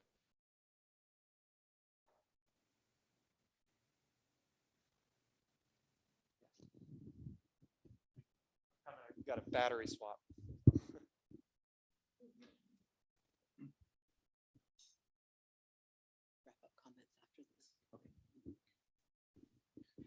Question for Hall. Go ahead. This is David. The battery swap thing made me think of something else that's been kind of intriguing. We actually have a research project going on now where we're looking at these CDFs for rare earth element enrichment. As we go to electrify, these rare earth elements are going to become increasingly more important. And from a security standpoint, the United States having access to sources rather than relying on other countries to be able to provide them is going to be increasingly important. So stay tuned. We may be back in looking at these confined disposal facilities and mining them for the materials that go into manufacture the batteries that allow us to electrify the country.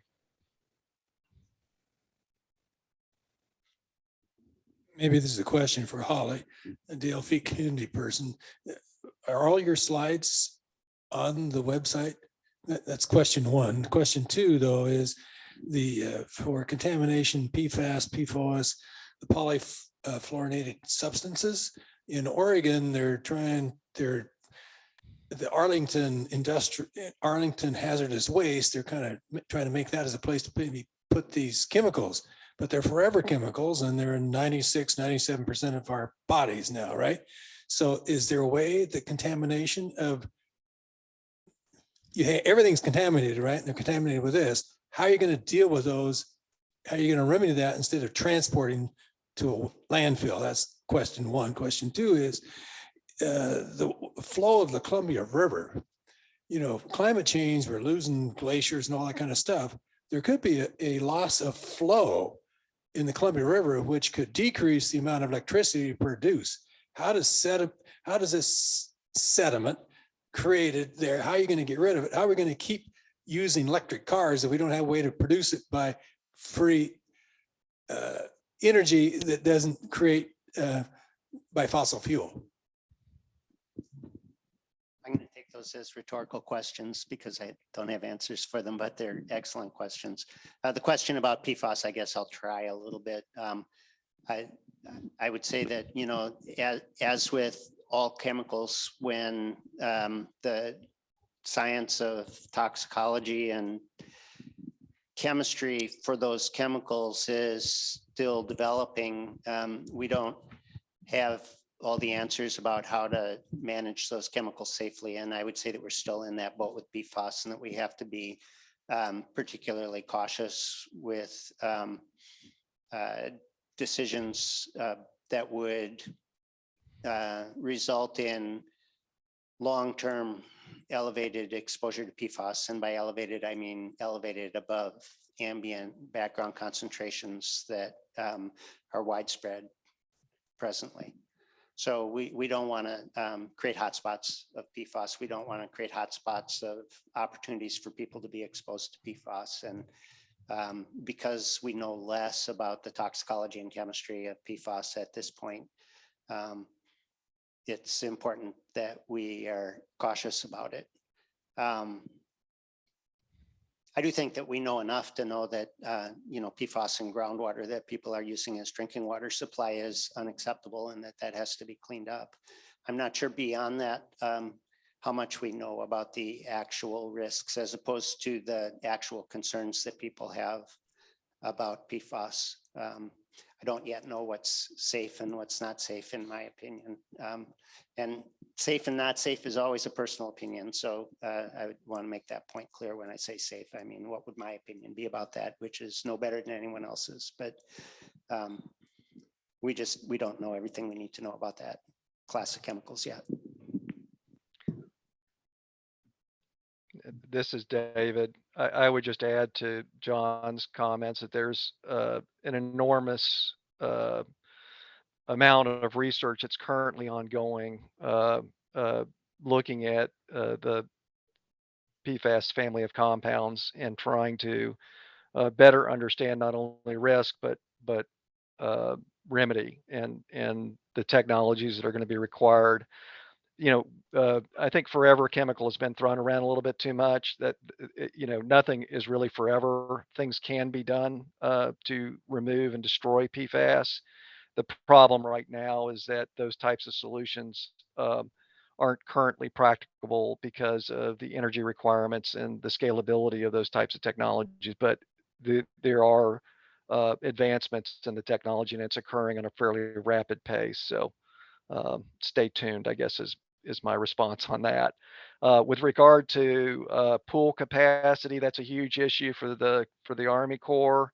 We manage, reservoirs for flood control purposes and recreational purposes, et cetera, and a lot of sediment is stacking up, and we're losing flood control capacity and other things in these reservoirs. And so we've looked at technologies such as agitation dredging and those kinds of things to resuspend material and allow it to pass through the weirs of the dams and move downstream, which if you think about it, that's what would have happened if the dam or the barrier was not in place. So you're trying to affect natural movement back into the watershed so that in some places like out in California where there's storage reservoirs and things like that, some of the beaches are eroding because they no longer have a constant source of material coming out at the bottom of the watershed. And so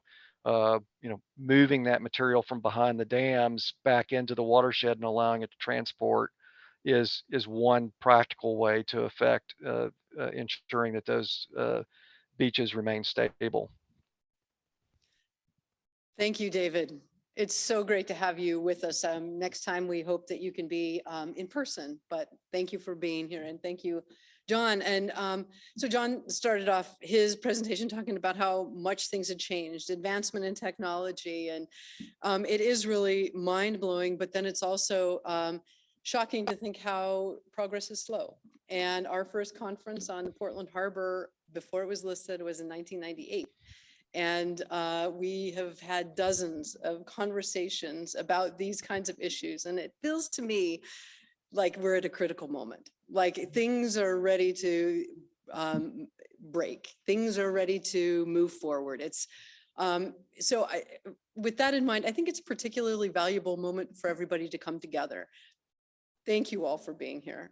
I can't tell you how great it is to see all of your beautiful faces. And then also thank you to everybody that zoomed into this conversation because it is really, really important that we figure out as we move forward how we can get together and build community and share information and find out about new reports coming out. And so, and also to answer your question, yes, all of the presentations are going to be on our website. We'll make sure that you get copies and then, and also a recording of the event. So I have to say it's been a long 2 years. And I think that as we move forward in conferences that important information will come out. And I think that from here on out, we're going to figure out how to do this. We're going to work out the bugs. I want to thank our conference coordinator, Ben, and Rose City Sound for handling the events because that's enormously helpful to have it professionally run. And we're going to figure this out. So mostly I just really want to thank you all for taking time away from your really busy schedules to come and be a part of a conference like this. So hope to see you all again soon. Thank you.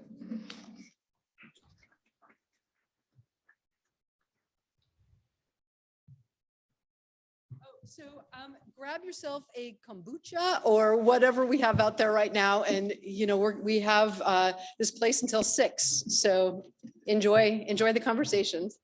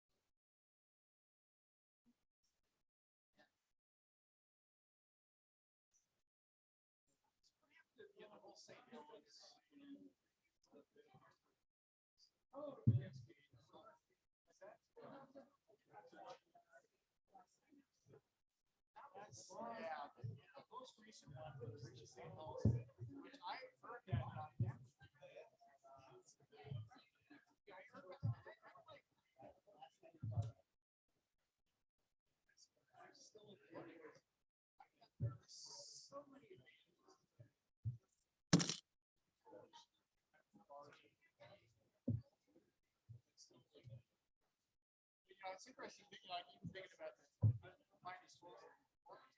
I never saw it framed.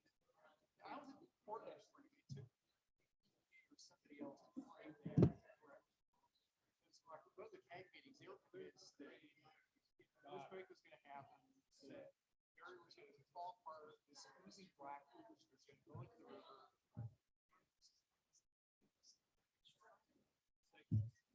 Because you know, a scientist would go, that's not. I mean, it's